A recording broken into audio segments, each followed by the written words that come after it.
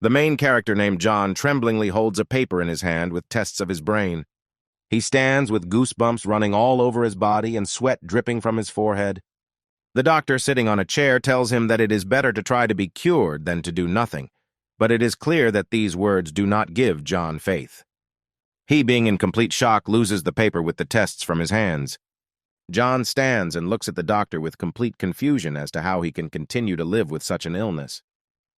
Our main character is sitting in the park near the hospital and talking to his mother. She asks him how the examination went and if there was anything serious there. He, sitting in complete confusion on a bench, replies that everything is fine, his blood sugar is just a little low and that this is quite normal, but it is clear from him that he is terribly worried and in complete confusion. After he talked to his mother, apparently she handed the phone to his sister, and she asked him when his holidays were because he missed him a lot. He, looking at the dead fly on the wet asphalt, answers him that he also misses him very much and will come tomorrow. Immediately, the joyful father tells him on the phone that they will buy fish, and tomorrow his mother will cook it, and in a joyful voice informs him that tomorrow he will come for him. Quite coldly, he answers his father, "Okay, I understand," but he himself thinks that he didn't even think about telling his family about the bad news.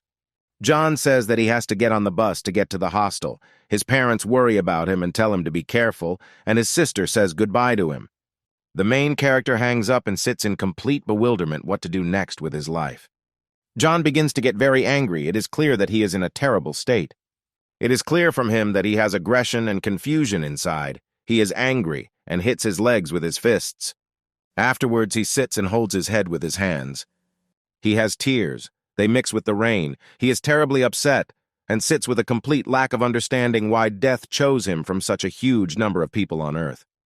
The little sister looks at the sky and closes one eye as a drop of rain falls on her. He tells Dad that it will start raining soon. Mom picks up the dialogue and says that they can go home since they have already bought everything. A passerby sitting in an establishment sees a family wandering around the market at the moment when it starts to rain. He comes out of the establishment and shouts to John's father that they should go into the store, take shelter, and enjoy the short rain from there. His father answers that even if you sit in this cafe, you can still get sick, so it's better for them to go home and not get sick, because it really starts to rain quite heavily and you can easily get sick. A passerby standing at the exit of the cafe has come to terms with Papa John's decision, and advertising this establishment a little, says that the food there is simply excellent, while people dining in this cafe are talking behind him.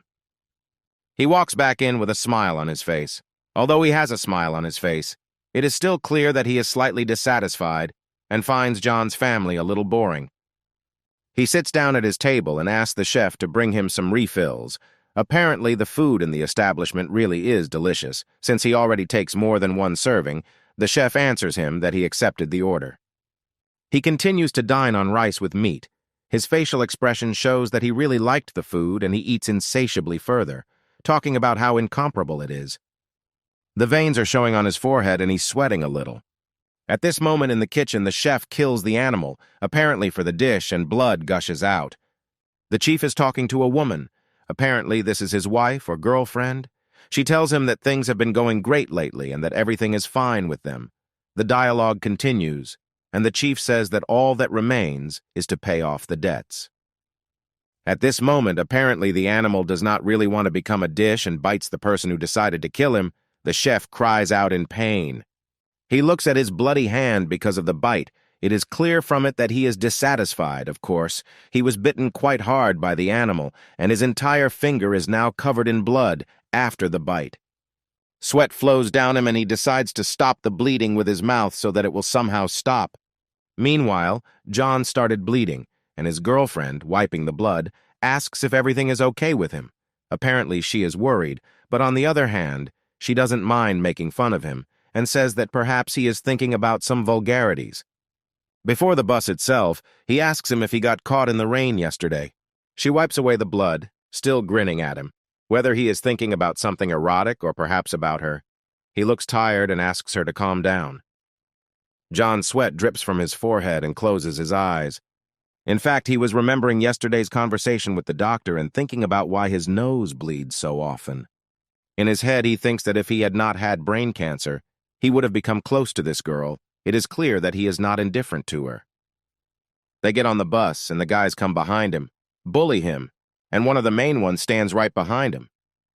The impudent man takes John by the shoulder and jerks him to the side with a sharp push. Our main character falls to the floor and, unhappy with this situation, says that it is a dog club that humiliates him at the end of each semester. The protagonist's girlfriend rushes at Tim, who acted very rudely towards John, but Tim tells her that he doesn't like the way she acts and why she protects him at all. Tim's sixes begin to shout in a joyful voice that she would continue to protect her husband. From the girl's side, it looked terrible. She very impudently answers him that it is better to be his wife than him, and bats away the hand with which Tim wanted to touch her. Tim's sixes indicate that she stands up for this little sucker every time, and Tim asks not to interfere because it's none of her business, in his opinion. The boys also pester him with the fact that he is not worthy to be called a man, but it is not John's fault that he was born with poor health and body. John restrains his aggression and clenches his fists tightly, beads of sweat already appearing on them. It is clear that this company mocks him year after year, insults him and humiliates him, but he cannot fight back. Tim, with a cool appearance, walks past John sitting on the floor, and John thinks to himself at this moment how tired of Tim he is, and how annoying he is. John apparently pulled himself together. He was tired of enduring this, and he wanted to stop all this bullying. John looks at Tim with a very angry look and can no longer hold back, thinking that he doesn't have much time left. He roughly grabs him by the cheekbones. John is completely bewildered. Tim menacingly brings it towards him. John can no longer contain his aggression and snaps at Tim with angry eyes. Tim's look shows that he is very dissatisfied with John's actions and wants to do something unpleasant. He takes it and throws the main character onto the floor with all his might, so much so that John falls head on the floor and the phone flies out of his pocket. A phone falling out of a pocket shatters into pieces. We are shown the hospital, the city in which the main characters live. The news reports that people went completely crazy after eating game at a restaurant in the market. Clearly something is wrong with this restaurant. The father is worried about his son. He doesn't understand why he doesn't answer his calls, but at this moment the mother wants the father to stop calling and just send an SMS because the son is just going home. The father is perplexed and does not understand why the third brother suddenly became so aggressive. Loud screams can be heard, and yet he recently dined in that very restaurant. The doctors are trying to calm him down, but it's clear that this is not working well. The man is incredibly aggressive. Veins have popped out on his forehead, and he is behaving very strangely. The father is worried about his brother and says that the only thing they can do is stay there. The mother decided to ask what made him sick. The doctor is at a loss and does not know what exactly to answer, because in a few days he saw a lot of people with similar diseases. The father stands in complete shock and absolutely does not understand what is happening. We are shown someplace with a name. Some sounds can be heard there. Now everything is becoming clear. City residents are breaking into this establishment and waiting for an explanation from the chief why, after their relatives ate there, they went to the hospital with an unknown disease. One of the people is angry and begins to break down this door with something heavy, shouting in anger that he should open it. The crowd screams in anger and breaks into the establishment. After they broke down the door, they saw blood and flies all over the establishment. Something incomprehensible happened inside. The tables were overturned. There was a complete mess inside. Everything was broken. There was blood everywhere.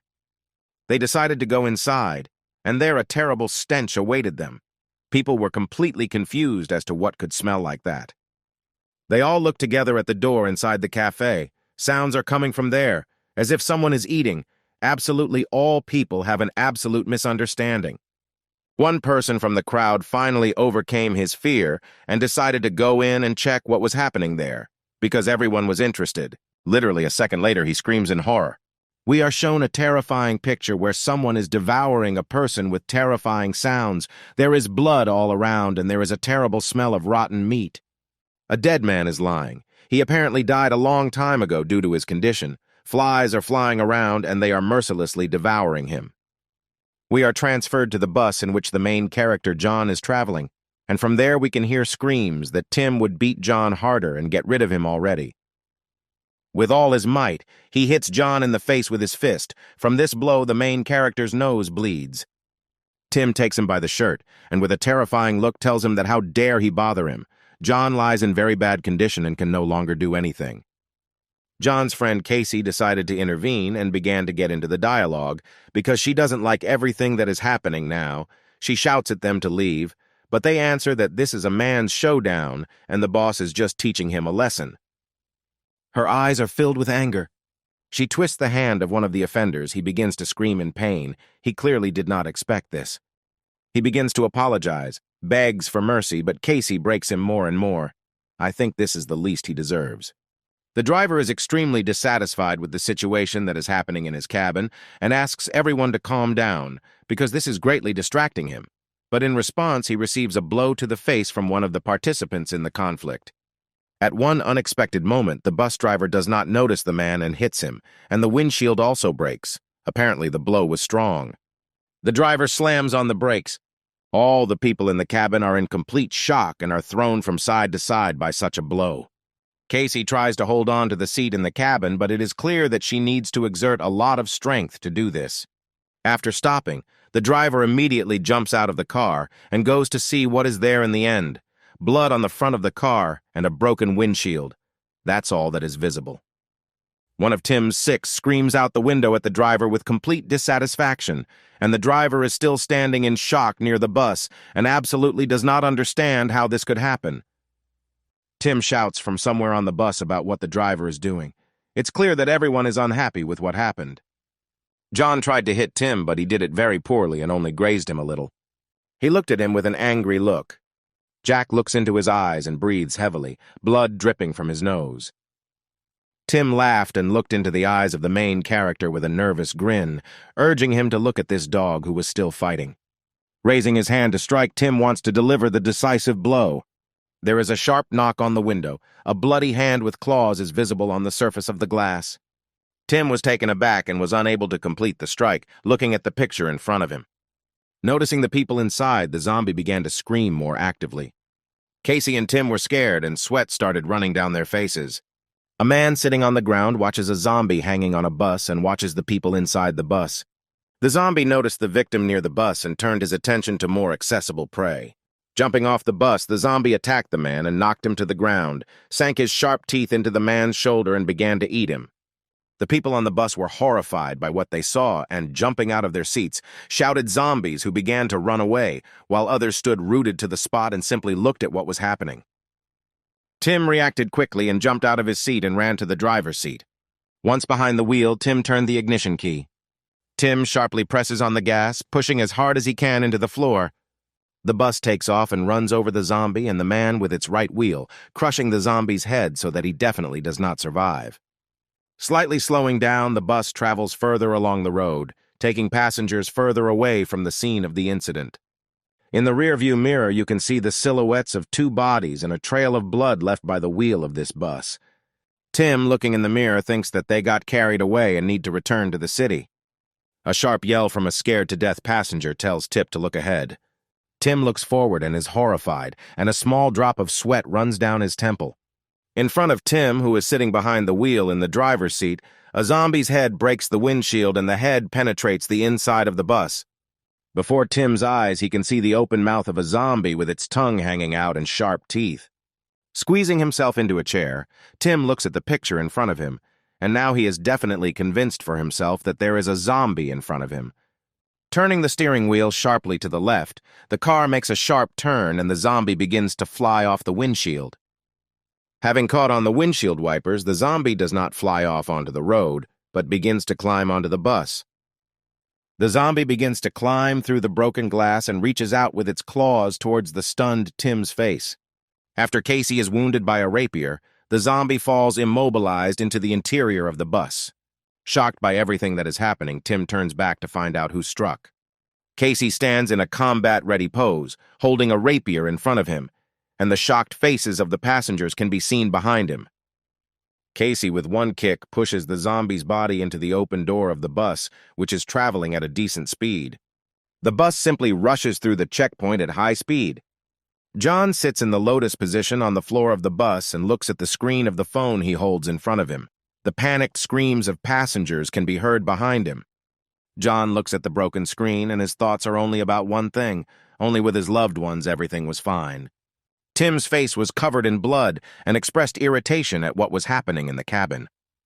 A small checkpoint booth was visible in the side rearview mirror. The bus pulls into a deserted stop, and inside the bus, people rejoice at their arrival. People slowly began to get off the bus to a stop where there was not a single soul. Tim was the very first one to get off the bus and began to look around, and behind him the passengers got off more slowly, and while they were talking about why it was so quiet. Casey got off the bus holding Jack's arm and walking a little behind him. Someone from the crowd of passengers shouted, pointing his index finger in front of him. Behind the glass doors, one could see the blurry silhouettes of a crowd of people. Someone was squatting on the floor in a crowd of people and holding his head. Having cheered up, the passenger began to joyfully shout that there were living people there. Taking off from his place, he ran towards that crowd of people. The first glass doors opened, letting him through, and Tim looked at what was happening and tried to stop him with words. Placing his hand on the man's shoulder, the passenger said, "You won't believe what happened to us." The woman turns around with a terrible look with red eyes. A passerby can't believe his eyes and looks at the woman in horror. Later, he notices that standing in front of him is not just one zombie woman, but a huge crowd of the same monsters. But it's too late, he can't do anything, and several Inhumans attack him, one of which drives its fangs into his shoulder. The loud scream of horror he uttered spreads throughout the entire street, causing all the people to panic. Casey grabs John's hand, trying to get him as far away from the zombies as possible. Everything could have worked out, but the zombie's hand is already reaching for her neck to grab it and tear it apart. Just a little more and he would have succeeded, but John manages to push her away, thereby saving her from the attack. Because of his attempt to help, John falls to the ground, hitting the car hard, leaving him in a very dangerous situation. Casey understands that they cannot remain idle, otherwise they will die. She quickly takes the sword out of her bag. John sits exhausted. The only thing he can do now is watch. Without hesitating for a second, his girlfriend points her sword with great force towards the zombie and wounds his arm. John is very surprised for something. His gaze is not directed towards Casey. He sees a red car in front of him, with his toy in the back seat. John decides to move, but with great caution so as not to fall into the eyes of one of the zombies. The front door of the red car is open. John is very happy about this and calls his mom and dad, hoping to see them inside. But coming a little closer, he sees the empty interior of the car and is clearly disappointed by this. A surprised look was directed at the seat of the car. John saw something on it. It was a phone with the screen on. He takes it in his hands, and before his eyes a correspondence with his father opens, in which the last message in plain text was a call to escape. John's eyes well up with tears. He is shaking all over. He is overwhelmed with emotions, but having managed to contain them, he shouts loudly, "Dad," still holding the forgotten phone tightly in his hands. Suddenly, someone's child's hand grabs him by the t-shirt. John turns around and looks through his tears at the back seat of the car.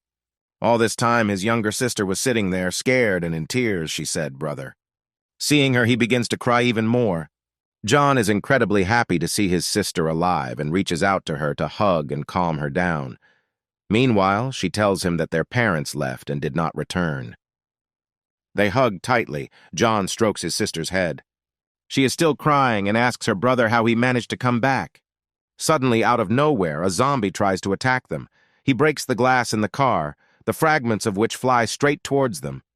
The zombie begins to reach out with his hand towards them, already climbing part of his body into the car through the broken window. It would seem that there is not much left, but Casey appears and was able to knock the monster to the ground.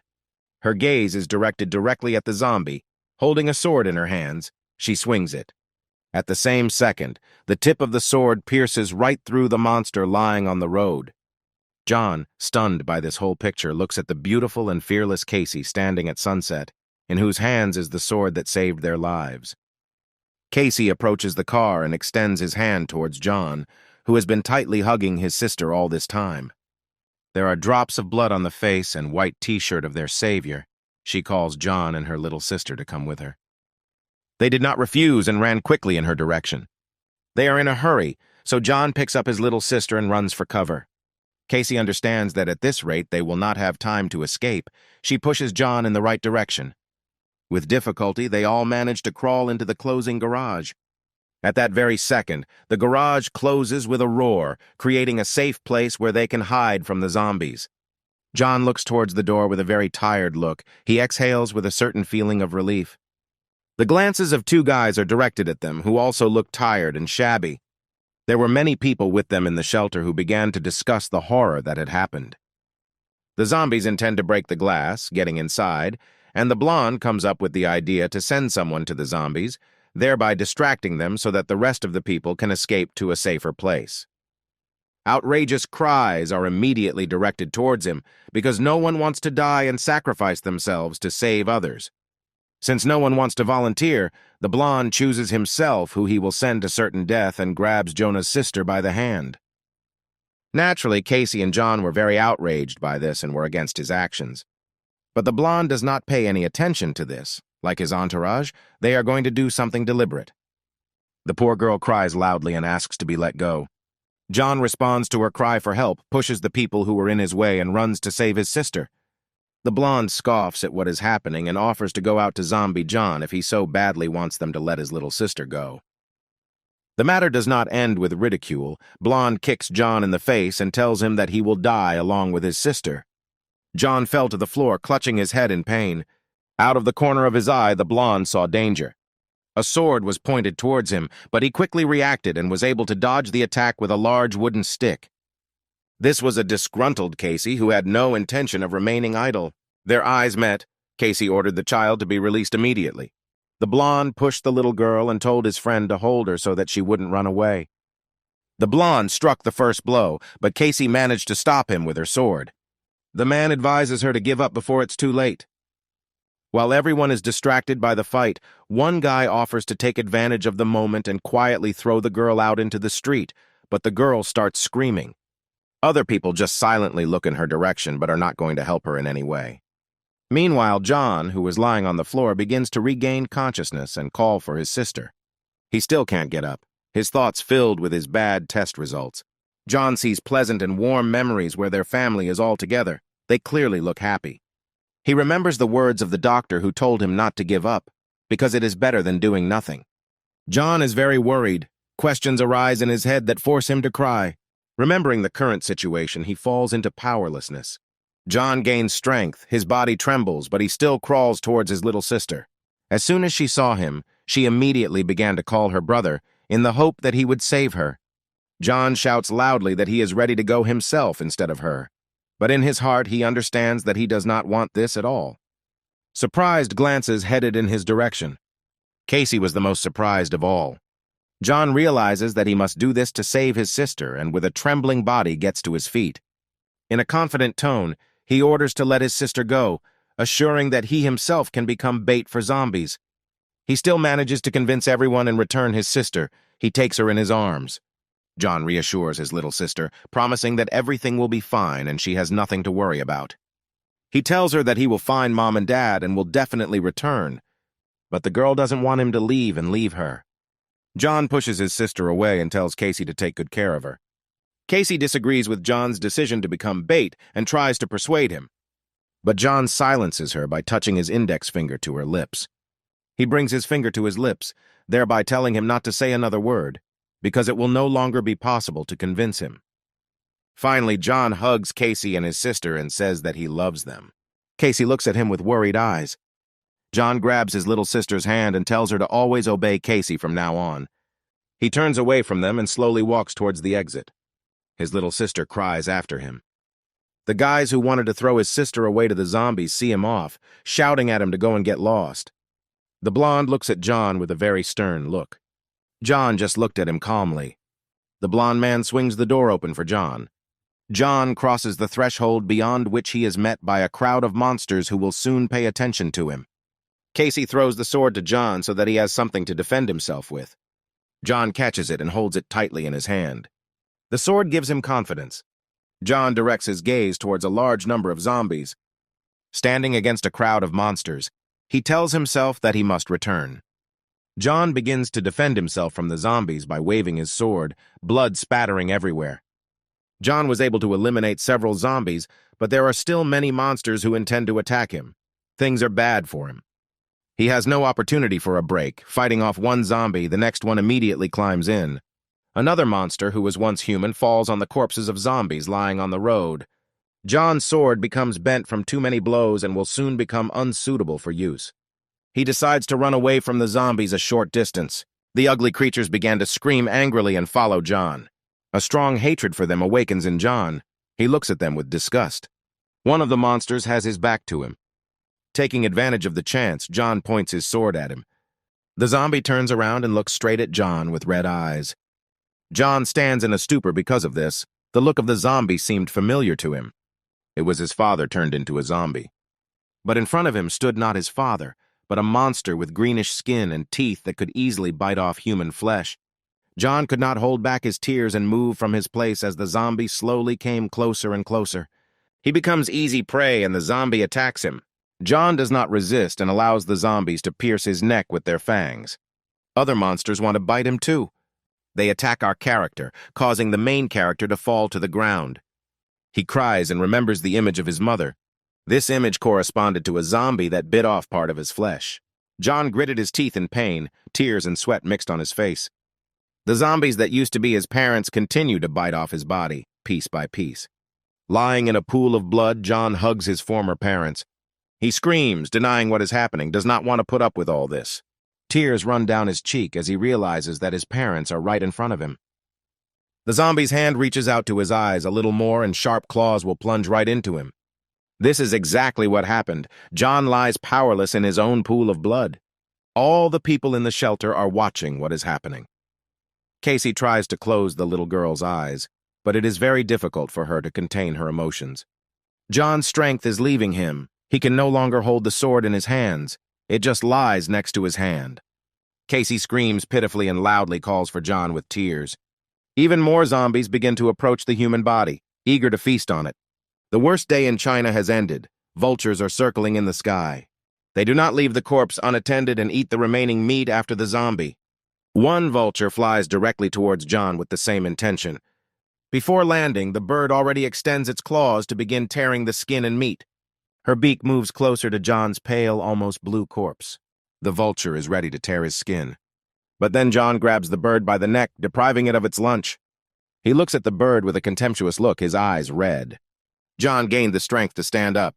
It bites the bird's neck with its sharp teeth, preventing it from moving due to its strong grip. A splash of blood almost hit his eye. He loosens his grip and throws the already dead vulture onto the ground. The bird's blood makes John vomit. He doesn't like it. All the zombies immediately turn around, and even from their faces you can understand that they are surprised. John gets to his feet. His hair became longer, his body became stronger, his nails were long, but his eyes remained human. John has only one eye left working. He wonders what happened to me. He looks up in bewilderment. John sees a black and white sky in front of him. The clouds turned gray for him. Zombie clothes are also in gray shades. Turning his attention back to the zombie, he comes to his senses.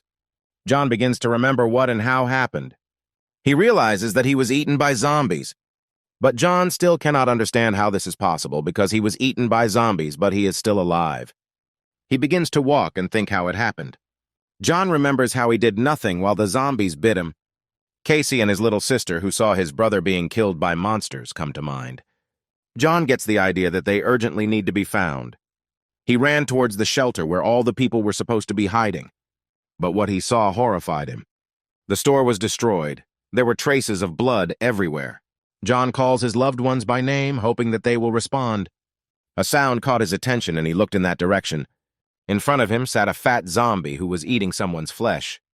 Frightened John did not want to believe with his own eyes that zombies were able to get inside the store.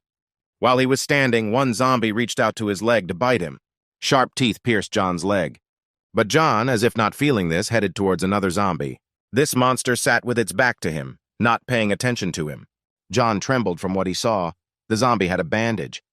A bandage he recognized that belonged to Casey.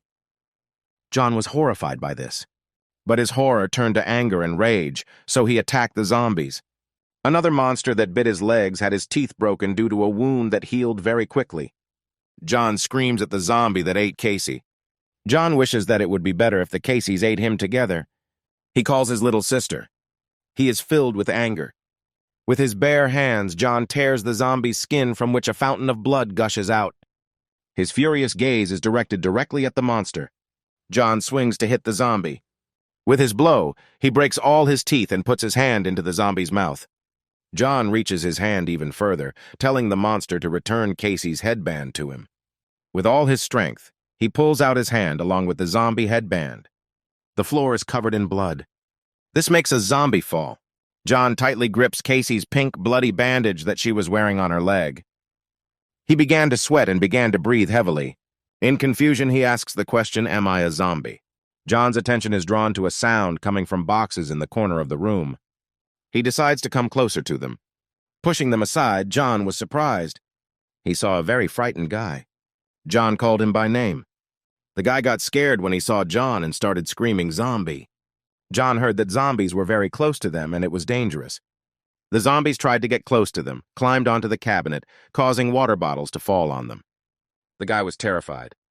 But John was not afraid. He swung towards the zombies. With one blow, he was able to eliminate 2 zombies who wanted to eat them. John's look was devastated. The guy recognized John and called out to him. John looked in his direction, but the guy was terrified. At the same moment, he is attacked by a zombie. It bit him on the neck, and the last thing he managed to say, looking towards John, was the word monster. Aaron's dead hand pointing at nothing, and John standing in the shadows as if paralyzed. All wet from the water and stained with the blood of the murdered Aaron, John is shocked by what he hears. Aaron reaches John. Aaron's hand lies in a pool of blood, which mixes with a puddle of water on the asphalt. The main character takes a step, but his legs feel like they are made of cotton. He can barely stand on his feet. John's legs gave way. He fell on his knees on the asphalt and began to realize the meaning of the words spoken by the corpse. John peers at his reflection, which he sees in a pool of water with blood, and realizes that he has just been called a monster. The figures of people sitting in blood against the backdrop of a scarlet sunset seem to hint to us that the main character is part of them. John's shocked face reflected in a pool of water mixed with blood shows his utter dismay at becoming a zombie. He notices a zombie that furiously continues to eat Aaron's defenseless body. John looks at the zombie, drawing an analogy with himself, and realizes that he is not just a zombie, but a monster. Aaron's face is frozen in a grimace of a silent scream, and his glassy, no longer alive eyes in which John's reflection can be seen. John, with a sharp exhalation, realizes to himself that it's still not that bad and he can still think for now. A scream is heard from the supermarket. The zombies instinctively turn towards the scream. John clutches his head in his hands and screams at the top of his voice. Flying cylindrical iron stick. The iron stick flew to his head and hit him right on the back of the head. From a strong blow, John begins to lose consciousness, his eyes close. He lies unconscious next to an iron stick. Some company approaches, discussing how noisy zombies are. Clint places his foot on John's head and tells the others that he may already be dead. Michael went wild and smashed the head of one of the zombies with a homemade bat, while Clint descended towards the unconscious body of the main character. Clint ties John's ankles with regular rope. Stock dusts off his hands after the work done and tells the others not to get carried away, otherwise they will quickly run out of steam and be of no use. Michael grabs the bound John's legs. Michael drags the main character to the exit. We are shown a parked truck near a closed store. He threw John behind a parked car. The main character lies on a pile of zombies, and someone reports that John is the last one. Clint leaves the room. The others begin to gather, and someone gave the command to leave. The main character lies unconscious with the rest of the zombies tied to the bumper of a truck. Clint grinned as he slung the metal stick over his shoulder. Approaching the truck, Clint turned to the rest of the guys and noticed that today the catch was excellent. The car took off and began to pick up speed. John's body jumped up and was dragged behind the car. After all the work done, Clint allows himself to rest a little and drives in the car with his eyes closed and his hands scratched. While the main character is unconscious, moments from his life flash before his eyes. He remembers a moment before he was a zombie. John opens his eyes and doesn't understand where he is. He sits down on the bed and looks around the room he is in. The main character looks into another room while calling his parents. He looked into the kitchen. There was no one there, but there was a saucepan on the stove without a lid from where that pleasant smell came. John went to the pan and decided to see what was so fragrant there. In a saucepan, tender-looking meat was cooked, which would later turn into soup. The main character involuntarily swallowed at the sight and smell. Just at one glance, he felt hungry. John looks into the pan with fascinated eyes without taking his eyes off the meat. The hand itself, as if living its own life, reaches for the pan. Not paying attention to the fact that the broth in the pan is hot, John, with a sharp movement, puts his hand straight into the pan and grabs the meat.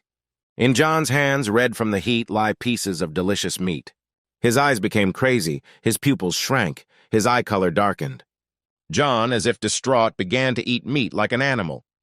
The mother entered the room and, looking at her son, who was sitting on his knees in front of the oven, called out to him. John, having stopped gobbling up the meat, not expecting that he would be called out, jerked and began to turn to his mother. The appearance of the main character was terrifying, because he had disheveled hair, a distraught look. His eyes seemed to be filled with blood, claws like those of a predator. Mom, seeing this whole picture, did not recognize her son in everything she saw and screamed at the top of her voice as a zombie. As if he had woken up, he came to his senses, and he felt bad from the picture that appeared before him. The main character was disgusted. He backed away a little and could not come to his senses. His sister lay covered in blood, saying, "Brother," and under her there was a huge puddle of blood, and the blood that was on his hands was also hers. Sweat started pouring out, and John felt sick with the realization of his actions. He couldn't believe what he had just done, and the main character screamed at the top of his voice. Moving away from the memories, John woke up, but at the same time screaming his sister's name. The grandfather holds herbs and seasoning in his hand, and the boy is ladle and look at the screaming main character with very surprised eyes. John is all wet and doesn't understand what's happening. The atmosphere around him is like in some kind of bathhouse. The grandfather and the boy were frightened by the sight of John, so much so that the grandfather fell and dropped the leek from his hand, and he fell to the ground. The main character, standing naked under the screams of his grandfather, looks around, as if assessing the situation, but it never dawned on him what kind of place this was. Looking down, he is surprised at what is happening. John is standing in a bathtub filled with water, and there is a whole fire under the bathtub. They wanted to make soup out of it, and all sorts of spices, leeks, onions, carrots floated in the water. John looked at his hand and noted that there was a lot of onions. Hearing a loud roar, John raised his head in fear. The zombies were hanging tied to the beams, although they had homemade gags, but this did not stop them from growling. From seeing the picture, the main character's mouth involuntarily opens, and he simply does not understand what is happening here. Some kind of abandoned building. It is clear that no one has been here for a long time. Someone threw an inhaler after calling out to make sure he was caught. Even without looking in the direction of the flying inhaler, Clint easily caught it right in front of his face. Clint stands with an inhaler in his hands, and behind him the riotous guys are shouting, saying that they used to give out 5 pieces, but now there is only 1. Fred stands. Clint has his hands pressed and looks down at the others, as if putting himself above them, and Leo, adjusting his glasses, tells the crowd that the rules have changed. After these words, Fred showed his malicious smile, as if mocking. Clint and Michael are surrounded by Fred's guys, but Clint stands calmly, but Michael is already on edge, and suddenly Fred demands as many as 20 zombies from them, and Michael thinks this is a vile act. Standing on the right side of Fred, Leo begins to look at them from under his glasses, showing his bright, wheat-colored eyes, and explains that medicine is currently the most scarce resource, and if he does not save, then even he will not get anything. Clint was already a little tired of this topic. Standing and twirling his snow-white hair on his index finger, he smiled and asked them to stop lying. Fred looks annoyed at this picture, and Clint, still with a slight smile on his face, closing his eyes, stands winding a curl of hair around his finger, and Fred asked in bewilderment, "Lie." Fred stood in a closed position while Clint, placing his iron pipe on his shoulder, told them that he heard everything. Clint's face changed dramatically. It became angry and had an ominous aura, and he said, "I know you want to deceive us." This phrase brought Fred to his boiling point. Almost bursting into a scream, he said, "How dare you?" Clint, saying that he was already pissing him off, took off and hit Fred with his pipe. Fred's people did not expect such a turn of events. No one had dared to attack their boss before. Fred's people got scared after Clint's words, and one of them shouted that they should not come closer, otherwise they would be killed. Fred's entire team came to their senses and decided to call out to him, but no one could move. Everyone seemed to be standing around him, and Fred, as if bending over a little, held his head with his hand, where the blow was struck, closer to the temple. Fred's rage soared to the skies, and his eyes became bloodshot, and a pathetic puppy sounded through his clenched teeth. In a rage, Fred raised his hand to strike. His eyes turned white, and preparing to strike, he shouted towards Clint, "Die!" Fred's fist flew past an unfazed Clint, who made the dodge without any problem. Clint's hand suddenly grabbed and squeezed Fred's shoulder. Clint pushed Fred effortlessly, sending him face first onto the floor. Clint, his hair in shadow but one glowing red eye visible, swung his iron pipe at Fred, who was on all fours in front of him. Dark figures of Clint, who finished hitting Fred's head with an iron pipe against a red background. Fred and Leo's men look on in shock as Fred falls unconscious after being hit by Clint with a metal pipe dripping blood. Out of breath, Clint exhales, taking the medicine, and then says that he is very sorry that he has asthma. Having taken the medicine, Clint puts the pipe on his shoulder and notes, exhaling, that sometimes it even annoys him. Gasoline was poured on Fred's evil people, and they were perplexed. Clint, wiping his pipe on Michael's t-shirt while he is silent, turns towards Fred's people and tells them, "Well, now we need to sort things out with you." One of Fred's men, after examining himself and sniffing the liquid, suggested that it was gasoline. Clint stands above them looking down, but their eyes are hidden by their hair, asking, "Did you really think you could outplay me?" And on either side of him stand his company with open bottles from which the remaining liquid is dripping. A matchbox and a match appear in Clint's hands. He carefully lights the match. The match lit up in front of Clint's face, who looked quite scary, and he said, "Goodbye, it's time to make a barbecue out of you," to which Fred's people begged for mercy. The figure of a grandfather in a hat, who not so long ago tried to cook John, appears in the sharply opened door, and he calls the boss. Fred's men sit motionless in fear while Clint, with a match in his hand, turns with a silent question towards his grandfather. The grandfather's head is grabbed by a zombie's hand and dragged away before he could just say that there are zombies there. From Clint's eyes that he was surprised while someone sighed in the background. A bare-chested John appeared instead of his grandfather and asked all the people in the room about who was in charge here. Clint stood in a tense position, as if ready for anything, and looking at John, who was coming closer, he thought to himself that he was that same zombie. Clint's thoughts left him in shock, sweat pouring down his temples. He remembered how he placed his foot on John's head. From unexpected memories, a lit match falls out of Clint's hands. Clint and Jen look in silent fear at the flying match. Someone shouted that there was also gasoline here, and John's gaze was focused on the falling match into a puddle of gasoline. Something rushed past Clint at an imperceptible speed to the eye, ruffling Clint's hair with the wind. Clint froze, looking forward with his hair disheveled. Behind the motionless Clint, who simply could not imagine that what had just happened was simply impossible, stood John after he quickly caught a match flying into gasoline. From John's clasped hand, small coals fall and smoke comes out. John turns and looks at Clint's back and asks the question that he should explain himself. Clint lowered his head slightly, covered his eyes with his bangs, and thought to himself that he was a special zombie. Clint's hand squeezed the metal pipe, and it no longer mattered to him that John, who stood in front of him and looked with a question in his eyes, was special. Clint, rushing from his seat, set himself the goal of knocking the main character off his feet and raised the pipe to blow at John standing in front of him. John easily stopped the metal pipe with his left hand, which was aimed at hitting him in the head.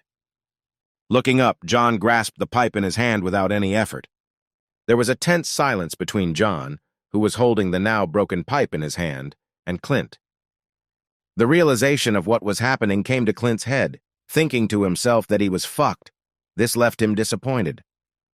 After Clint's pipe fell into disrepair, John threw it straight onto the floor and hit the concrete with a characteristic sound. Clint's company stood behind, and only Michael decided to call him, a little afraid and stuttering. The two glared at each other, Clint opposite John. John stands in front of Clint, who curses, "Damn it." The main character looks forward with a straight face and makes a remark that he asked a question. John is surprised when Clint suddenly falls to the floor. Clint fell to the floor, bowing at the feet of the main character, shouting that he should not kill him. John was surprised by Clint's actions and does not understand what is happening. Clint screams as if begging for his life and says that he shouldn't have stolen it and that he made a mistake while the main character calmly approaches him. When John approached Clint, he fell down, hugging him by one leg, and continued to make excuses. "I made a mistake for the first time, forgive me." Clint's company was shocked by the behavior of their boss. Clint continued to beg for mercy. "I will do anything for you." John looks down at everything that is happening, and the words flash through his head that what the hell is going on here? John takes Clint by the scruff of the neck like a cat to put him on his feet, while agreeing to their pardon. The main character, turning his head towards Clint's company, says, "Let's talk." Fred's people in Gasoline and Leo sit on the sidelines watching everything and shaking with fear. John sits on the floor with his elbow on his leg, and the rest of Clint's company sits in front of him and listens to his story, while Clint sits on boxes to the side. Clint, sitting with his back to the others, greedily drinks water, and John is already finishing his story about how he became such a monster. After the pumped-up story about his life, Clint's company briefly repeated the story, as if clarifying all the details for themselves, but they did not understand how he retained consciousness. John sat and stared into space and was silent while the others tried to digest the information. An empty, crumpled water bottle, which Clint had been drinking to the phrase, "God, this is so romantic," fell to the floor. Clint turned around on the boxes to face the main character and crossed his hands on his chest and spoke about sacrificing himself for the sake of his sister and lover and said, summing up, "This is so sweet." Raising his index finger up and looking at John, Clint said, "What if I told you that no one you knew was eaten that day?" John couldn't believe Clint's words, but he continued and said that if they were eaten, there would be skeletons left. Clint closed his eyes and, putting his hand to his chin, continued to think, "If you haven't seen their remains, then most likely they are still alive." Clint opened his eyes and looked at the main character. "They also became zombies." Clint's words unsettled John, and he sat there with his eyes wide open. People stood in front of a boiling bath and could not understand why others did not kill the zombies. They looked at the hanging zombies and talked about calling the boss. One of the zombies' rope broke. As people screamed, the zombie fell into the bath fire. The zombie's arms and legs were still tied, and he squirmed in the fire, growling. The smell of burning zombie flesh reached the people, and they froze. One person started drooling and said, "Wow, that smell." John says the zombies are screaming. Everyone turned and looked at the back of the departing main character, and Clint asked where he was going. John stops and turns his head in their direction and says that he must find them. John, leaving, hears Clint's words about how he is going to look for them. Under the word "or," Clint takes a step towards the main character. Clint smiled softly. Clint, throwing his arm over John's shoulder as if hugging him, continued to ask him to unite with him. Clint's team was shocked and one screamed. Clint, turning his head in their direction, looked with an irritated look, only producing a tisk. John remembered that Clint had knocked him out earlier, and Clint turned his head back to him.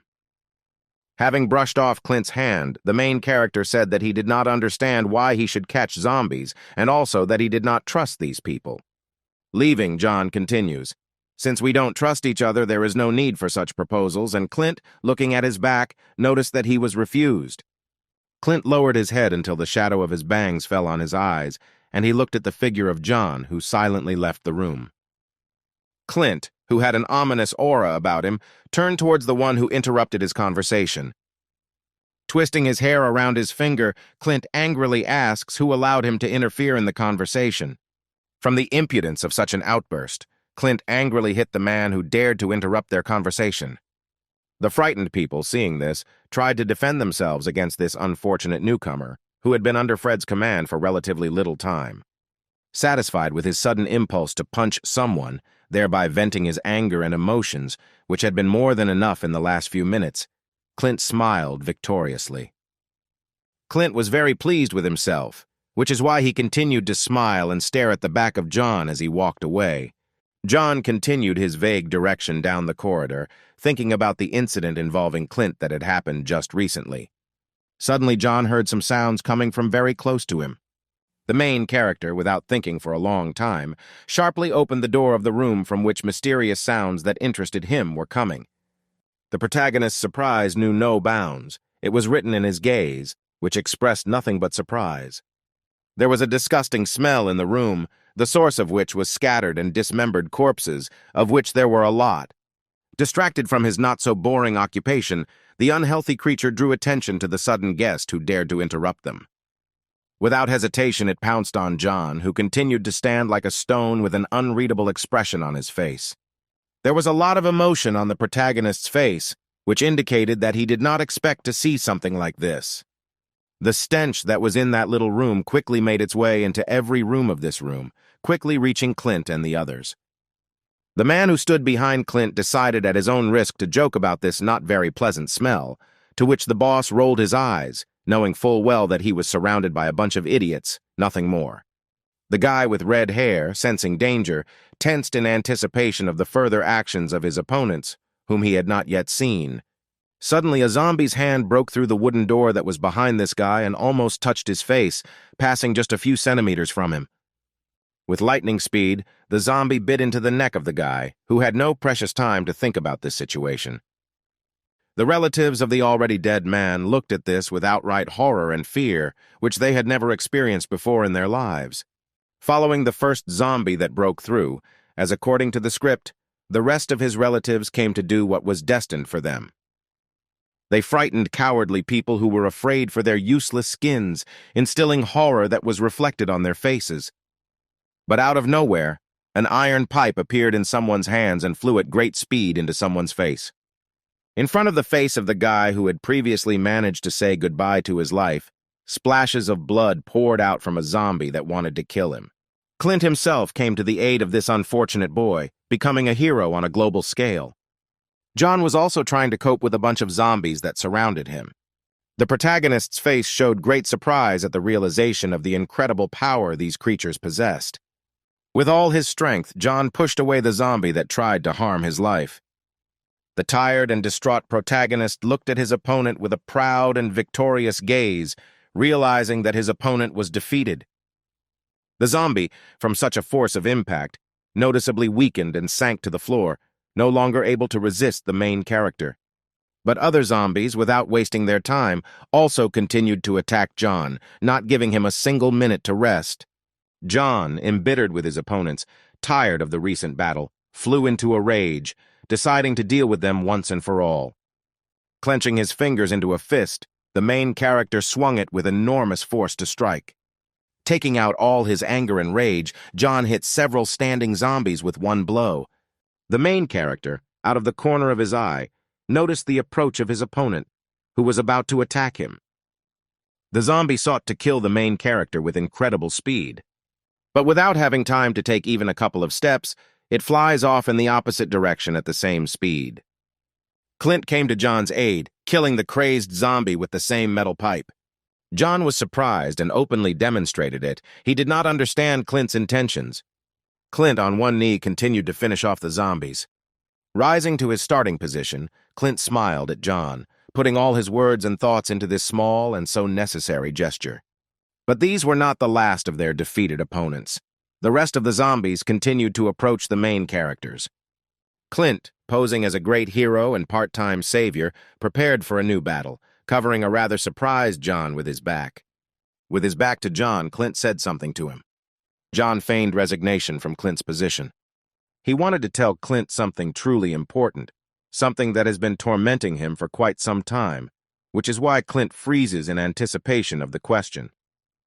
But suddenly John and Clint hear someone screaming and screaming heading towards them. These were the surviving people of Fred and Clint, who also ran away from the maddened zombies, rushing to help the main characters.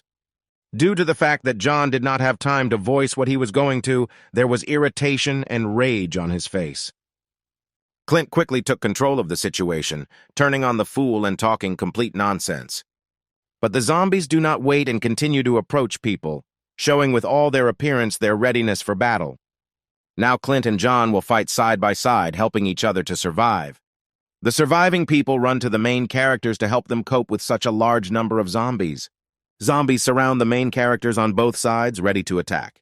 John is determined and ready for a new battle, knowing that today he will not remain a loser, because he now has a small team that will help him if his life is threatened. Meanwhile, someone is trying to make a hole in the wall to get out of the chaos that surrounded the survivors. It was none other than Leo himself, frantically trying to save his worthless life.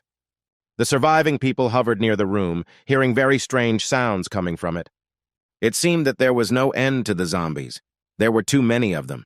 They continued to attack with the same fury and horror. But John was much stronger than a bunch of these freaks who, without realizing it, were heading to certain death. He scattered them with one powerful blow. But the zombies did not give up, continuing to fight the main character. One of the zombies managed to bite into John's neck in a jump. John, without expressing any emotions or feelings, looked at this zombie who attempted to kill him. But then his face contorted into anger and rage. John grabbed the crazed zombie by the hair and began to pull him away from his neck. With all his might, John threw it aside, amazed at the impudence of this zombie. John then jumps and kicks the zombie in the face, but it continues to scream. But before he can kick him, John stops abruptly, his face expressing complete surprise. The main character has a question: who could stop him from such an action, which brings a lot of pleasure? Lower your head, Clint. The main character sees his palms clasped together in order to stop him. Turning his head, John notices white hair that belongs to Clint, who has a death grip on the main character. The main characters shout at each other, trying to convince each other of opposing things. Clint firmly holds John's back, wrapping his arms around him, blocking him from making even the slightest movement. The iron pipe, which was abruptly thrown by Clint from the scene he saw, lies not far from them, while the main character continues to hold John. But despite this, zombies continued to attack Fred's people. No one could stop this chaos. There were too many of them. Michael, realizing the danger of the situation, hastened to warn people that they could not cope. Because Clint was distracted for just a second, a zombie suddenly appeared behind him and was about to attack. "Damn it!" Clint swore, looking at his opponent with a surprised look. But someone's hand grabbed the maddened zombie's head away from Clint in time. None other than John hurried to help Clint, looking him straight in the eyes with a look full of positive feelings. Clint was taken aback by this meaningful look opposite him. John squeezed the zombie's head with incredible strength, preventing the zombie from harming Clint, who in turn seemed to have so many emotions on his face at once. Clint's face was pressed against John's shoulder, causing his face to contort, and behind him the crack of a zombie's skull could be heard, which had only seconds left. From John's face, one could understand the determination of his actions, which he was going to do to save Clint's life. Pressing as hard as possible on his opponent's skull, John tried to kill the zombie, whose blood was visible, which indicated his imminent defeat. Clint lay on the floor trying to rethink what had happened. Michael and the blonde boy stared in bewilderment at the people in front of them, mentally praying that Clint would be okay. Michael looked at Clint's legs visible from the cave, preparing himself for the best outcome. Clint screamed, slightly shocked by what he had just experienced a few seconds earlier. Staring at John, Clint tried to put together a puzzle in his head, not understanding the intentions and motives of the action of the man opposite him. John looked at Clint with a warm smile as he considered his actions. Out of breath, Michael and the fair-haired guy ran into the room to make sure Clint was safe and sound. Michael asked the fair guy to help him so that he would not stand like a stone. But suddenly he was grabbed by the same zombie who tried to kill Clint a few minutes earlier. John stepped on his foot with great force to prevent an attack on Michael. John looked at the zombie with sadness, realizing that quite recently this was a healthy person who perhaps had a family, friends, a job. Michael behind him understood the essence of his thoughts, and the fair-haired guy recognized his father in this zombie. The distraught zombie did not understand his actions, so he grunted something inarticulate and tried to get up to continue fighting. But suddenly he was covered with a bottle of gasoline, which was shoved into his mouth, which is why he, not understanding this action, looked at everyone with emptiness in his eyes. John looked at him one last time, thinking about something of his own. Suddenly John lit a match, which instantly flared up and illuminated the cave with a dim light. John remembered his long-ago conversation with this zombie when he was a healthy person.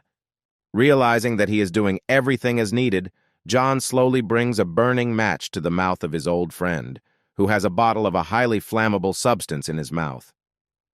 Everyone around is consumed by flames, which mercilessly take these creatures from the world of the living. Among the fire, the man's face is visible. It expresses horror, which will now remain on his face forever. John, Clint, Michael, and the blonde guy look at the fire that is consuming this room and taking these creatures with it. The fair-haired guy, realizing that he has lost the most precious and valuable thing he has, cannot restrain his emotions and begins to cry from the accumulated resentment and pain. Clint silently looks at the fire that he himself wanted to start recently, which would have killed Fred's people. John looks at what he did a few seconds earlier with regret and sorrow. The smoke from the fire continues to reach the sky, as do the souls that it took with it, leaving no chance of survival for the already dead zombies. The heroes continue to look at this. Perhaps each of them is now thinking about the same thing. After mentally saying goodbye to everyone, John turns to face Clint. Clint really wanted to help and morally support John, who was passing by, who closed his eyes so as not to show even more emotions. Trying to find words of gratitude and support, Clint looked at John meaningfully. John continued to walk, listening to every word Clint said to him. Seeing no reaction from John, Clint decided to ask him about the most important thing. Clint's gaze expressed the determination of what was said. He longed to understand what exactly John wanted from him. Hearing a question that was addressed specifically to him, John stopped, not believing what he heard, and he was scrolling through possible answers in his head, so he was in no hurry to turn around and answer Clint. In a few measly seconds, Clint mentally fainted 7 times, suffered 3 strokes, cut off his tongue, and managed to say goodbye to his life, not understanding why he blurted out this right now. Without answering his interlocutor, who was eager to know the truth, John looked at him with the most charming and sincere smile that he was capable of.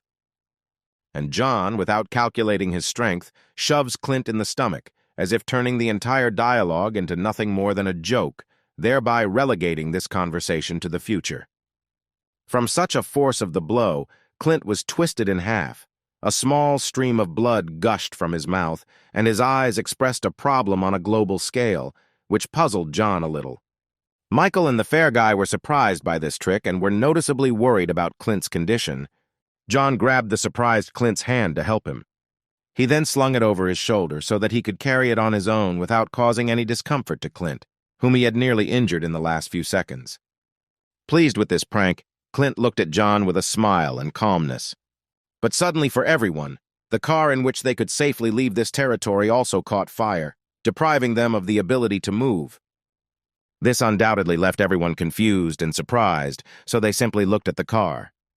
"We have nothing to leave with. We are doomed. No one will help us. We will die." The fair guy panicked, realizing the absurdity of what had happened.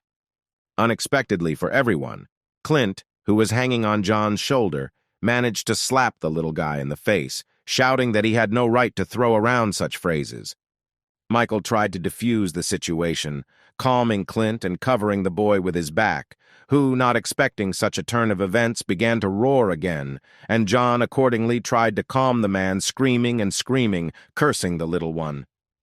But out of nowhere, everyone heard a malicious laugh that Leo let out, while smiling feignedly. Everyone sharply turned their attention to the new participant in this idyll, certainly turning their attention to Leo.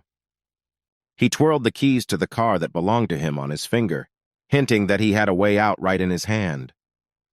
Clint looked at Leo with some contempt and distrust of his person, thinking that this could be another setup.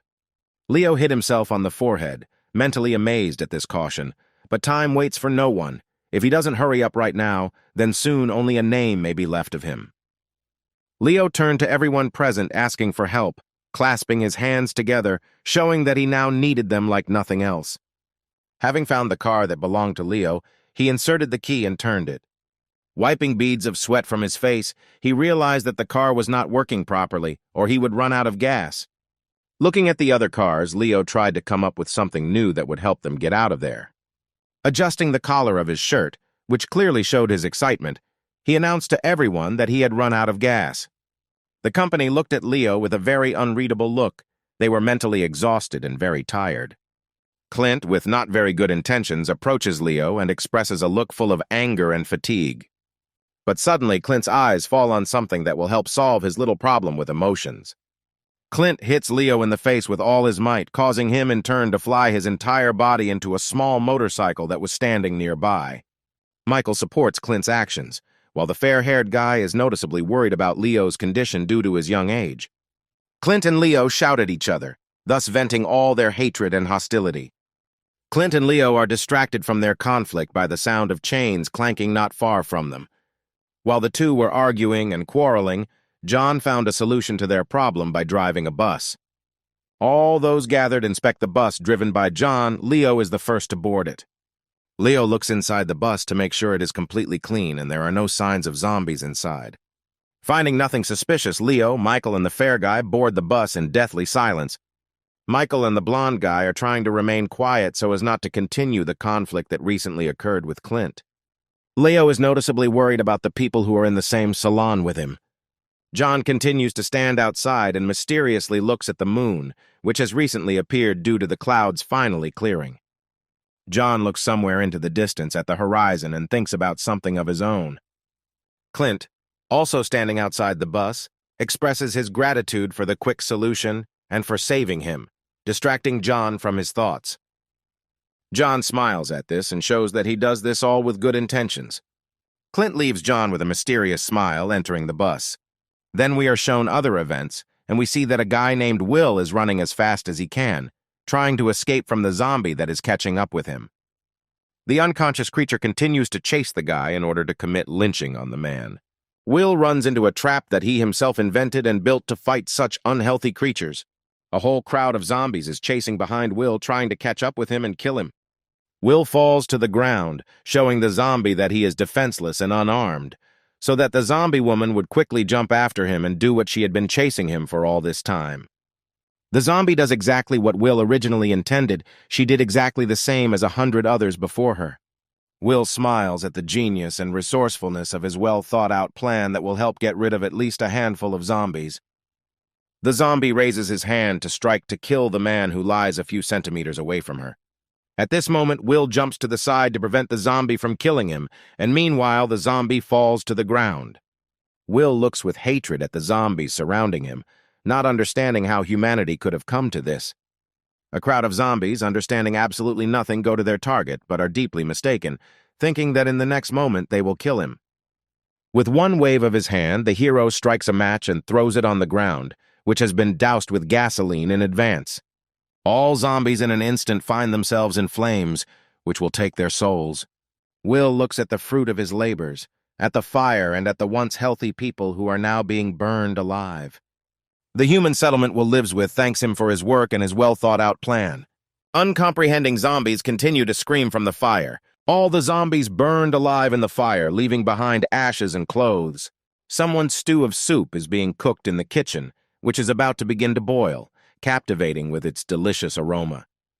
The village head pours soup and pieces of meat into a bowl. Fred, with a sick smile on his face, drags the little girl by the hand, who is crying and resisting him with all her might. Fred and the prefect talk to each other, mentioning something about having a nice day. In the dungeon, there are other very frightened people who do not understand the reason for being here. Fred kicks the dungeon's front door to enter. Mothers hold their babies close to them. They look tired and scared. People are very frightened and do not understand the essence of what is happening and the reason for the visit. Fred drags the little girl towards a bowl of stew, who in turn resists. A girl is forcibly stuffed with a human organ, thereby conducting an experiment on whether it is possible to eat it. The girl, overcoming her disgust, tries to chew what was forcibly shoved into her. Fred and the headman carefully monitor the girl's reaction. Continuing to cry and scream loudly, she was still able to swallow this organ. Fred and the others rejoice over the success of the experiment. This stew is poured into bowls to feed other people. All people pounced on food, which is in such short supply during these difficult times. The girl continues to cry and does not fully understand what is happening in the world now. A wonderful night, a beautiful crescent-shaped moon, its pale light and a cool breeze in the middle of the forest, which develops the crowns of the trees, scattering leaves to the ground. John drags an entire bus on his hump, as easily as if a small child were playing with cars. The dead man was suddenly alarmed by something, as if his heart was beating faster. He is perplexed by certain sounds that only he can probably hear. Clint notices something strange in John's behavior and tries to ask about it, waiting for an answer from his silent friend. John sharply turned his gaze to the side with his wounded eye. Now he certainly paid attention to something more important.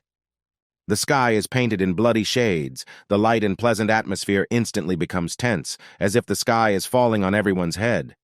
It's not without reason that the atmosphere has become so tense. Crowds of hungry creatures are following the bus without reason. What a horror it is to meet these monsters in the middle of a dark forest. Their skin is already peeling off. It is gray like ashes after a fire. But one thing definitely distinguishes them from ashes. Unfortunately, they will not be scattered by the wind to the 4 cardinal directions.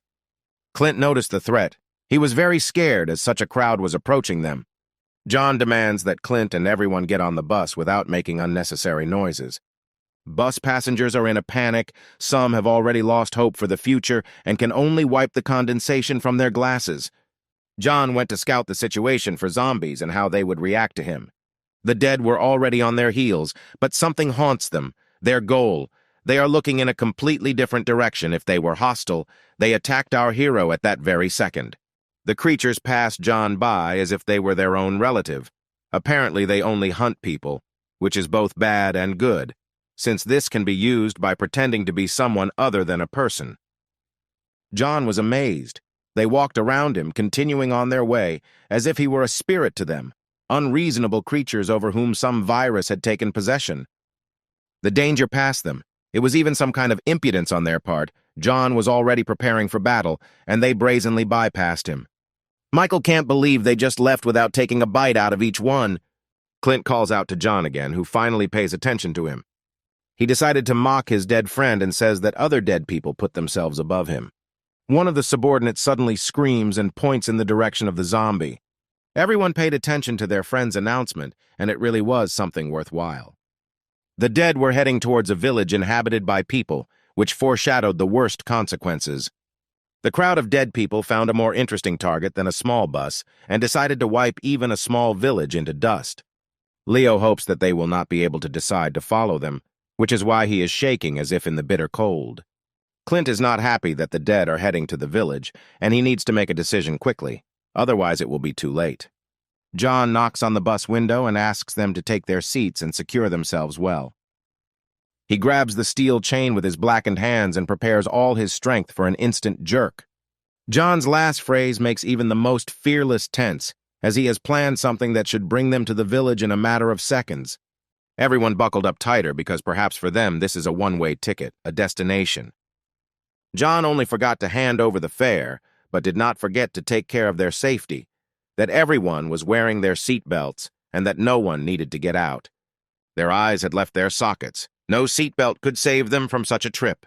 John runs with a bus behind his back. Such strength is very frightening, and the speed is amazing over and over again. The bus finally stopped floating in the air and descended to the ground. The hero has a serious intention and will destroy any obstacle in front of him, razing it to the ground. The dead turned out to be a bad obstacle for our hero, and each of them sets off on his last flight. A cloud of smoke rises into the sky. Now the apocalypse has begun to somehow manifest itself. The flame, like inferno, flared up in the hayloft, releasing clouds of smoky smoke. The dead still reach the village earlier, which is not good. People greedily eat meat that is somewhat similar to the meat of the dead, and this is even worse than a regular zombie attack. The absorption of such food bears its harmful fruits, just as the most powerful drug turns the brain into mush and the body into a shell. The stinking meat of the dead attracts with its smell and forces its victim to enjoy food for the last time, gaining unimaginable strength, and the mind is placed in a wooden box and under the ground. One of the madmen, between meals, turns his attention to someone standing next to him. He smiles like crazy at his guest, whom he has not seen for a long time. A madman brings part of his dinner to a certain boss, like a servant. The boss does not refuse the local delicacy in the form of dead man's meat, which destroys the very personality in a person.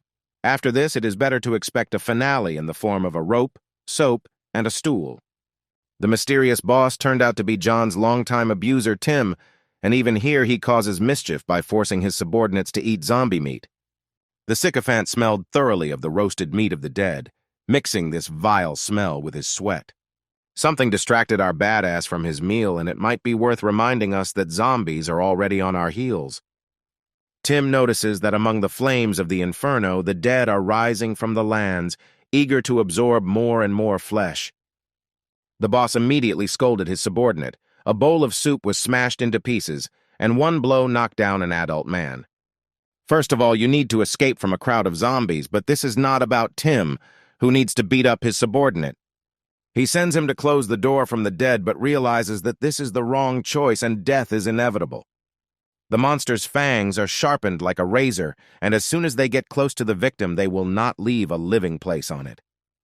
The fat man understands the danger of his actions, but does not even try to run away, and then looks at his future death. He calls Tim, hoping for help from him, but one cannot expect much from such people. Tim pointed his crossbow at his ally. He is a born leader, but also a tyrant. Even if he forces himself to be hated, he plays the role of a villain perfectly. No matter how self-confident and cool-blooded he is, anxiety is visible on his face, mostly for his life. The fat man can only agree with his master's decision, distracting the dead from the boss himself, as Tim sacrifices pawns. The fat man points his hand towards the door, and because of fear, his whole body trembles, as if a current had been sent through his veins. He was captured, and he is unlikely to escape from the clutches of death, or even do anything at all. He has no choice but to scream at the top of his voice, in the hope of salvation. The dead hand grabbed the fat man, and the rest of the dead will not be left without lunch, so they will probably break off a tasty morsel from the fleshy man. Screams spread throughout the entire room, but this will not help him in any way, after being bitten by a zombie, either being eaten or becoming the walking dead. The fat man no longer has a future because of his greedy, arrogant, and unscrupulous boss. His eyes are full of sadness. His face is filled with fear and pain. Now he realized that his world is plastic, a world of substitutes. His boss is a rare freak who cares only for his life. The others are just finishing their meal when his ally is devoured by vile creatures and is already heading towards them. Screams and screams filled all the empty space inside and outside the room. Tim continues to despise the fat man, although he briefly delayed the zombies at the cost of his life, and those seconds that he delayed for them could save many lives. Incredibly, John's little sister is alive, but how long will it last since the zombie is already looking at her, and she can only tremble with fear and cry? Tim's cruelty and terrible temper are striking, which forces him to do the dirtiest things. John seems to have heard his little sister and is rushing towards her at full speed in order to save her from the clutches of the evil dead. He throws the bus around in an attempt to stop it, but it seems like the passengers won't be happy with the ride.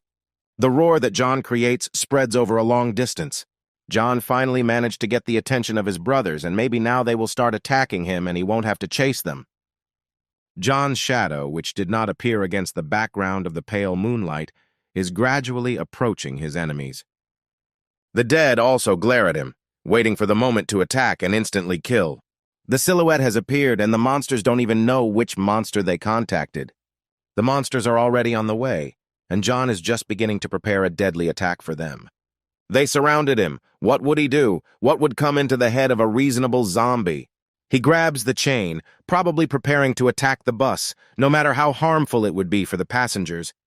John instantly spread his legs in different directions and prepared a stance for an attack. He easily swings the chain, and the bus will move any minute and destroy a couple of dead people's lives.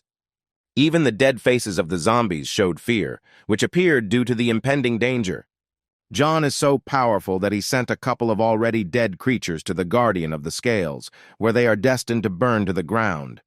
He grabs the chain with both hands, which suggests that the creatures and passengers were very unlucky to be nearby. Here it is, a look that destroys all the hopes of enemies, that burns the retina to ashes. A Ferris wheel for Clint and the whole gang, as well as a wheel of fortune for the mind-dead creatures. Those who were lucky survived. John screamed loudly, enough to strike fear into even the most fearless of the dead. Blood, stones, and monster carcasses soared into the sky. That's how strong John was after his transformation. A cloud of dust floats above the ground and blocks the view of the remaining enemies. He lets go of the chain, indicating that the ride is over for Clint. One warrior in the field, one for all the walking corpses, the only one who became a walking corpse and remained intelligent, having received incredible strength, vitality, and immunity to zombie bites. The bus was completely destroyed, as if it had been in the most dangerous accident. John asks the survivors not to be afraid of him, since he is the only peaceful zombie on the entire Earth. People continue to shower him with lantern light and no longer trust him, since it is unusual for a zombie to be adequate. The light blinds our hero, but thank God he is prudent and not like Tim, his complete opposite, an angel and a demon, a cat and a dog, fire and water. John asks to stop shining the flashlight at him, as it really annoyed him, and he would have continued to shine it if you hadn't told him. The flashlight fell to the ground and scattered the light around, which is good in the middle of the night. The man's eyes are full of fear, because of which he dropped the flashlight, and is probably holding on with heaviness from minute to minute, screaming to run to somewhere far away from here. The dead gaze in John's once-dead body strikes terror even into the rescued people. Everyone fled in different directions, and it really hurts when they judge with prejudice, when you are reasonable, and they call you a monster, when those whom you saved run away from you. John remained silent, but he definitely didn't like this attitude, even if they can be understood. But it's also impossible to be so biased.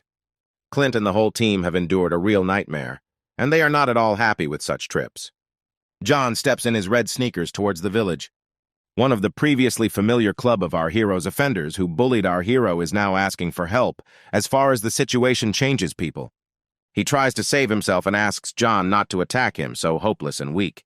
John has one goal, because he understands that if his offenders are nearby, then his only remaining relatives and friends are also nearby, and he should hurry, since his sister is already on the knife's edge.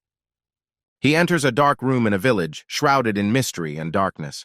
John's gigantic shadow fell on his sister, whose tears even created bruises under her eyes. What horror she experienced! It's hard to imagine what wounds on her soul were lodged deep in her heart.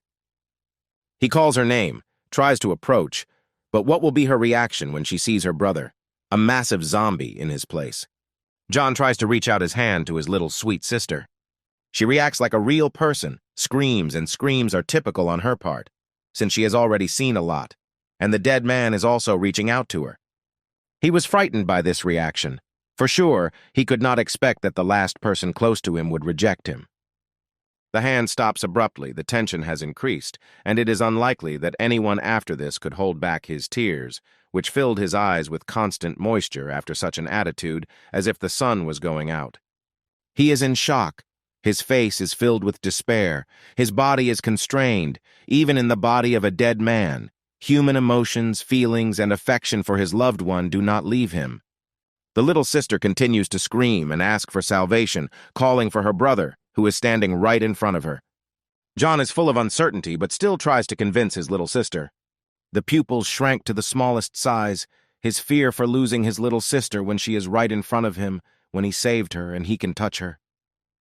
His legs give way. He cannot react in any other way to how his own sister and his love reject him, and his devotion is amazing, since even his health is at risk when he is so worried about his loved ones. The body aches and the heart is pierced through. This is the most terrible feeling for a person, because no matter how strong you are, it destroys you from the inside. He is already ready to fall. The strength leaves his legs and a stone falls on his soul, which proves his humanity.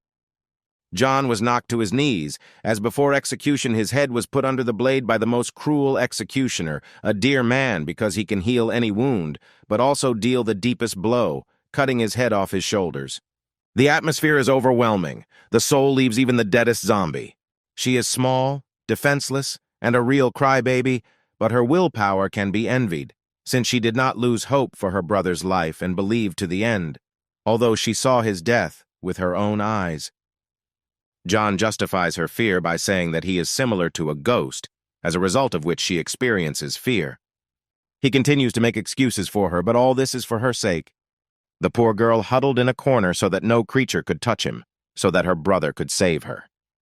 How much horror they experienced John, who was eaten by his own parents, his little sister, who survived the death of her parents and the indirect death of her brother. He hates himself for his weakness and promises himself that he will never hurt his family again. Her tears stopped. She probably realized who was in front of her, and this should make her very happy. Her gaze cleared. All kinds of shock were written in her eyes. The tears froze and evaporated against the backdrop of shock, like a second wind for her. She saw in this dead man John, her brother, her dear one, her only joy, like a sip of water in the desert. Pale, overgrown, but still reasonable, a brother who will stand up as a wall for his little sister. She finally decides to take the first steps towards her brother, who has been missing for such a long time. The dew on the cheeks begins to evaporate. The atmosphere is painted with new, brightest colors. The little sister touched her brother as if he were a strange animal, as if he had appeared at the most unexpected moment. And John's face changed. His gray world became colored, and his loved one colored it, like that same old song that gives the most vivid old memories that I would like to return to for a few minutes or think about it. Truly childlike joy on her part, the most sincere joy a person can experience. Her shock cannot be measured, since she is already talking about herself in the third person. He, too, tries to hug his dear one with his rotten arms. He hugs her with all his might and promises to never leave her again. Clint puts his hand on John's shoulder and interrupts the long-awaited reunion of brother and sister that might not have happened. He is not trying to distract them from the reunion, but wants to warn them about something very important that should interrupt the celebration of John and his sister. Those who ate the flesh of the dead began their transformation, as evidenced by itching, pain, and a strange cough.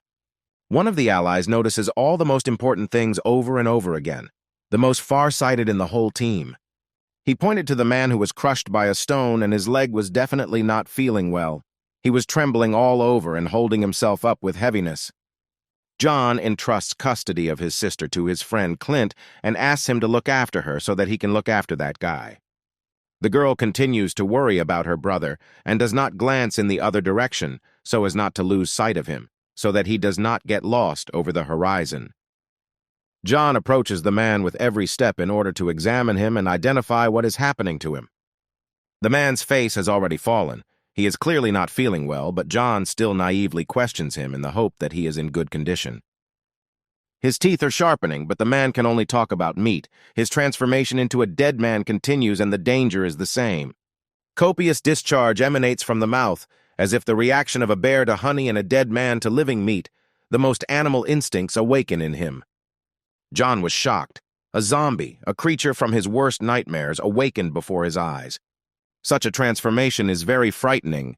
The virus alone changes everything in a person, from appearance to personality, which disappears under the pressure of the parasitic virus. Clint pointed out that the man was mutated and shouted after John to be careful. John's reaction was lightning fast. He instantly reacted to the dead man's attack and slammed his face into the ground. Such a blow should leave a seal on the ground, and the stone should split. John looked at the dead man with some anger and was ready to grind him into powder. He orders to take cover in front and move further to reconnoiter the situation further down the road. They agree with his order, and they should hurry up since the boss of the entire gang of meat-eaters of the dead. Clint calls everyone together to find shelter from the zombies as quickly as possible. Walking corpses are already gathering behind the destroyed wall, and the rest need to hurry. Otherwise, John alone will not be able to save everyone, no matter how strong he is. The dead can still speak, but their words seem to be programmed, and they can only endlessly beg for food, as if their stomach is a pit of burning waste. All food burns within a second. John still holds the head of his enemy, but even after such a blow, he shows signs of life. Even such a strong blow could not extinguish the torch in his life. John noticed his vitality, which makes each dead person much more dangerous and makes him the highest stage of evolution. The face of a dead man is immersed in the ground, where he should have been waiting for a long time, but the evil virus makes a doll out of him for its reproduction, to obtain energy and protection. As soon as you relax, a mouthful of sharp teeth flies at you, biting through metal and crushing stone into dust. John is not so weak and easily stops his own kind, grabbing his head to carry out the execution. He is terribly annoyed by the behavior of the dead, how they attack without even figuring out who their enemy is and how strong he is, so to speak. They get into trouble. With one movement of his hands, John sends the zombies to the next world, quite ironically, to die twice in their lives, where one of the lives is simply a mindless consumption of meat. John is truly special.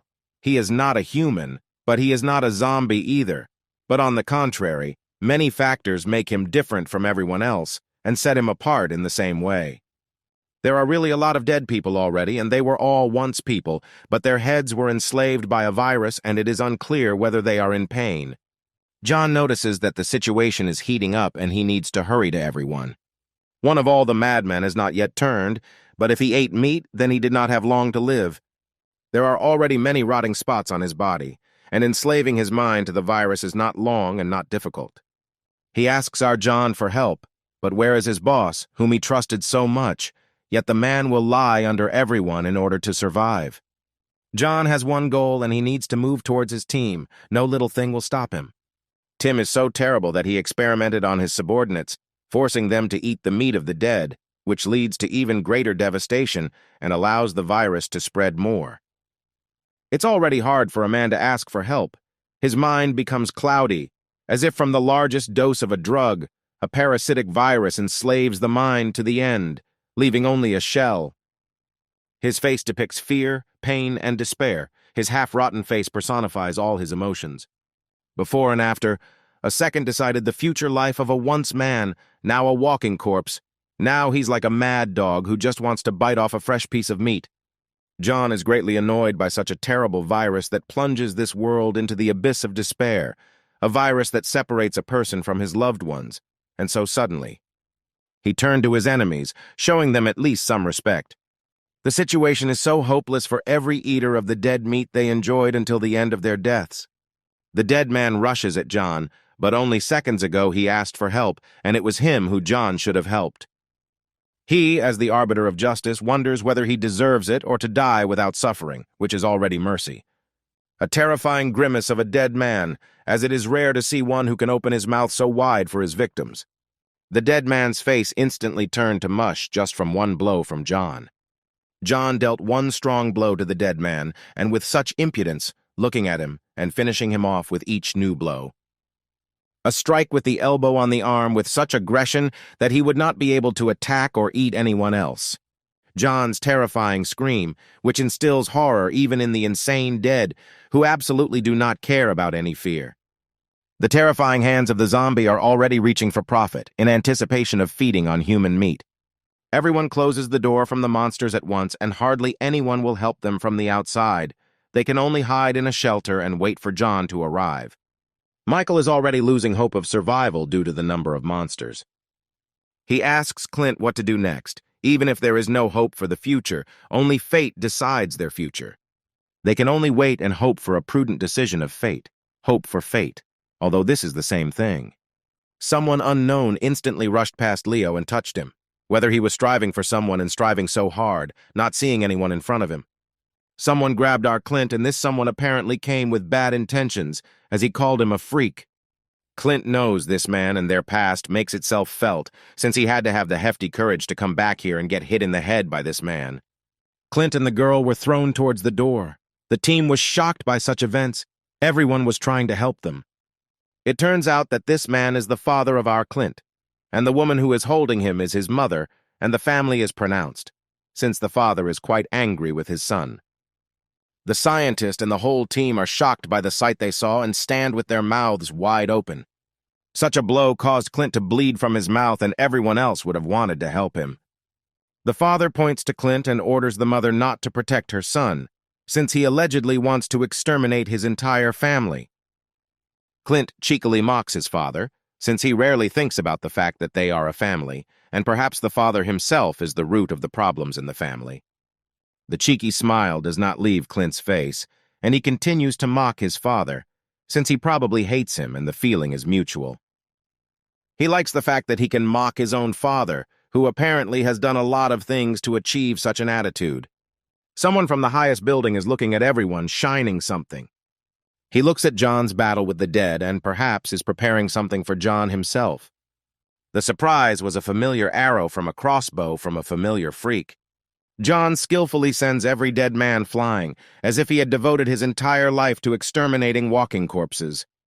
The guesses turned out to be correct, and the previously familiar crossbow belonged to our boss Tim, who could not aim at John because he was too fast.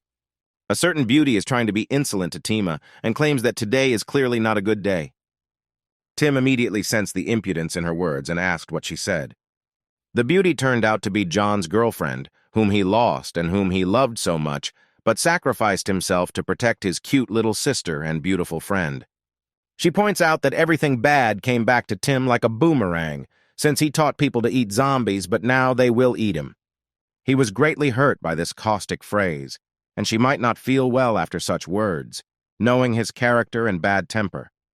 No one knows what she expects from her words, but her face full of misunderstanding suggests that she does not know what can await her.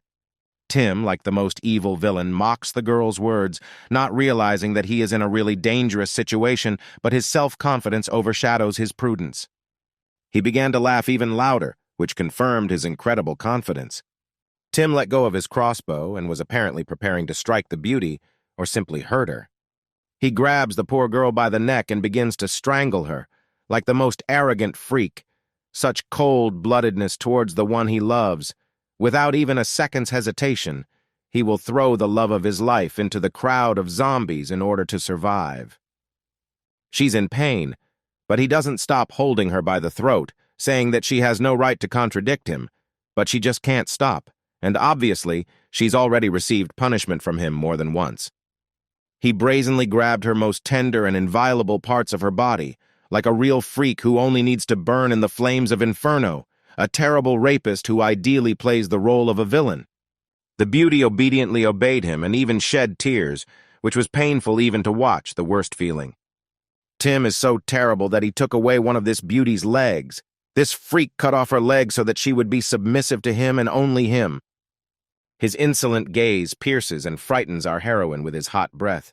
Everyone would like to grind him into powder, make a sieve out of him. She finally understands what horror she faces and what danger awaits her. Grabbing his neck in a death grip, he holds it in the air with one hand, which is amazing, since you need to have a lot of strength to do this. Still, something stopped him, but it is unclear what exactly. Maybe his conscience woke up, which is not there.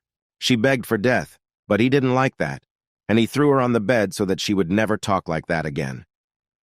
She started coughing because of this, and clearly, she didn't deserve such an attitude. No matter how insolent she was, he himself deserved it, since you can't be nice by force.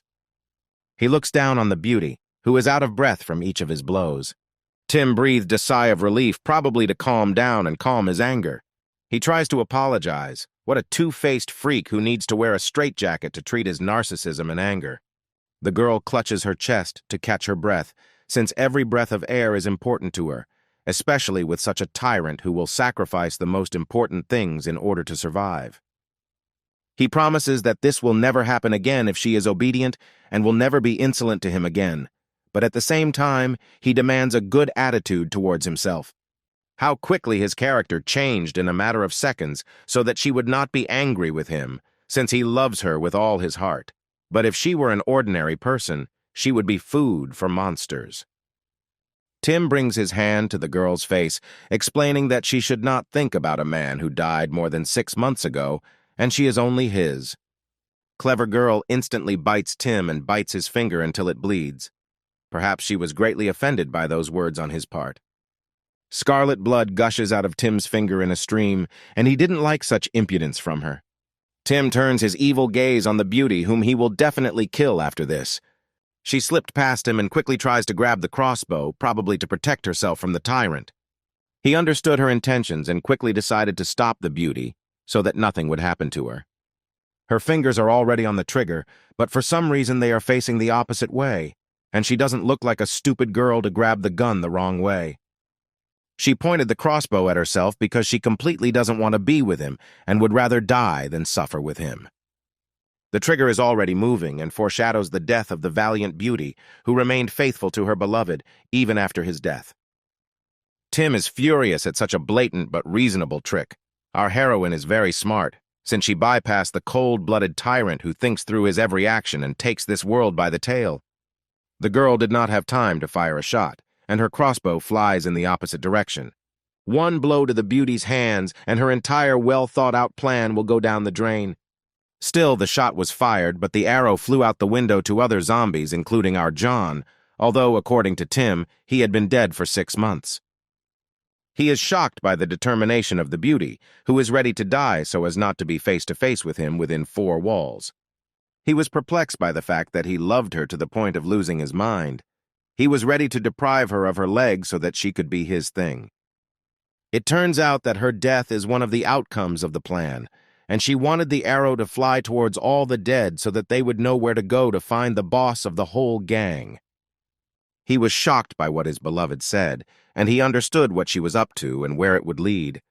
The arrow was fired towards the window and flew towards the dead, which did not bode well. Now the dead will chase after him, since the plan of the brilliant beauty worked perfectly and she can only impudently mock him. Tim looked out the window with a face full of fear, as he had many problems that he could not solve. He runs to the window to see the dead people's reaction to being shot at. This coward looked out the window lightly because he was very afraid, but he would find a way out of such situations anyway, due to his cold-bloodedness and lack of any mercy. Something shocked him very much, and this something is very dangerous for him. All the dead are defeated, and among everyone stands John, who put the bodies of all the zombies on the ground and looked exactly at our boss. But what is most frightening is that he caught the arrow on the fly in his same reaction, which made it possible to see this arrow that flew out at a distance of about 50 meters. John's gaze rushed towards Tim, and knowing his speed, Tim would soon have to meet him face to face. He does not believe who caught his arrow, whether it is an ordinary dead man, and whether he is very similar to an old acquaintance. John with pathos bent the base of the arrow and presses his gaze on each of his enemies. He realized who this dead man was, and he would not care if they met. He runs towards the girl. She naively doesn't understand what could have frightened even Tim himself so much. Tim grabs his beloved by the waist in order to grab her with him and run away. The scoundrel grabbed the beauty and carried her with a quiver of arrows to the exit of the house. His memories began to awaken because he does not believe that John is still alive. But he was brutally torn to pieces by zombies before his eyes, and it could not have been otherwise. Tim's legs quickly lead him out of the house, so that each time he runs away from John faster and faster. He instantly flew out of the door where the dead were already waiting for him outside his door. But Tim turned his attention in a completely different direction, and apparently John was already running at full speed in his direction. Everything turned out to be true, and John is already on his heels, as he literally found himself in the backyard of the house in a matter of seconds. Tim is surrounded, but he does not yet know about the zombies behind him, which is even more dangerous than John, who is not hostile to people. Tim finally understands that in front of him is definitely not a person or even a dead man, since ordinary people and even zombies do not have such power. The freak is completely shocked by the speed and strength of our main character, and also by the fact that he was a previously familiar hero, whom he mocked at the end of each semester, even before the apocalypse. The growl of a dead man is heard in the background, and Tim pays attention to it. The zombie is already behind him, and it's unlikely that anyone will have time to save Tim. He is not even afraid that there is a dead man behind him, an old enemy in front of him, and he has nowhere to go. It is unknown what John will do, protect Tim from the dead man or give the dead man the opportunity to eat him and then kill him too. John effectively and just as instantly destroyed the danger with one movement and spared his enemy. The boss can't even hold his beloved on his shoulders. How can he protect and take care of her? The dead are trying to go into Clint's hideout and feast on every little person in the room. John sends one of the dead into the crowd of his relatives with one of his kicks. Clint's fists are smeared with blood. The battle is even between people. He deals blow after blow to his father so that he finally understands that he shouldn't constantly interfere with him. A man loses a couple of his teeth for every blow from his son. The scarlet blood that flows like a river from the father's mouth has already stained the whole earth with its color. Mother begs and begs not to continue the senseless family fight, the only one who thinks sensibly in such situations. The whole team is perplexed by what is happening here, since no one expected such a family meeting between Clint and his father and mother. Mother, already on her knees, asks not to fight anymore and to resolve everything peacefully, which is impossible in their family. Clint believes that he is not worthy of life, and he returned home just to kill him, just to get rid of his parent. She is shocked by what her own son said, but still hopes that everything will end much better than she thinks. Clint pulls out a knife and is clearly determined to end everything here and now. Beaten half to death, the father lies on the ground and does not even imagine that a sharp blade is waiting for him on his throat. Clint is determined to win and is ready to plunge a knife into the heart without any regret and send his father to the afterlife. Suddenly he is stopped by a roar behind him, which our John probably created and arrived right on time. Pieces of wood fly in different directions. Michael tries to cover John's sister and somehow protect her. The finished-off dead flew into the doorway and broke the doors themselves against the backdrop of a cloud of dust. Clint understood who stopped him and nervously remained silent, as he could say too much, thereby leaving the world without even taking revenge on his father. John himself appeared in a cloud of dust, dead and alive at the same time, a dead man with the mind of a man, the most powerful zombie among all. Clint notices that he came right on time and arrived at the most interesting thing. John looked at his ally in disbelief as he became mad with hatred and became reckless. The crowd of the dead is defeated by one zombie man, who is so strong and fast that he was able to defeat all the zombies in a matter of minutes. Tim is on the verge of life and death and can only sit in clouds of dust and await his fate. The poor beauty has suffered a lot, and only one person is to blame for it all. She tries to open her eyelids, which grow heavier with every new event. The girl languidly tries to pronounce the name of her beloved, whom she lost 6 months ago, who sacrificed himself to save her and his sister, hoping for their happy life, in which he was mistaken. A wonderful sunset against the backdrop of the apocalypse. Where is the sky of a real dystopia, gray from emptiness or red from shed blood? The most terrible dream appeared before the girl's eyes as she saw memories of how her beloved died, and that beautiful sunset would never seem so beautiful, so wonderful to her again. How she screamed in moral pain when the dead took a bite out of John, when she tried to close her sister's eyes so that she would not see this horror with her children's eyes. While John distracted the zombies, Tim decides to break the glass and run for the hills. The glass broke easily and sharp fragments flew in different directions. Tim grabs the beauty who is holding the girl who wants to return to her brother and breaks out of her hands. She was able to get out of the beauty's hands and cannot understand the danger that lies outside the windows. The girl sees nothing behind her tears and strives for her brother, but he sacrificed himself to save her. The beauty calls on her to return to her and run as fast as she can.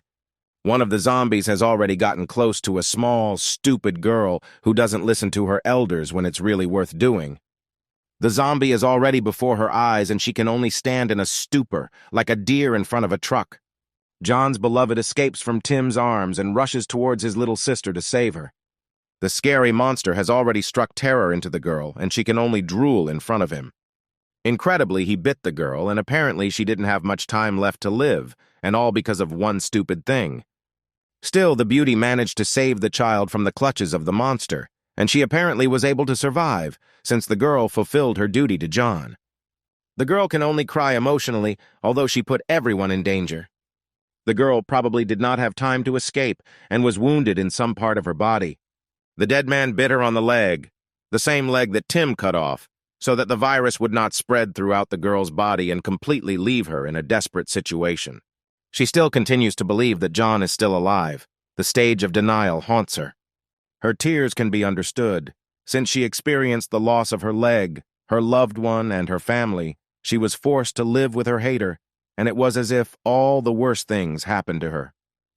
The girl cannot see dead John in front of her, cannot believe that he is dead, that he was eaten by his parents. Tim saw that she had been bitten, and he needed to quickly make some drastic decisions. His gaze lit up with a golden flame, and he meant it seriously without any mercy. He snatches the axe from his brother's hands and runs to save his beloved so that she survives. The dead man was killed, but the entire leg was saturated with the virus, which in a matter of seconds already spreads throughout the body, enslaving it. Tim can only cut off the leg of his beloved, and there is no other way, calmly and without hesitation, cutting off the diseased limb to give the opportunity to live on. The veins on the leg have already bulged, and a purple spot has covered the floor of the leg, which means that the virus is already spreading throughout the body. Tim makes a strong swing with the axe so as to be sure to chop off the legs and not regret it.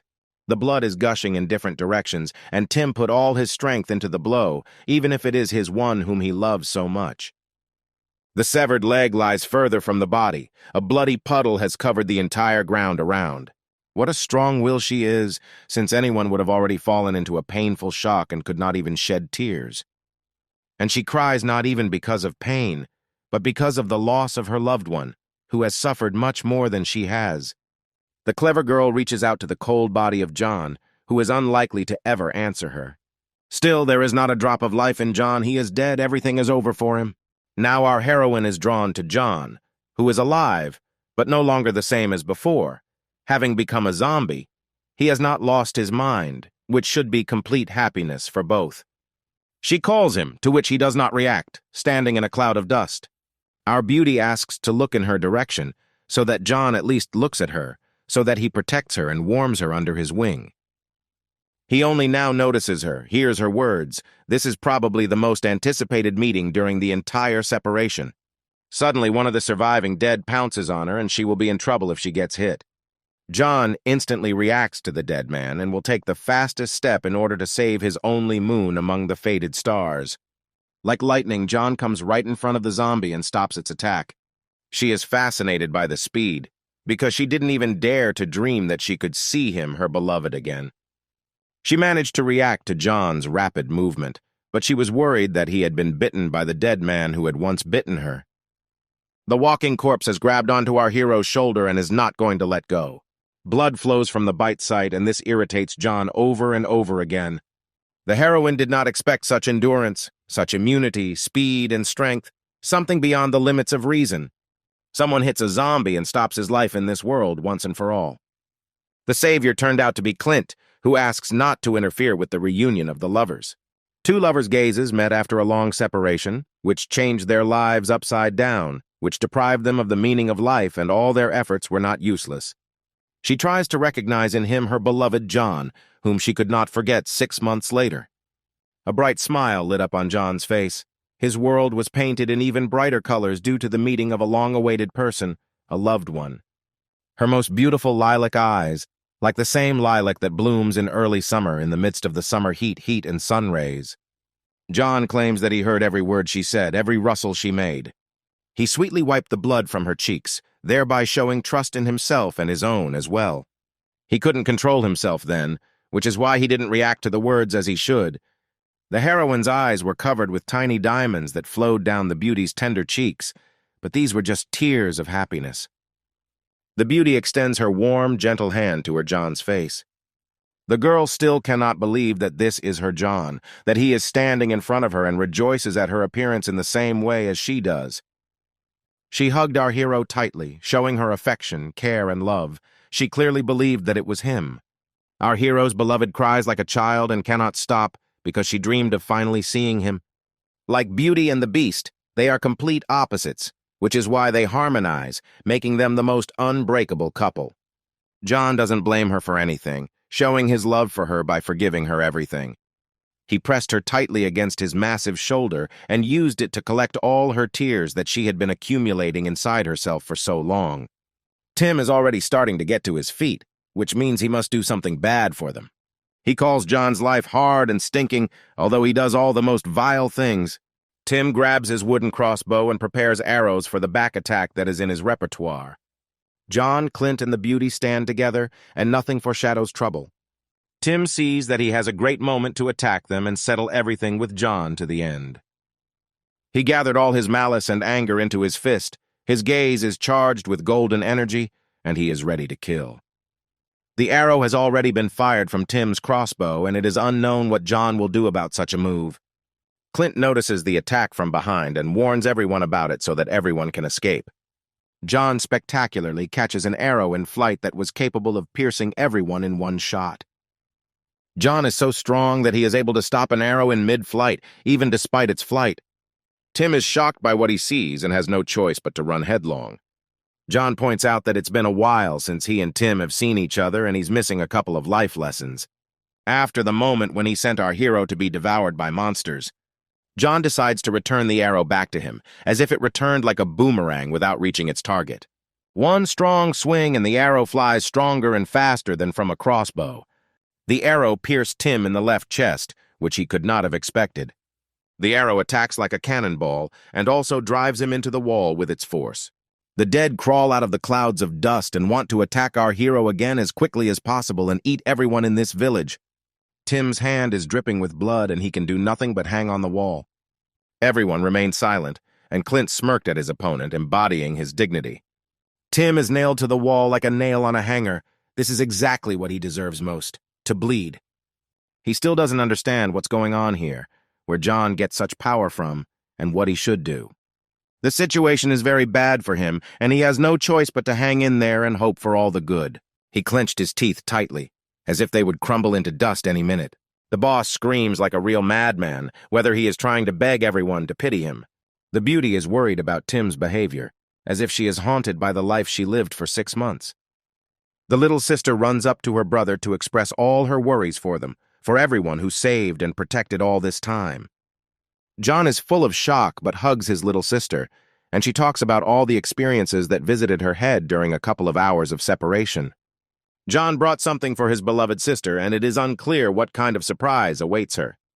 She thought that John had brought her the meat of the dead, and was amazed at how Tim, a cruel tyrant and not a ruler, raised children here. John was shocked by what his little sister said, how you could do this to a child and why.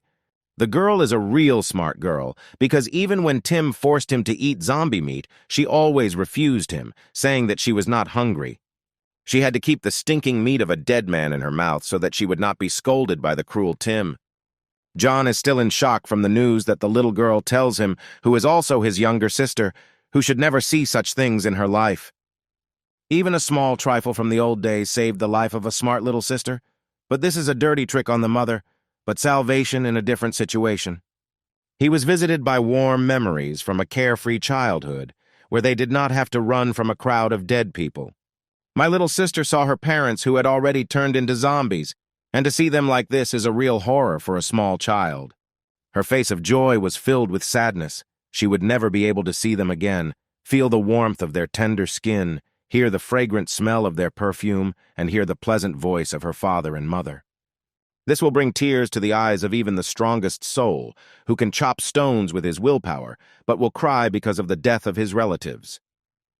The girl could not eat zombie meat not because of her own motives, but because the dead could be someone's parents. John remained silent once again, realizing that his little sister had experienced too much during her years, and it was scary. The beauty shed tears after the girl's words, as they were truly sincere. She realizes that Tim deceived her again because he promised that he would not harm the girl. Her determination was gigantic. She was ready to grind him into powder so that he could never do any mischief again. Tim plays the role of a villain perfectly, and his charisma is amazing, because even in a dire situation, he continues to smile evilly and laugh like a villain. He considers his beloved strange since she trusted him, the one who in life will not follow anyone's lead. The mad ruler raises his hand, trembling, and tries to do something. He cannot believe that he loved her and even shed a tear like a little child. Putting his hand to his face, Tim is clearly thinking about how much he hates himself for allowing anyone to get close to him. John looks completely blankly in Tim's direction, understanding the reason for his tears. His willpower is amazing. Clint easily pulls the arrow out of his body and does not show a drop of mercy towards him. Clint claims that the one who destroyed the family hearth does not dare to live and will not allow him to do this to anyone again. He is already preparing a bloody arrowhead to send Tim to another world once and for all. In Tim's eyes, there is no longer that hefty confidence, and only fear is written in them.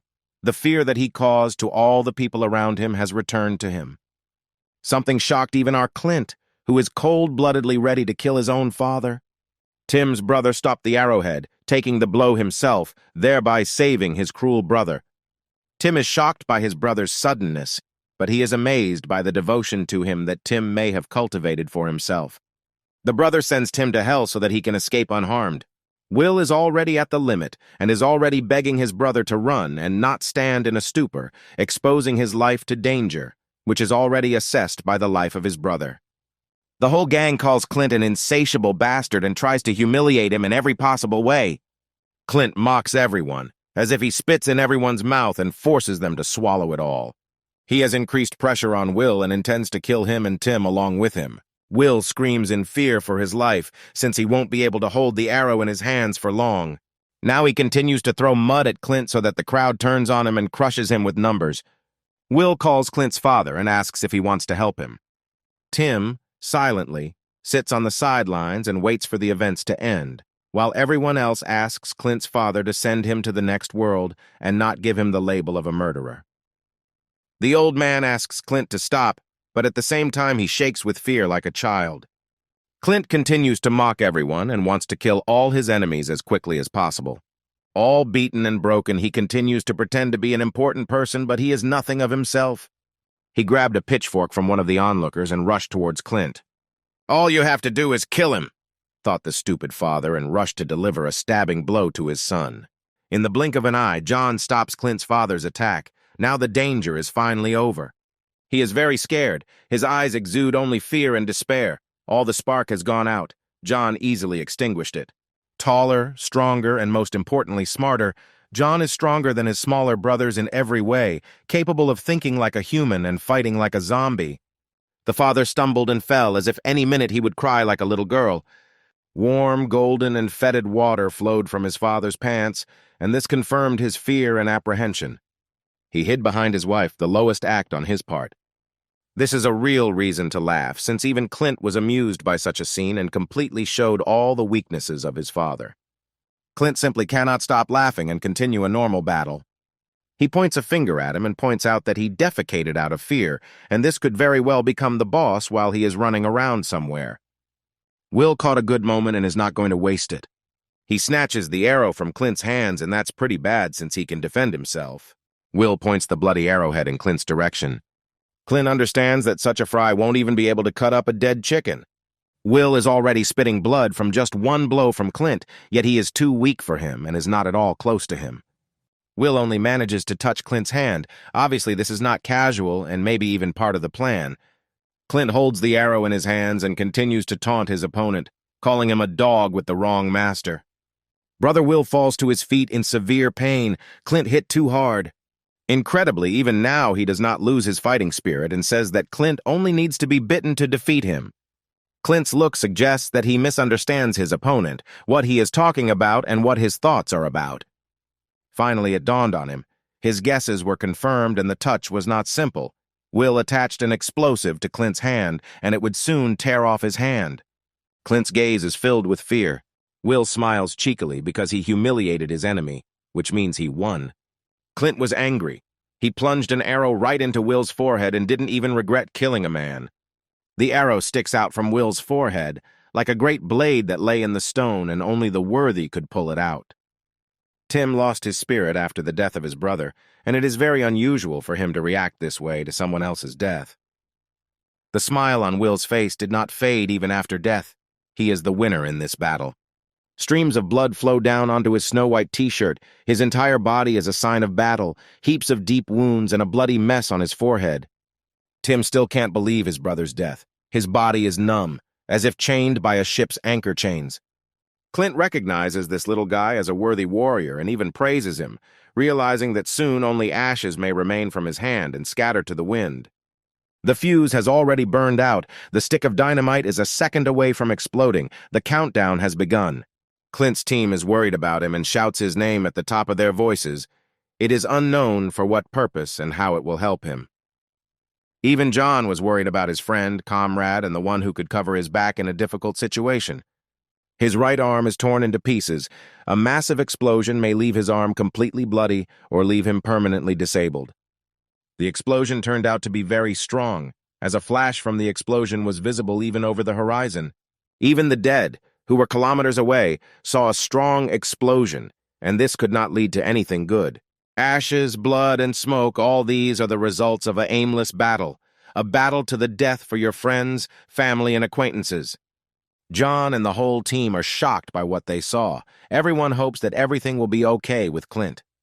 Clint lies with a face full of despair, with a damaged arm, and it is unclear whether he will be able to continue to use it, whether everything will be as before. Tears are running down Clint's cheeks, ash is swirling around him, and the abrasions on his face indicate that he is in great pain. Clint is incredibly angry. If Will were still alive, he would greatly regret the opportunity to live that fate gave him. No one knows how to help Clint, how to cure him, whether it is possible. He tosses and turns in pain, spinning in circles. He really hurts. Clint himself is to blame for his carelessness, as he underestimated his opponent and paid for it with his own hand, which will be a permanent lesson for him. For an unknown purpose, Clint grabs a nearby wooden stake with an iron grip. Will's cold corpse is getting colder and colder every second. Clint was as mad as a child, and he needed the stake to finish off the already dead body. He sticks a stake into Will, his blood spurts out like a fountain. How terrible Clint is when he's angry. John reassures Clint like a real father restrains his son so that he does not finish off his offender. Clint is still a child. Everything in his character is similar to the traits of a child. He only talks about himself. If he were an adult, he did not reveal his anger and calmly reacted to the loss of his arm and did not put the whole team in danger. John also fell under the hot hand. His face suffers many blows, and this behavior does not please our John. John is very dissatisfied with the way Clint behaves and also considers his character childish. Clint claims that his skin should not have a scratch on it. It should be perfectly smooth and clean. John looked at Clint's hand, which was burned from the explosions and looked terrible, as if it had been fried over a fire until it was smoked. He asks Leo for help to find out if Clint's arm can continue to function normally. The scientist realized at one glance that in general the hand was only burned on the outside and the bones were all in good condition. Every time you touch Clint, it hurts him a lot, causing him to scream. John is already tired of Clint constantly shedding tears without any specific meaning.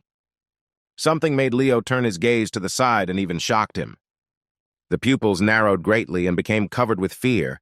What could have frightened our scientist so much? Leo's surprise was facilitated by a new attack of the dead, who saw the explosion and followed it to the trail to the village. Leo warns everyone that a zombie is already on their heels. Clint is still crying into the chest of his protector, who is not very happy about the grief of his ally. John understands that he must initially calm his friend down, otherwise he will lose his mind under the influence of anger and die the death of madmen. John orders the team to take Clint to safety and protect him. Michael grabs the wounded man and decides to take him to a secluded place. John also calls his cute little sister. In addition, John is calling his beloved, and it is unknown why he called them. He puts his girls in his arms and is going to help carry everyone to a secluded place, since he does not dare to lose everyone again. One of the gang of dead meat-eaters grabs Tim, offering to help him. John, even after such dirty tricks on Tim's part, is ready to help him. John's kindness knows no bounds. But still, such kindness must be paid for and nothing else, since this is real alms on his part. Heaps of corpses lie on the ground, and their fetid smell develops in a light breeze and spreads this horror in different directions. Tim's gang brought John to a vault with explosives, and such payment is quite valuable during the apocalypse. John glares at Tim's sixes and is not entirely sure that they are not lying. He stripped them naked, and they stood there and were embarrassed to show even a piece of their body. The team gathered in one place to bring one corpse as John needed it. Flies flew around the dead man like vile vultures eating the rotting flesh. It is unclear why John needed the zombie corpse, but he is serious about it. He pierces the stinking corpse with his sharp claw, like the sharpest knife, piercing its flesh right through. Everyone is shocked by John's actions, and they all want to quickly find out what is going on in the head of a dead man and a man. John smears the six's face with zombie blood, and his intentions are clear, since he, having become a zombie, also lost the attention of the dead, and this will be like an experiment, whether zombies are guided by smell or otherwise. He knows about everything in this village. Even the gunpowder warehouse is no secret to him, and he instantly interrogates about it. Tim's gang is shocked. How does John know everything? How does he get so much information? John points out that he only saw this amount of pyrotechnics on the eve of the Chinese New Year, which means in such large quantities. John plays it safe and ties Tim up at the same time so that he doesn't have time to do anything bad despite all his madness. He thought through everything wisely and even realized that the blood of zombies would protect them all just a couple of meters from the dead man. Tim is tied up. Is this the end for him, or will he get out and continue to abuse everyone and use their lives to save his own? John explains Clint's role in the plan, and that he and everyone he leads should not care about their lives, because he and only he can tow the bus on which they will all escape. The beauty and the girl are worried that John will survive and return to them safe and sound. He pays attention to them and understands that their hearts literally skip a beat when he repeatedly pretends to be a hero and tries to save everyone at the cost of his life. John strokes his little sister's little head and assures her not to worry, and he will never leave them again. He also asks his beloved to protect herself, and he will definitely come back and hug her tightly, tightly. She asks him not to overwork himself too much. In short, she takes care of him, encourages him in every possible way, and pleases him with her touches. She has only one demand for him, that he return unharmed and headlong, run to them to express that he is alive and well. The girl parts the long hair from her lover's face in order to see his scar. Someone left a terrible scar on our hero's eye, and it's scary who could have left it. He kindly walks away from such touches, since this scar can cause not only physical pain, but also possibly moral pain. Probably the scar on his eye is his only weak point, and he can only hide his wounds to himself, although he has many other scars. They finally decide to go out before it's too late, so that there won't be too many dead at one point. John orders the 6 to take the explosives and carry them with him, as if they were kamikazes. The door opens slightly, our saviors, led by John, come out, and their plan is sure to be successful. There are indeed a lot of dead people, and their corpses are much more numerous, whether the graves spat out their inhabitants. They are not sure that the blood of the dead will save them, and still ask this question, since this operation could cost them their lives. Blood ceases to act within a radius of 2 meters, and this is its only weakness, which does not make it ideal in everything. They immediately went crazy after our hero's words and cannot imagine what would happen if they came closer than 2 meters. John is tired of being surrounded by only crybabies who constantly whine for their lives. His claw lit up with fire, as if a spark ran through his fingers like a stone hitting flint. John does not want to die here. He first of all hopes for the success of the plan, and to survive in any case. Otherwise, he is not a man for not keeping his promise to his beloved girls. He uses his claw to light the fuse of all the explosives to finish off his fellow creatures. All the pyrotechnics soared into the air and headed towards the dead. Everyone is carrying dozens of sticks of dynamite, prepared for the hungry dead, and John bombards them with explosions so that they will definitely not get up after their death.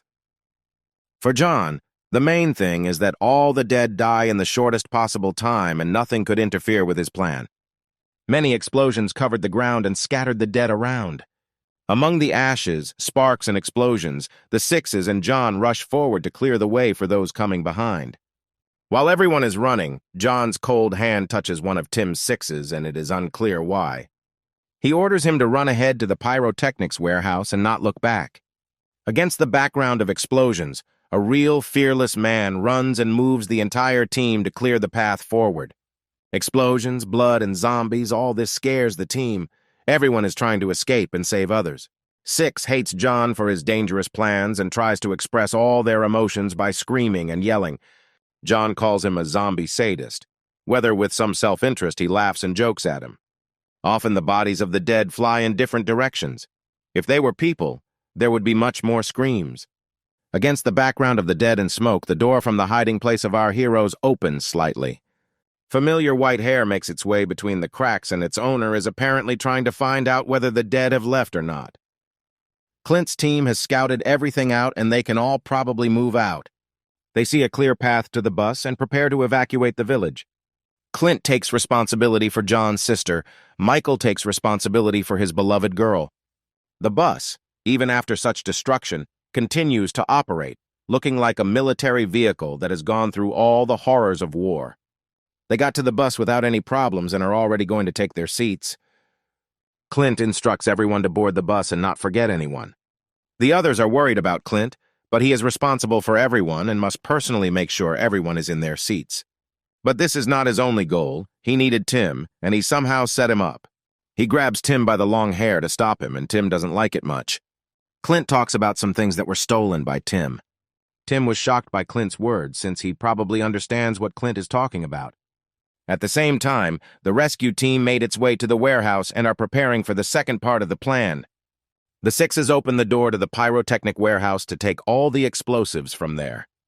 They have come to a large amount of explosives and are waiting for orders from John. John is tormented by a scar on his eye, and this could plunge the entire team into mortal danger. Meanwhile, the dead are already on their heels and attack one of the 6. The fat man knows a lot about explosives and grabs the biggest one to certainly solve the problem with the dead. The bearded monster sees a large stick of dynamite in front of his face, and that is the last thing he sees. The explosion was so strong that it tore out the doors and jambs and sent the dead man on a long flight. The dead pay attention to the explosion and even say something in their dead language. They understand that they have only made things worse, and the real danger has begun now. That zombie is still standing on its own 2 feet and is even holding up well. The dead attack the gap and don't even see the obstacles in front of them. just to eat human flesh and don't care about anything else, since they are led not by their minds, but by their legs, and wherever they lead, they will come. John manages to grab the zombie by the hair and saves his temporary ally from a zombie attack. He hits him on the ground and is amazed by the force with which he does this, with what ruthlessness. Over and over again, John beats and beats his enemy, leaving no chance for his victory. John sees a crowd of his relatives in front of him and is going to tear off the head of each of them and screw it back so that they never want to bite off a piece of a person again. He wants to send his enemy and is preparing to send him into the crowd of zombies. As they say, 3 birds with 1 stone, John is like a cannon, and his enemies are a cannonball that blows away everyone in its flight path. Everyone is perplexed by John's strength, their mouths open, waiting for orders. John tells them to take the gunpowder, and he will solve the problem with all the zombies. Everyone agrees with him and is already in a hurry to collect gunpowder. After a powerful explosion and great carnage, a cloud of dust floats across the entire earth, covering the entire space. In the warehouse with pyrotechnics, oddly enough, there are a lot of explosives, and sometimes it's even scary what Tim and his gang prepared so much of it for. Half-naked sixes indicate that zombies are very difficult to fight, even too difficult. There are more and more walking corpses on the streets, as if they had fallen into an anthill, and the number of its inhabitants is amazing every time. John, as responsible for the success of the plan, takes on the task of protecting Tim's sixes. Shave does not understand how he alone will fight hundreds of monsters that are much stronger than humans, but he still does not know what John is really capable of. The Six hands over a large shipment of Chinese fireworks rockets to John, and that's how he plans to place each zombie's head on the floor. Shaved is worried about John and believes that it's not safe to go out into the street with all the zombies, and it's worth thinking through a good plan. John, calmly and quite confidently, is already moving towards the hole in the wall, holding a bunch of fireworks over his shoulder. John is completely confident in himself. Not a drop of worry is visible on his face, only complete confidence in success and a certain pathos. He opened his red eye, which frightens even those who have not experienced fear, whose heart does not freeze when there is a deep abyss under him, when the last breath of air runs out, and you are at the bottom, and there is only darkness around. The Sixes are very frightened by his gaze, and not without reason, due to the fact that John is incredibly dangerous if you become his enemy. John believes that he doesn't see anything complicated in front of him, which means he shouldn't bother himself with such trifles. Under the cover of night, the dead become more and more numerous each time, which frightens each time. John's eye has unusual power. He is able to see opponents behind the walls of houses, and this gives him a great advantage over all opponents. He is already preparing to fire the first salvo, which will knock down every dead man in front of him and send them to burn in the suffering of Inferno. Fireworks display like volcanic eruptions, unleashing their terrible power, as in the times of Pompeii. The reaction force throws John some distance. That's the force of one volley of a bunch of fireworks. Each zombie is torn apart and sent on a long flight by the explosive force of the pyrotechnics, so that they become part of a magnificent fireworks display. Each salvo of a new missile sends zombies on a job interview to death, which will cut off the head of anyone who dares to come to her. Bright sparks, flesh, and zombie body parts, what could be better than this when the enemies of humanity take their last flight and see their last fireworks? The Sixes are amazed by John's strength, as if a current had been sent through their veins. But this is not enough for John. He needs to finish everything as soon as possible and go to his loved ones. A holiday during the apocalypse, 2 completely incompatible things, when the walking dead roam the alleys, and bright lights light up in the sky and give hope of survival to those who were able to escape under the yoke of hungry zombies. Passengers are inspired by the beauty of those lights, because 6 months have already passed since the end of the world, after the loss of all their dearest people. Sam saw someone and hesitantly says that John and the Sixes are probably already returning. In fact, among the clouds of dust, one can see a silhouette similar to a human one, but it is not certain that it is an ally. The man contradicted Sam's expectations, and his face shows that those running in the smoke are not allies, but the worst enemies. They turned out to be evil, dead people who were burning with fire and were running from something more dangerous than themselves. The nooses soared over the heads of the zombies, as if death itself was chasing them. as if it wanted to hang them on the gallows, where the same end awaits them for all, a rope, soap, a stool. Connaught posthumously embraced the dead and thereby took away their last hope for further absorption of people's lives. What could have frightened the already dead corpses so much and dragged them with such force into a cloud of dust, ash, and dirt? Still, the death of zombies cannot be avoided, and they cannot be saved even by a white chalk circle on the floor, since John himself is responsible for their death. He's already aiming a couple of missiles at the other ends of the ropes to decapitate a couple more of the dead. The emptiness in his eyes says that he is completely cold-blooded towards his enemies and will never think about mercy. A couple of seconds and the life of the dead will end at the wonderful moment of fireworks exploding. The explosion had already reached its enemies and burned their heads to the point of their skulls, so that even the rotten flesh peeled off the cranial cortex. The burning heads fell to the ground, and their appearance amazed all the passengers on the bus. John steps forward to meet his allies, representing the success of the mission. Everyone is assembled. The sixes keep up with John, who seems to have not been injured since only his partners look tired. Meg and Alice have already taken their places and are happily awaiting the arrival of John, so that he is alive, healthy, and unharmed. From the side, John hears a familiar voice that attracts his attention. He casts his sharp gaze upward, since it was from there that the sound that called him came. Clint and Tim climbed into one of the houses, because Clint needed to return important things that Tim had stolen from him and hid in this house. John probably doesn't understand what this couple has lost in this house and why they can't sit in their places. Clint makes a stupid face and asks John to catch him while he jumps. John's look suggests that he doesn't like this idea and is completely tired of looking after him like a small child. Multicolored explosions of fireworks enveloped the gray sky and painted it with the brightest colors, as if buckets of paint were splashed onto a snow-white canvas. No one ever hoped to see with their own eyes such beauty as the Chinese fireworks display. John still reaches out his hand to Clint and is already preparing to catch him in his tight embrace. Clint is already throwing himself from the window, screaming, expecting a soft landing in John's arms. You can tell from Sam's look that he noticed something wrong in Clint's jump, as if he had forgotten something very important. Clint is already climbing down the stone wall of the house and is preparing to touch the ground. John, like a real savior, catches a child from a burning house. Clint forgot about the most important thing, that he is attached to Tim, and this will not lead to anything good. The grimace that appeared on Clint's face shows the stupidity of his actions, that he did not fully think through his soft landing. Tim is already flying after Clint, screaming something incomprehensible in fear. Clint himself will soon pay for his absent-mindedness and lack of attentiveness, which is already in his blood. Tim and Clint had already collided with their heads, and they were obviously in trouble after such blows. John, for obvious reasons, did not dare to catch them both and left all responsibility to fate. Two fools are lying one under the other, and it is literally written on their faces that they are not happy about such a fall, but Clint, the team boss, is to blame for everything. Clint is trembling and doesn't understand why John didn't catch him, what the reason is. John said contemptuously that he had changed his mind about catching him and Tim, but next time he would be smarter.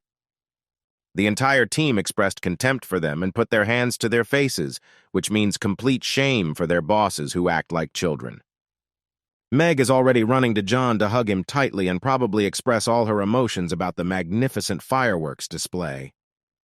She jumps into John's arms, and if she had been Tim instead of falling, John would have just as happily caught her and tossed her up a couple of times, making sure to catch her so that she could see much more from such a height than usual.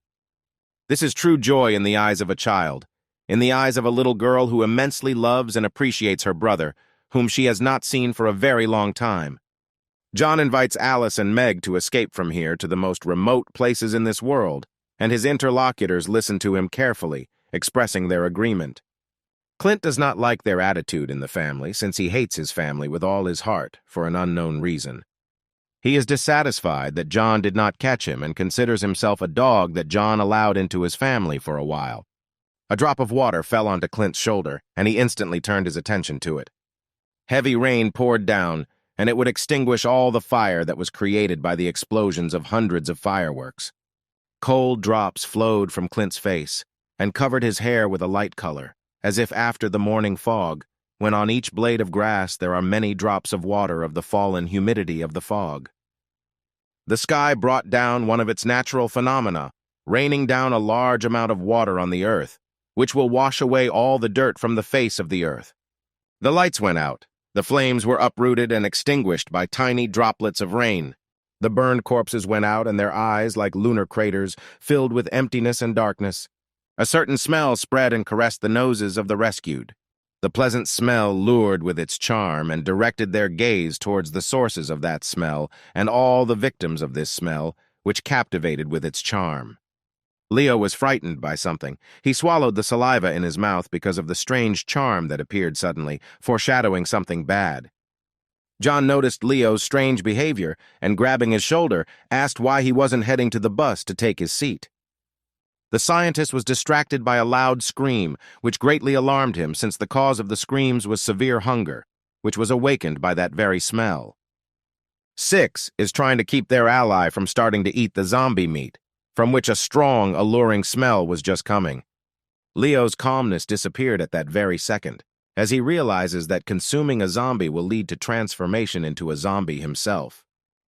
Clint's father, the people from Tim's gang, and those who ate the meat of the dead went crazy, and their faces became similar to the faces of drug addicts after another marathon of taking drugs.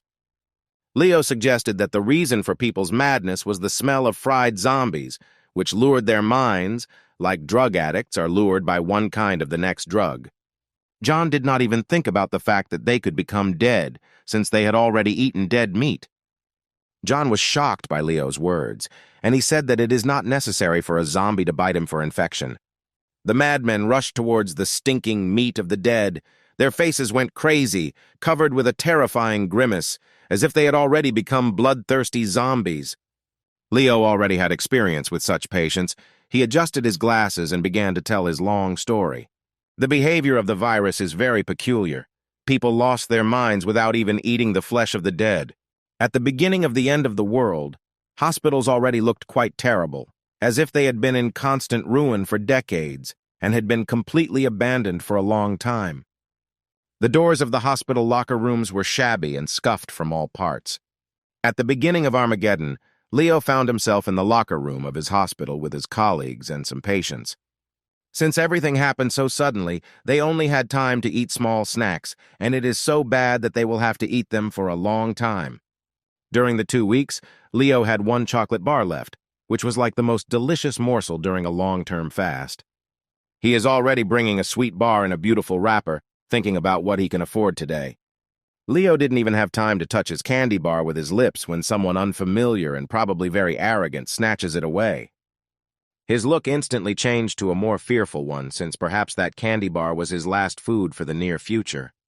The thief turned out to be a certain scoundrel who had become very skinny all the time and threatened Leo with a broken bottle of wine, since he certainly would not have had the strength to take his food from an adult man.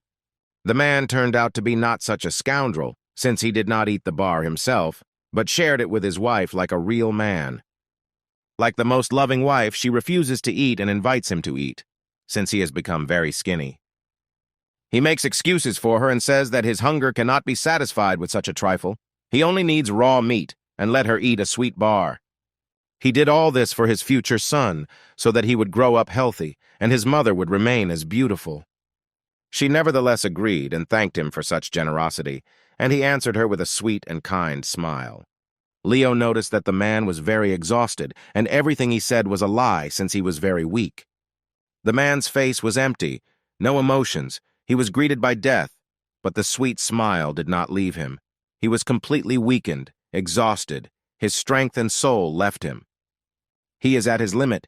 His pupils have disappeared from his eye sockets. His lips have become very dry, and he himself has become very withered, all signs of death from exhaustion. The dear wife cannot let go of her beloved husband. Her fidelity is amazing. She is afraid of losing him, just as she is afraid of her own death. The beautiful wife tightly clung to the still warm body of her husband, a man with a capital M, who for the sake of his family was ready to sacrifice himself until he lost his mind. Leo understands that he is probably already dead, and all he has left is to leave this world with the death of a brave man who defended his lady of his heart until his death. The girl asks all the doctors sitting here for help, accusing them of being doctors, and why can't they help him?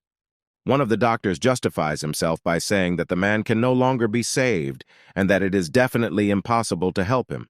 For him, this is the end, but for that it is very bright. She hated all the doctors the second they refused help, since, in her opinion, they should have at least taken the initiative. She hugs her husband for the last time and sees him off to another world so that he can live there happy and healthy. Still, he answered her, calling her darling and grabbing her soft, shiny locks of dark hair. The look remained as empty as before, but he sensed a strange and at the same time fragrant smell from the side. Probably the man had a dying delirium, and soon he would lose consciousness and die the death of the mighty. Leo found the man's behavior strange as he smelled the stew that he thought his wife had stewed for him. His wife doesn't understand him. There isn't even a morsel of food nearby, and his nonsense seems very out of character. He pressed his crazy face to the floor, along which a pleasant aroma was spreading, and like a dog he began to sniff and go to the source of the smell. The smell came from outside the locker room, and the man understood this, which led to very bad consequences. The drool was released like a river and flowed, like a bear at the sight of honey, like a pervert at the sight of a beauty, like a fisherman at the smell of delicious fried fish. Everyone in the room is shocked. The wife tries to stop her husband and asks others to stop him. Suddenly the man's strength awoke, and he rushed to meet the smell, eagerly to absorb that source of the smell. A strange aroma filled the entire locker room and spread its aroma everywhere. The wife has already lost hope in her husband's rationality, and the others cannot understand what happened to the man and where he got so much strength from when he was so weak. Her face is full of despair and misunderstanding, as if she had some kind of hope and at the same moment lost it. She truly loves her husband with all her heart, is devoted to him with all her soul, and is even ready to step over fear and head towards danger. The doctors are worried about her and are trying to stop her, but she doesn't even listen to their words. She hopes that her husband will return to her safe and sound. One of the doctors suggests going there and scouting out the situation, since she is pregnant and it's worth keeping an eye on her. The feet of people began to take the first steps in order to leave these four walls for a long time and not huddle within these four walls and fight for the last piece of food. Something caused a strange reaction in Leo and even slightly scared his fearless Dr. Hart. He opened his mouth wide and was very, very surprised by what he saw. The thin legs of the loving wife began to give way. She felt bad as she spoke with great heaviness, but it is unknown what could have frightened her so much. All the food she had eaten during all this time came out, and it was all just from what she saw. Now it is clear what frightened the girl so much. The man was eating the flesh of a dead man, which had long since rotted, and her already darkened blood was smeared on the walls of the hospital. He greedily eats piece after piece, as if he had already become a real dead man. He was truly mad. Character, personality, appearance, everything changed in a matter of seconds. The real danger lay in wait among the survivors and was waiting for the right moment to metastasize. She should not experience strong worries, but she cannot do anything about it, since quite recently an absolutely reasonable husband turned into a terrible monster. He attacked her, not seeing his wife in front of him, but a victim, meat, food that once belonged to her husband, and now she will be food for the monster in the body of the father of her child. Leo will never forget this again. It left a big mark on the life of the blue-haired doctor. Leo is very angry with that man since he ate his own wife, who was pregnant and carrying his child, but still he cannot be blamed since his strength left him and the virus took over him, taking over his mind. Sam and Michael try to stop the guys from eating the smelly food since they already look terrible. John understands the danger of this situation and the fact that, having eaten zombie meat, they will sooner or later become dead, and this cannot be avoided. John remembers his parents, and this causes him great pain, expanding his emptiness in his soul. As Clint's father eats piece by piece of rotted zombie flesh, his skin begins to darken and his mind becomes dull. Drops of rain are dripping on him, but he doesn't care about everything around him. He's as if under the influence of psychotropic substances. He wants to get more and more high. Clint's mother tries to stop him from being devoured by zombies so that one of the pieces does not end up being his last. Clint doesn't let his mother near his father so that he doesn't hurt her and make things worse. She asks her son to save his father, no matter how much pain he brings to Clint, because he is above all this. She despaired, because it is clear that Clint will never help this bastard, since it is their fault that they raised him in such a way that he behaves like a child. All roots come from his parents and their upbringing. Clint looks down at his mother, showing his determination, and the fact that he will definitely never help his father in anything. She looks with her puppy eyes and seems to be begging him for help with them. The fact that she is also to blame for all the incidents, but asks once again for help. The mother grabs his hand and continues to beg for help. She is ready to kneel before her son, and he only needs the death of his father so that he will rot under a layer of earth. Clint asks in return for saving him to do him a favor, to tell him the truth in his matter. Clint remembered a certain night 15 years ago that shocked our mother, as her pupils constricted greatly from what she heard. Clint asks if she begged this bastard to save him, if she asked for mercy towards Clint, so that at least once they would feel sorry for him. Clint is very puzzled, and he is fully expecting an answer. He is waiting for the truth from his mother. Without unclenching her hands, his mother continued to listen to the difficult question that her son asked her. He abruptly pulled his hand out of her palms, personifying his indifference towards her and continuing to trample her into the ground. She did not expect such harshness from her son and such rejection, her heart pierced through the thickest spear. The mother pronounced his name with heaviness and sobbed heavily, since the question was truly difficult, and it was incredibly difficult for Clint himself, who endured all this, to bear this burden. She screamed with tears in her eyes that it was completely impossible to take and stand up for her little son, to take and save him, but not to regret it in the future. Clint's face wilted, but he's glad he heard the truth, and his mother continues to make excuses in terms of the fact that she could have saved, but would have been dead by that moment. Clint expected this from his parents, who, except for harm, did not extol anything into his life. No one will ever be able to save Clint's family. A ray of sun will never break through to them, their family, the dark side of the moon. All the worst that could happen in Clint's life. That's why the apocalypse is like a holiday for him.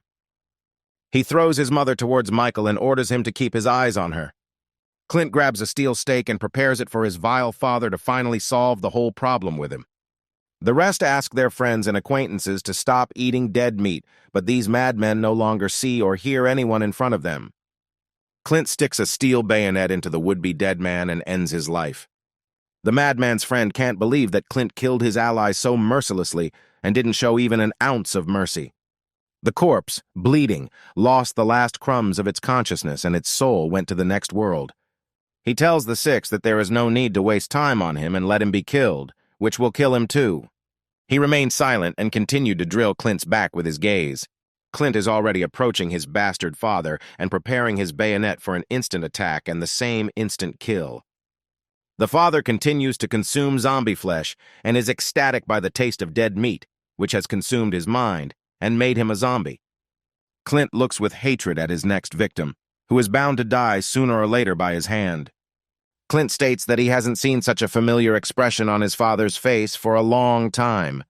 Blood and raindrops are dripping from his face. His skin has darkened, and he is not going to finish his meal, but is even thinking about continuing, although his mind has long left him. Clint is already swinging his bayonet and directing his attack towards the bastard. His face looks like he's on a real high, as if his brain has turned to crumb, like cockroaches from Declorvos. Here is the face of a shameless man, humble and completely high. He absolutely does not care that his son is pointing a weapon at him. He does not care that there is a heavy downpour. He gets a big buzz. It struck Clint. This expression on his face is worse than any horror, how you can bring yourself to such a state. Food began to burst out. That grin killed all the desire to kill him. He wants to grind him into dust. His father's face infuriated Clint. He wanted his soul to finally leave this dirty shell, so that his father would commit suicide. Clint began to cry, as this grimace reminded him of one of the events of his childhood. As a child, Clint also cried constantly, for which his parents were guilty of bringing everything to the point of absurdity. We were brought back into Clint's story 15 years ago, to the very night that Clint himself spoke of when he asked his mother a question. Here he is, a real horror for the child in which Clint constantly lived. They whipped him, hung him on a rope and dressed him in women's dresses. All this was done by some important person with her fetishes, who cannot restrain her sadistic inclinations, and his father rubs his hands, waiting for something. Here is the impudent grimace of the father and his, apparently, client, who greedily licks his lips and praises this bastard for his son. Realizing that his boss got what he wanted, the father asks for something that this sadist promised him. The bastard asks his guards to bring Clint's father a certain suitcase with unknown contents. The father's face changed when bags of medicines began to fall from the suitcase, which gave him great peace and tranquility. The person is already impatient to start dessert. He wants to quickly and better get a better look at his victim of sadism. The father snorts the next dose of the drug, and the mother stands all tense and looks at all this because she is afraid to move, to make an unnecessary movement. The sadist continues to praise his victim for his snow-white skin and scarlet blood, since these sights awaken in him the dirtiest animal instincts. Clint managed to bite the finger of the arrogant sadist, which is what he needed, since this freak has no right to touch the innocent body of a child. The pervert did not like this insolence and responded with a blow to his face, calling Clint a bitch. But he was aroused by such insolence. No one treated him like that, and he decides to act harshly in the immobilized child. The bastard decided to do the unacceptable and put his hand under the skirt of a child who didn't even have time to do anything bad. He tries to get the bastard to stop, but his excitement cannot be stopped. This is where all the traumas come from.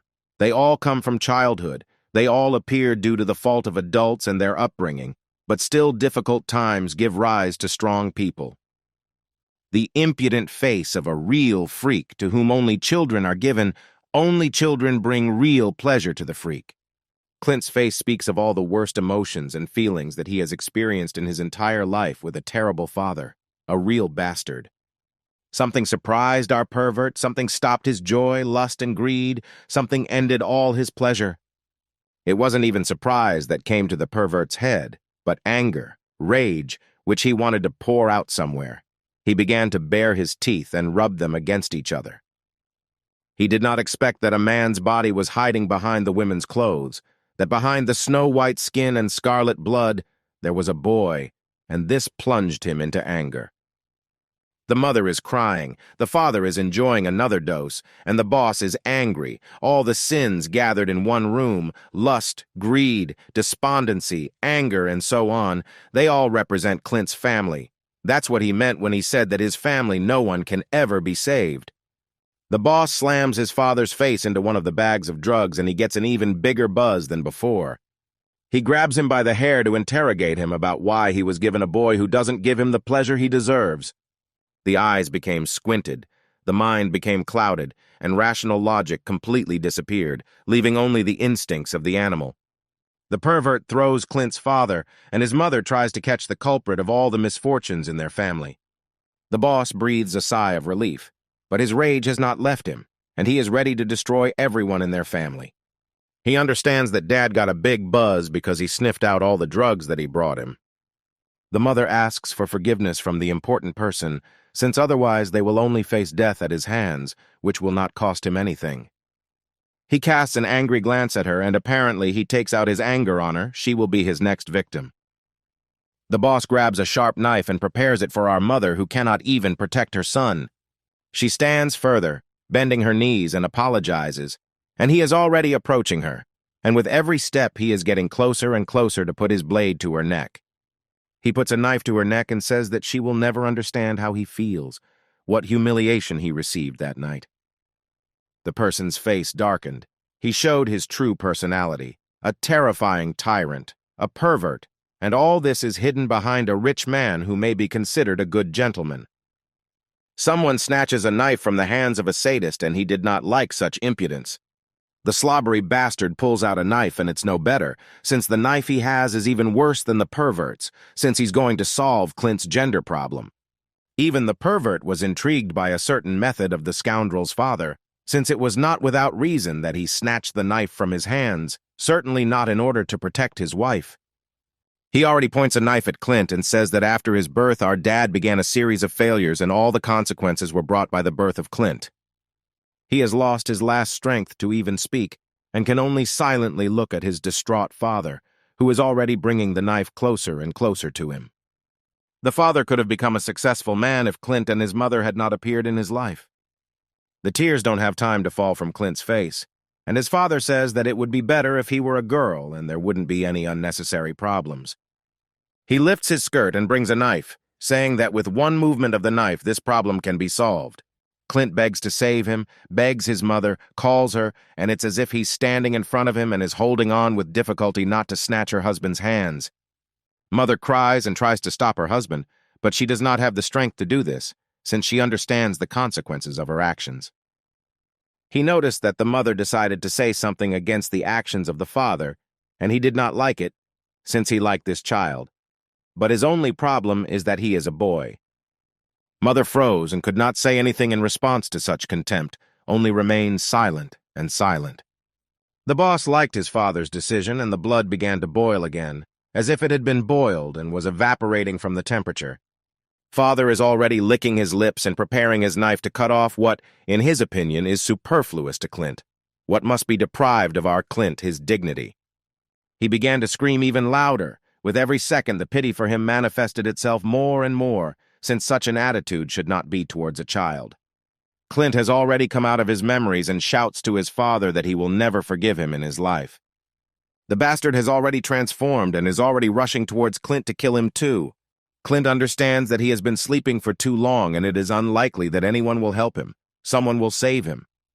Someone snatched Clint's bayonet and it is unclear whether he is an enemy or an ally who has come to save him. The unknown person grabs Clint by the belt and tries to save him, which suggests that this is our savior. The stake is sent towards Papani to hit him and put an end to him once and for all.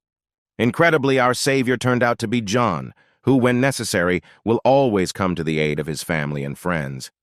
The steel tip pierces the dead man's father and sends him on a long flight to heaven, where he will be sent to the very bottom of hell, burning with the flames of inferno.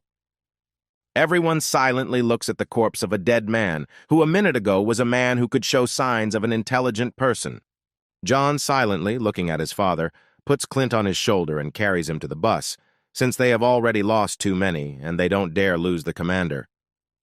Everyone is trying to wake up Clint, and John orders them to hurry up and get on the bus and finally take their seats. Clint gets wet in the rain and realizes that it's all over with this bastard.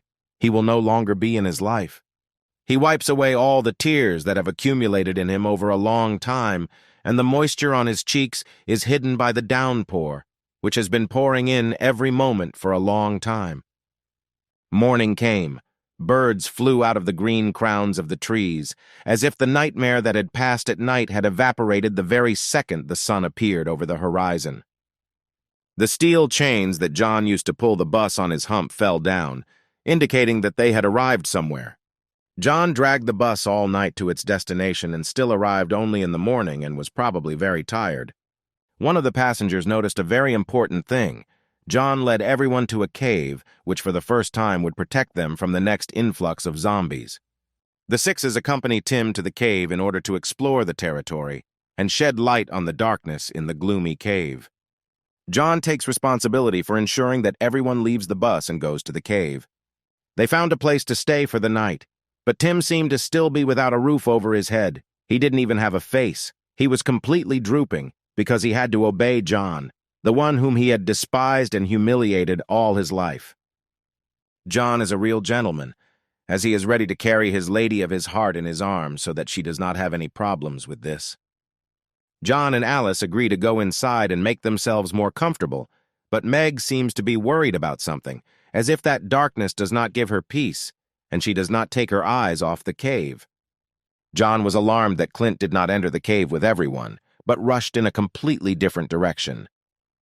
The darkness of the cave swallowed up all the light. Every ray of sun disappears without a trace in the darkness. But still, the inside of the cave is quite cozy, and everyone has already found a comfortable place for themselves, including John and his girls. John asked Meg and Alice to sit here since he would need to leave, and clearly for what reason. Alice played sweetly and tickled her little sister, like a real big sister, like a loving mother comforts her beloved child.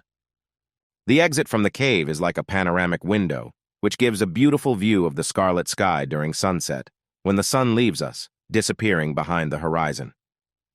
John has already left the cave and is going to visit Clint to understand what bothered him so much during the murder of his father. Majestic mountain peaks against the background of a golden sky. Whether if you get to the peaks, you can find the gates to divine gardens, to paradise. Clint found a great place to retire to admire the beautiful views of the mountains and their reflections in the river. A warm breeze caresses your hair and develops it in the air, as if it is sweeping between thousands of trees in a dense forest. John is already on his way to Clint to ask him about what is going on in his head. What is bothering him so much that he has to sit alone on the bank of a babbling river and in front of a beautiful view of the sky? Clint already realized that it was John who approached him, and he decided to show his gratitude for the help he showed during the murder of his father. John goaded Clint with a caustic phrase. Clint tries to justify himself, but his grimace speaks for itself. He sat closer, and this puzzled Clint a little, since he could not expect sympathy from a zombie with a human mind. John decided to help Clint, to help him morally, because from Clint's mood, one can understand that he is morally killed. The elements are at war in his soul, as if the butterflies in his stomach became brutal and began to suck the strength out of him.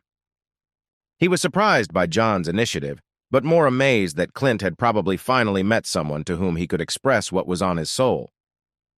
Clint looks down, and he understands that a complex and difficult conversation cannot be avoided. Apparently, he decided to open up to his interlocutor. He decided to tell his dark story, which he would like to keep silent about. They sit opposite the river, which reflects the golden light of the sky and seems to show another world, where the clouds move in the other direction, and the current changes its direction in the other direction, the so-called looking glass. Clint admitted that he cried, but he didn't cry because his father died, which was obvious. John was surprised by Clint's words because he didn't talk about tears of happiness. Clint's face says that any minute now he will laugh like a little child. His face will be filled with laughter. Clint choked, but was still delighted with John's understanding. He realized that he had found his zombie, whom he could trust. Sitting in front of such a view makes it very atmospheric to talk about difficult topics, and thus gives them a great friendship bond that gets closer each time. At the first meeting, Clint thought, why John? Why among so many people he was the chosen one? What fate owed him so much to give him a new life in the body of a zombie? John continued to listen to Clint in silence, as this conversation interested him a little. Clint calls him unusual because he was able to sympathize with him, which suggests that few people are capable of this, but he is already an unusual person with the body of a dead man and his strength. John continues to belittle Clint with his snarky remarks because he thinks he's special, and John is right to point this out to him. Clint was infuriated by this attitude towards his injuries and towards him in general. He straightened his shoulders wide and said in a relaxed manner that he had absolutely no sympathy for Clint, and that Clint was completely right. Clint did not like this news, since he expected reciprocity from his interlocutor, but received a complete refusal. John looked up and began his magnificent quotes with great meaning, as if inspiration had struck him from heaven, and under its influence he began his story. There are a lot of analogies in the world, and the fact that someone can be truly fearless and someone can be a weakling is as commonplace as it is meaningless, since fate can turn in any direction. The weakling will become strong and fearless, and the fearless one will crawl at his feet. Everything changes every time, and what was a second ago is already meaningless. Fate pushes you forward, but the choice is yours. Live in the past or keep up with fate. Those whose eyes were full of hope lost everything within 1 second. The whole life of the moment and the past will already play a role only in the form of a lesson, but definitely not to dwell on it. Here he mentioned his parents, whether everything that was in their eyes disappeared after Armageddon. John finished his thought well that the whole past is meaningless. Everything that a person is driven by has no logic. While your legs are moving you, while your heart is beating in your chest, and while your torch is burning, you need to find fuel to saturate it, that there is a goal that will make you move on. John's train of thought amazed Clint greatly, as it was rare to hear such a good thought from a dead person. He breathed a sigh of relief and decided to ask John if he wanted to listen to his story. John is not at all interested, and he is already moving away so as not to hear Clint's whining about his sad life. Clint tells him to sit down and listen to him, since their conversation has already gone too far and they shouldn't spend time with him. The crescent moon peeks out behind the cave while they were talking. It was deep night. Everyone had already lit fires and were getting ready for bed, warming the inner walls of the cave and warming themselves up before the cold night. Michael points out that it's time to go to bed, since they've been without sleep for a couple of days and don't even have the strength to go get food, but everything will be the next day. Sam absolutely agrees with Michael, yawning as he gets ready for bed. Alice put John's little sister to bed and was already at the limit of her strength, getting ready for bed. Tim was completely depressed. It was unclear whether he had planned something or had lost his dignity, lost his faith in the future. Michael and Sam were already drooling by the fire and looking at the seventh dream. Incredibly, Tim found a way out even in such a hopeless situation. Even now he found a piece of glass and hid it in his possession to use at the most inconvenient moment. John and Clint blithely warm themselves by the fire and look at the river, while Clint continues his story in parallel with everything. Clint, finishing the story, said that from the moment his father approached him with a knife, he promised himself that he would kill him at any cost, that his death would be inevitable. The bastard father is a real freak, even among zombies. John was shocked by Clint's cruel story. Even the emotionless zombie was moved by such a story. But still, he was more worried about whether Clint's soldier was in line, whether he had a glass of wine. Clint was petrified by such a sudden question, as if the ancient Medusa had cursed him to live in the shell of a statue. Clint does not consider such information very important and very persistently asks him to focus on the gravity of the story and not think about the soldiers. John considers this information very important, more important than the whole story as a whole. Clint said that due to the large dose, his father's hands were shaking like a sick person, and he only made a lot of cuts at his feet. He crossed his arms as if nothing had happened and that his dignity was in place. John silently listens to him, but you can feel his distrust of Clint's words. John, keeping his eyes on Clint, continued to listen to him since his story was indeed quite interesting, but the questions about his worth were much more interesting. He became a little sad and began to look at Clint's belt, but Clint realized that John did not believe him and shouted at him.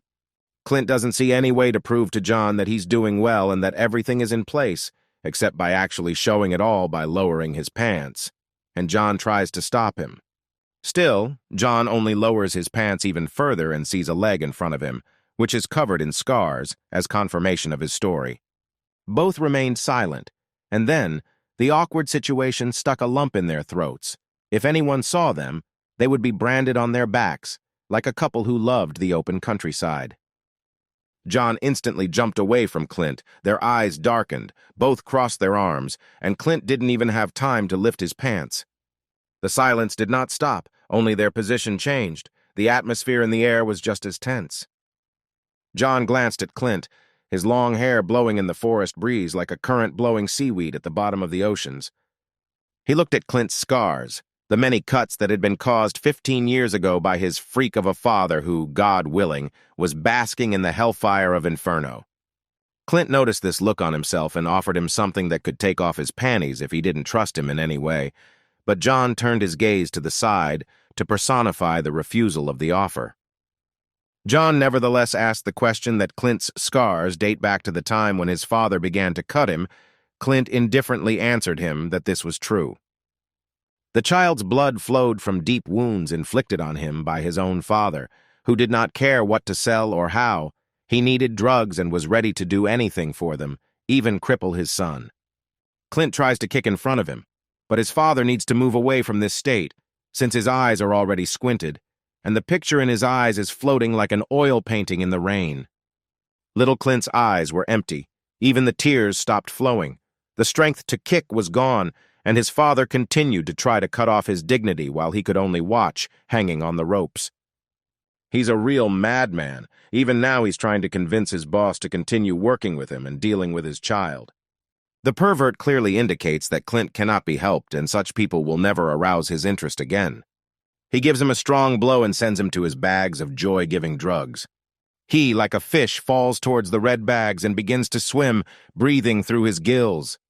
The drug killed the person in him, and this is its most dangerous side effect. The worst thing is that after taking such drugs, the person's personality evaporates the very second he gets his high. He was thrown to the floor, but he continues to laugh. There is no longer a person in him. For him, the zombie apocalypse began much earlier. The bodyguard offers to kill Clint's father, but he especially likes the way he behaves. He is intrigued by how he can control a person with his money and capabilities. Finally, the pervert leaves the place of torture of the child, straightening his tie. He leaves the house and takes the guards with him. Clint was in the torture room. He was beaten with a whip. He was stared at. He was cut in front of his own eyes, and all this in one night, during the most miserable night of his life. His eyes are like diamonds, pure in plan. They are pure because of the emptiness to them. In his eyes there is nothing, not a sparkle of hope, nothing, only emptiness that has absorbed the best in him. Now there is a sparkle in his eyes. The emptiness has been eclipsed against the backdrop of endless rage. He is ready to destroy everything and everyone in front of him. John slaps his cold hand on his leg as if there was something there. John's behavior is very strange, since he was already lowering Clint's pants, and now he is touching his bare leg for no reason. Clint was shocked. He was in a very awkward situation. His face immediately changed to one of incredulity. John pointed out that he caught a mosquito on his leg. Clint probably wouldn't like this, and he definitely wouldn't consider such actions normal. As expected, Clint is furious. He definitely doesn't like such closeness, and even more so such impudence. John's gaze seemed to sense something, as if a sixth sense suddenly made him nervous. He looked back, since for a long time they had not explored what was going on in the cave, since their enemies were also located there. Clint was intrigued by John's words, since it was indeed too quiet, and Tim had not made any sounds for a long time. Everything becomes clearer in John's gaze. He feels something bad, but it's probably already too late, since a lot of time has already passed. It can't be. The bus disappeared into nowhere. This all says one thing, yet Tim got free, which doesn't bring any good news. John grabbed Clint's hand and slammed it harshly into the ground, as if he himself had become an enemy in a matter of seconds. Clint's entire palm continues to bleed scarlet blood. It is unknown why he needed Clint's blood, that he decided to wound him at the most unexpected moment. John smears Clint's hand on his face, asking him to lend him some of his blood. The bus is already rushing at full speed. Stones and dust are flying in different directions from the incredible speed that the bus has developed. Tim's gang kidnapped John's sister, and apparently she was not the only one who fell into the clutches of the insatiable Tim. And so it turned out Alice was also stolen by them, and they are already beginning to tie her to the seat.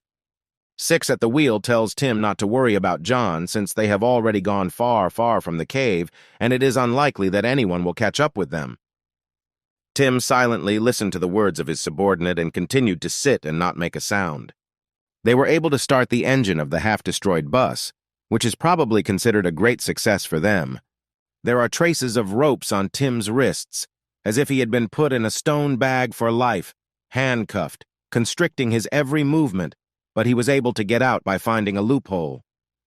Meg's screams pretty much pissed Tim off, and he even had to be distracted by her, since even his subordinate barked at her. Tim listened to the complaints of his six that the little one was constantly yelling and hinting that they should get rid of her, since they were sure that her brother would definitely not return. He looked to the side angrily, as if his hawk's gaze pierced the soul and made his victim shake in horror. Tim, for some unknown reason, approached Alice. What did he want to do? Because he had seen a lot over time and would definitely not be merciful to her. He looked up at her, piercing her with his sharp gaze, as if devouring her from the inside with his pressure. She doesn't care about this at all. She behaves as usual. Nothing puts pressure on her, and she doesn't feel its pressure on herself in any way. Her gaze turned out to be stronger. Her fearlessness won in the fight with him. As if a lion and a panther met their gazes, neither of them knows who is capable of what. But the panther turned out to be stronger with its charisma. After Tim's order to shut Meg up, Alice added fuel to the fire with her caustic phrase about Tim's fear, the main fear from which he is now moving far away, never to meet it on his way again. The pressure in Tim's blood jumped, his veins bulged. Soon her words would be dying words, since it was easier to piss Tim off than to escape from the sleeping guards and steal a bus. Tim clearly indicated that he would easily find a way to torment them, and it would not be difficult for him to find a hobby for himself, and he would not care whether she was a little girl or a lady once loved with all her heart. Suddenly, Tim makes a strong slap in the face to Meg, and he definitely won't get well from John after this. He will pay for his impudence. John will send him to look for parts of the bodies of his sixes in the mountains in the bitter cold. Poor sister, what a vile character Tim is, even if he can be understood since his brother was killed by Clint. But only Clint is to blame for his death. Why do you need to take it out on the poor girl? Alice continues to provoke Tim and asks him to take his anger out on her, and not on a defenseless child. Tim hit the nail on the head. Alice is here as a bird, and she should remain silent, since it is to her that he will no longer be merciful, since she betrayed him, although she was never even his property. With his gaze, he definitely made Alice's heart beat faster, as a result of the adrenaline in her blood, which made her tremble from the overflow of energy. Light from the fires was coming out of the cave, and John and Clint just entered it in order to scout out the situation inside. Sam was drooling due to a long lack of sleep and passed out literally in a matter of seconds, as a result of which Tim and the whole gang ran away and took Meg and Alice into their hands. Clint is cruel to them and is ready to wake them up with a kick in the stomach so that they don't sleep so sweetly.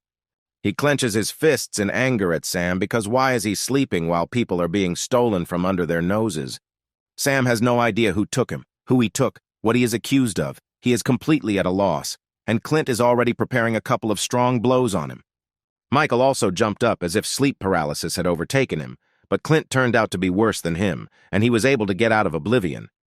Sam continues to make excuses to Clint and believes that they are not useless. It's just that Tim is cunning to look for, and they didn't keep track of them due to fatigue.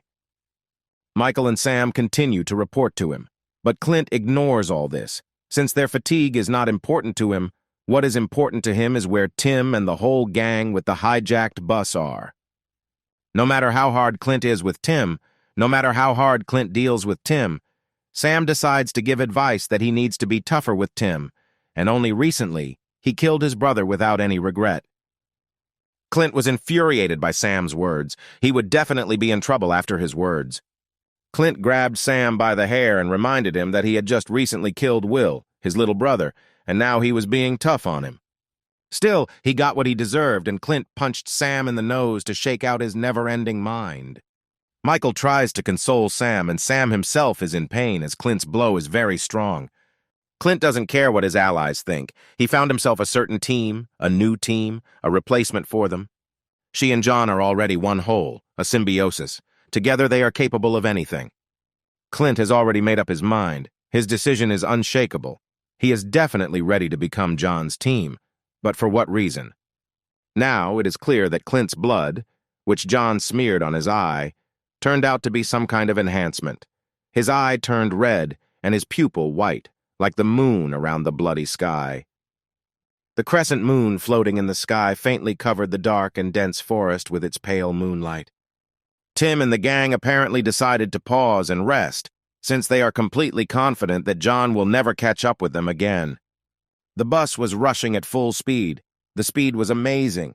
For a broken bus, it was very strong, as if fate itself was pushing their car. An unexpected bump stopped all the speed and power of the bus. All passengers are heavy on their feet and begin to fall off their feet. One of the gang orders the driver to drive the bus more carefully, but he cannot drive carefully since they are in the mountains and there are no roads. The shaved man remains silent, but something alarmed him behind the front window of the bus. They drive along some path without any navigation where the wheels are brought. That's where they go. Suddenly, the driver sees such a picture. He sees their worst nightmare in front of him. John still managed and caught up. This is the power of the symbiosis of Clint and John. The shaved man screams at the top of his voice as if he saw death in front of him, which is almost true. The wheels of the bus finally stopped. The six's heart not only froze, but also their foot went numb on the brake pedal. An abrupt stop is unlikely to leave passengers alone, and the shaven man may get hit on the bald head a couple of times for such an oversight.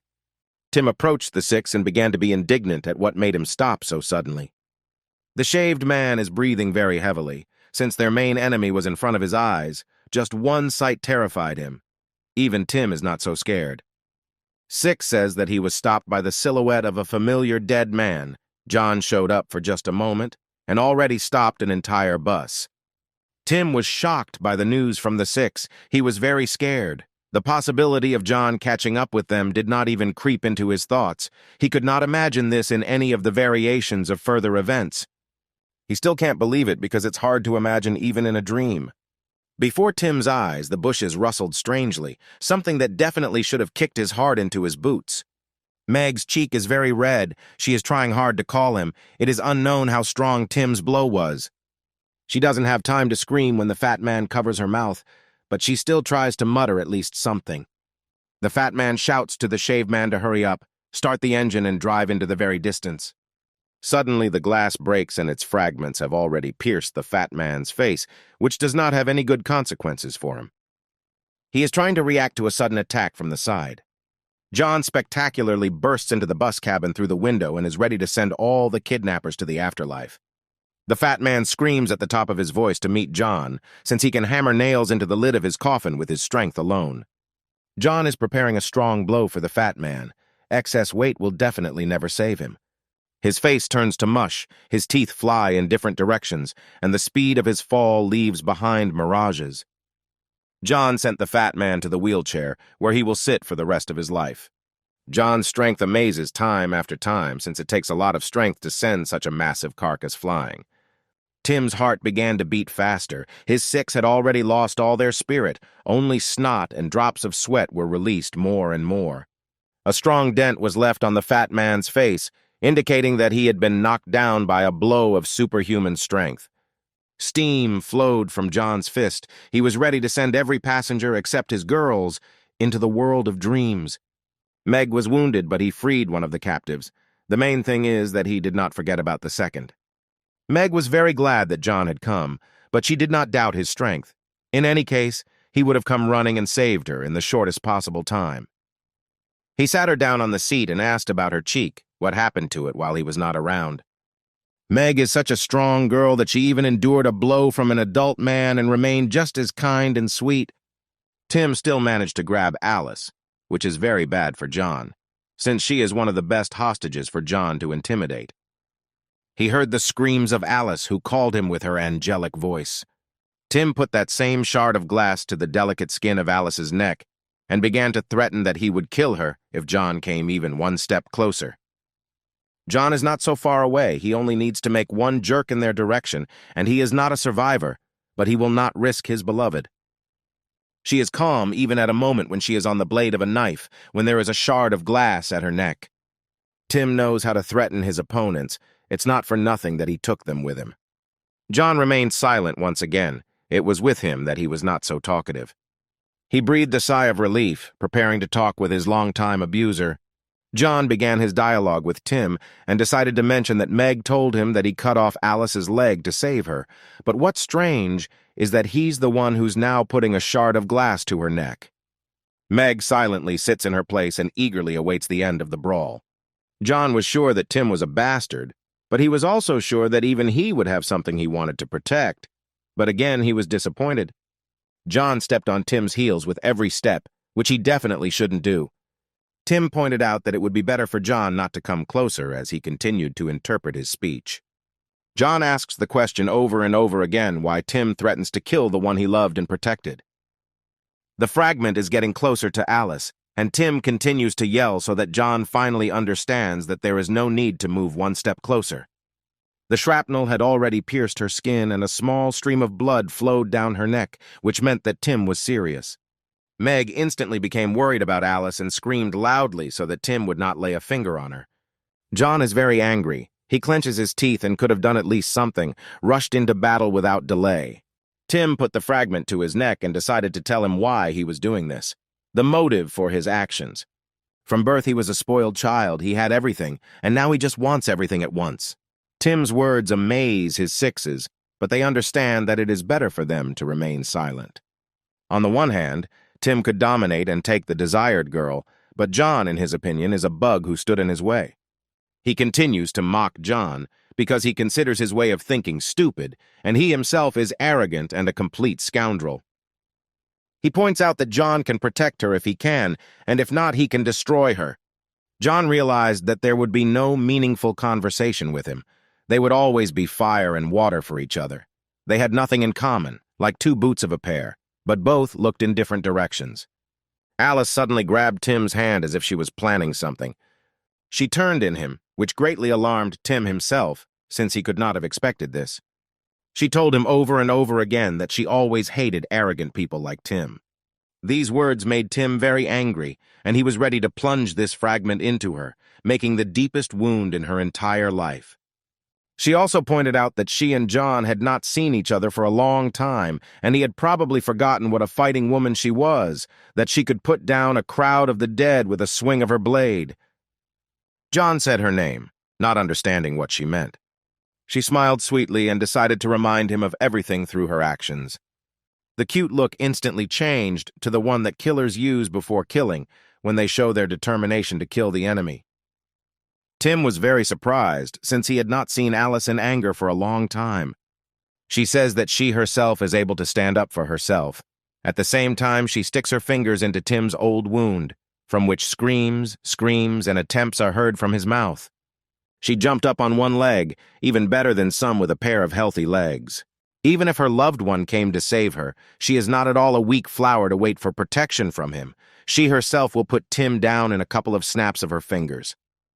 John was incredibly surprised, although he had already seen her abilities, but even so his jaw hung and he couldn't say a word. Tim's legs are already falling along with him, which means that Alice defeated Tim in an instant. Divinely beautiful and strong like a Valkyrie, she is capable of defeating hundreds of warriors and fluttering like a butterfly and stinging like a bee. Tim will definitely not go to heaven for warriors, as he lost to our beauty in a one-on-one battle. Once again, the spoiled boy lost the battle between John and Alice. She reigned on him like on a throne. Now you can hang his head on the wall like a pedestal of honor. She is breathing heavily after such a battle, since she has not practiced for a long time, and problems with her leg did not give her the opportunity to train. Tim misunderstood when she couldn't answer him sooner. Previously, she was lenient towards him, which is why she did not respond to his every blow. Alice set foot towards her goal to see her beloved, as a result of which she never resisted. John and Meg are at a loss, or rather it is impossible to describe their emotions. The family of strong people is amazing. A strong woman needs a strong man. She beamed as she was able to approach John. Now everyone was saved. Perhaps even Alice herself could be saved alone. John met her gaze, the eyes of a loving man, their gaze like a hot kiss that should be dessert at the end of the battle. Meg admires Alice. She would never have thought that her little sister could move so gracefully and hit hard at the same time. Everyone was pleased with the spectacle and the battle itself. Everyone was delighted. Alice effectively stood in a pose so that the blood of all those who admired her would boil, and their hearts would boil in this boiling water. They finally returned to the cave to everyone alive and unharmed. Tim is thrown to the ground because his behavior contributed to their attitude towards him. He is very angry at everything and everyone. He lost again. He again lost the opportunity to get everything and everyone. Michael decided to ask what about Tim, what he would do with him. Clint angrily pulled out a knife and said that he would kill him in the very near future. Clint is very angry with Tim's gang because even when they spared them for their own benefit, Tim still found the strength to hijack a bus and kidnap the girls. Tim is even more frightened, as if not an ordinary knife blade is rushing at him, but a large guillotine blade, as if the executioner is already ready to cut off the head of the judge. John again decided to spare Tim. It is unknown whether this is a mistake or he knows the use of him. Clint was puzzled by why John decided to forgive Tim and the whole gang because they were the ones who stole his girls. It turns out that John needed Clint to tell him about a certain City B before killing him. The same suitcase that was stolen from Clint by Tim, but still Clint was able to take it from Tim. What is he hiding? There are many secrets in it, and this is obvious. John looks with interest at the secret suitcase, which contains something he needs. Clint, opening the case, says that this is a treasure chest that contains everything John needs. He easily snaps open the suitcase, which closes with strong latches to hide the contents. Not everything there is so important. Ordinary things soared into the skies, including even things that were strange for a boy. Clint is definitely unhappy that he decided to open his case in front of him, since he could not have expected such an eruption of things. John's head also suffered from the sudden attack of the suitcase. Even the suitcase dared to attack the sentient zombie. John is at a loss. He can't understand why Clint needs so many unnecessary things, sometimes even children's ones. Clint is very embarrassed. He couldn't expect this, and he has to justify it by saying that every person can have all these things, and sometimes you can find even worse ones than him. He again rummages through his things in order to find something important there that worries John so much, and what he so wants to know about. Incredibly, he pulled out the radio, and apparently she will be the one who will tell everything in City B. Clint turned on the radio and began to switch it, but in response she only hissed. He connected to the station of City B, and she finally announced that everyone who hears this message should hurry to the city, since they have a lot of space and goods. John was intrigued by the message and wondered if it was true that they could be protected there or if it was a trap. Everyone was surprised or glad, since in City B it would be possible to accommodate up to 20,000 people, but still they received this message about a month ago, which could refute the relevance of the information. He abruptly throws the radio at John and says that the radio is old and it's quite hard to hear anything on it. John catches his feed, continuing, listening to all the information about the radio from Clint. John turns out to be an expert in old radios, as he even knows that older models do not have sound recordings, which confirms its age. John is haunted by the question of what binds Clint and Tim together, what constitutes their connection. What is it based on? Clint didn't immediately understand who John was talking about, who he managed to unite him with. Clint pointed at Tim and hit the nail on the head because there was no connection between them. He smiled and apparently decided to start a new story, only this time about Tim and his story that connects them. It's not for nothing that Tim calls himself a spoiled child. After all, his father is the ruler of City B, to which their new path leads them. Tim's father has great power in his hands, because it is not for nothing that his son is so arrogant and everything is allowed to him. Incredibly, how could the ruler of City B be Tim's father? At that very moment, Tim grinned with satisfaction. John immediately cried out how it was that his father, Tim's father, turned out to be the ruler. Immediately after John's screams, a fist flies into Tim's face with such force that even his father's power will not help save him from it. How senseless is the power that he had. John and Clint mock Tim because they cannot believe such information. He cannot be the son of the head of the city. A strong blow hit Tim. This will definitely make him reconsider a couple of dreams, and if he's lucky, he'll even reconsider his views on his behavior. Shaved decided to stand up for his older brother and even decided to threaten Clint and John, since as soon as they arrived in City B, they would definitely not be welcome. He gritted his teeth and promised to tell Tim's father everything they did to them. Clint and John look down on them so that they don't think too much about themselves. Clint easily finds a solution for the shaved man. Just kill them before they get to City B, and that's it. John is merciful as always, although he just recently sent Tim into the world of dreams with one blow. Clint doesn't like the way John acts. He wants to solve them as quickly as possible, make a sieve out of them and not worry about it again. Tim is already rising after a short period of oblivion, and John even thinks that they could be useful. The fat man is still recovering from John's strong attack, and the dent in his face will take a long time to heal, but still John hit the wrong person who injured Meg. John looks around at the inhabitants of the cave and realizes that the road to City B is very long, but it is worth it, since perhaps it is an oasis for them in the middle of the desert. A young mother is rocking her hungry son, who urgently needs to find food, and indeed they all need to find food and provisions. John assesses the situation sensibly and understands that he cannot force children and mothers to get food on their own. Tim didn't like John's idea. He was ready to die, but he would never work for him. Shaven tries to stop Tim, as he is clearly at a disadvantage to show his character, but Tim doesn't care about his words. His pride is higher than that. John also did not like such impudence and turns his furious gaze towards him. The shaved man is already shaking with fear, and Tim was suppressed by the fact that he so instantly turned his attention to him. John had already gathered his fingers into a fist, and with every step he was getting closer and closer to Tim. He looked down at him contemptuously and asked him if he couldn't wait to die, if he wanted it. Tim continues to defy Jonah, saying that it is better to die than to wander at his feet for the rest of his days. John leaned towards him, which indicates that he was clearly in trouble, as he had made him very angry. He looked him straight in the eye and asked him when he would die, how quickly it would happen. Tim was surprised by this question. He could not expect anything from the once merciful, once cruel John. John's cruelty has taken its toll. He is ready to crush his skull against the walls of the cave, turning it into bone meal, so that at least his bones can become fertilizer for new plants. John's hand is already very close to Tim. He will be in great pain from such a blow. What will happen after such an attack on Tim? What will happen to Tim in the future? Does he have a future as John's main opponent? No one could have expected this from John, since only recently he had forgiven all of Tim's antics over and over again, and now he had smeared his head, leaving cave paintings with his blood. In the cloud of dust, only Tim's legs are visible. It is unknown whether he is alive or whether his lifeless body with porridge instead of a head is already ready to leave his remains to his ancestors. The shaven man began to cry over the death of their brother, since it was he who constantly protected them from all bad weather, no matter how ugly he was.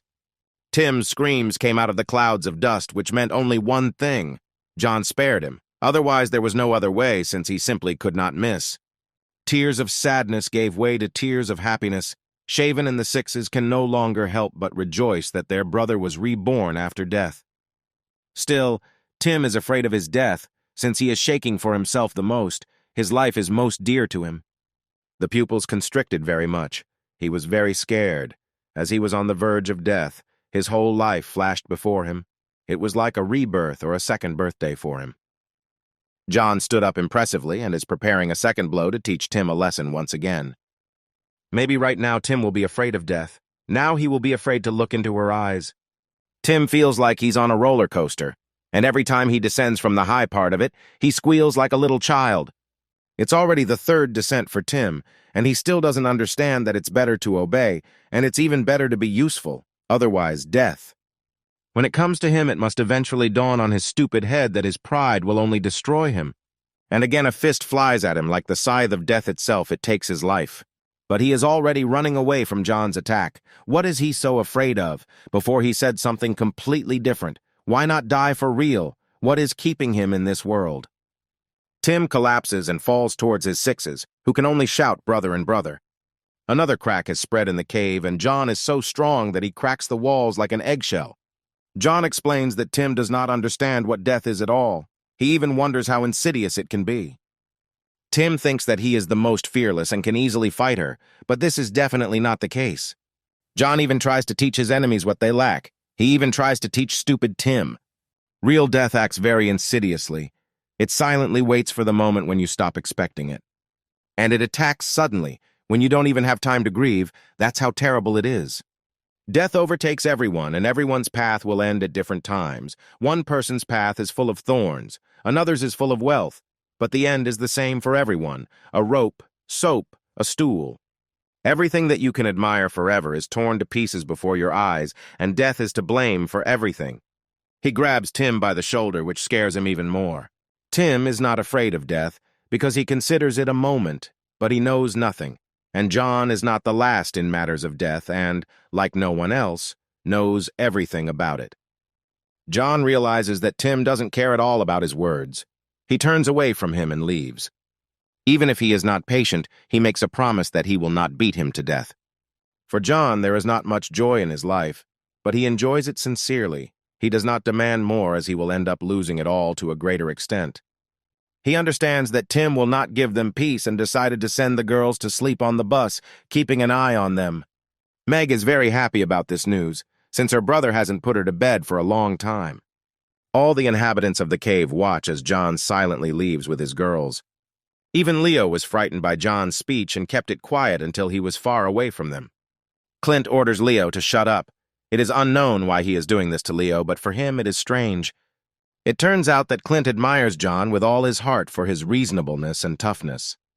Clint's admiration was stopped by a certain voice that came from behind him.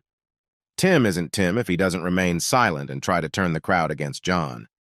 Tim says that John is playing giveaway with everyone, but in fact he is waiting for the moment to kill everyone. After such a disgrace, his own blood has only just dried, and he is already preparing his Protestant speech. Clint liked Tim's speech, or rather, he was very tired of it. Clint was impressed by Tim's persistence and fearlessness. John was right, he couldn't care less. He thinks Tim is a dog who just can't shut up, and he's just one of a kind.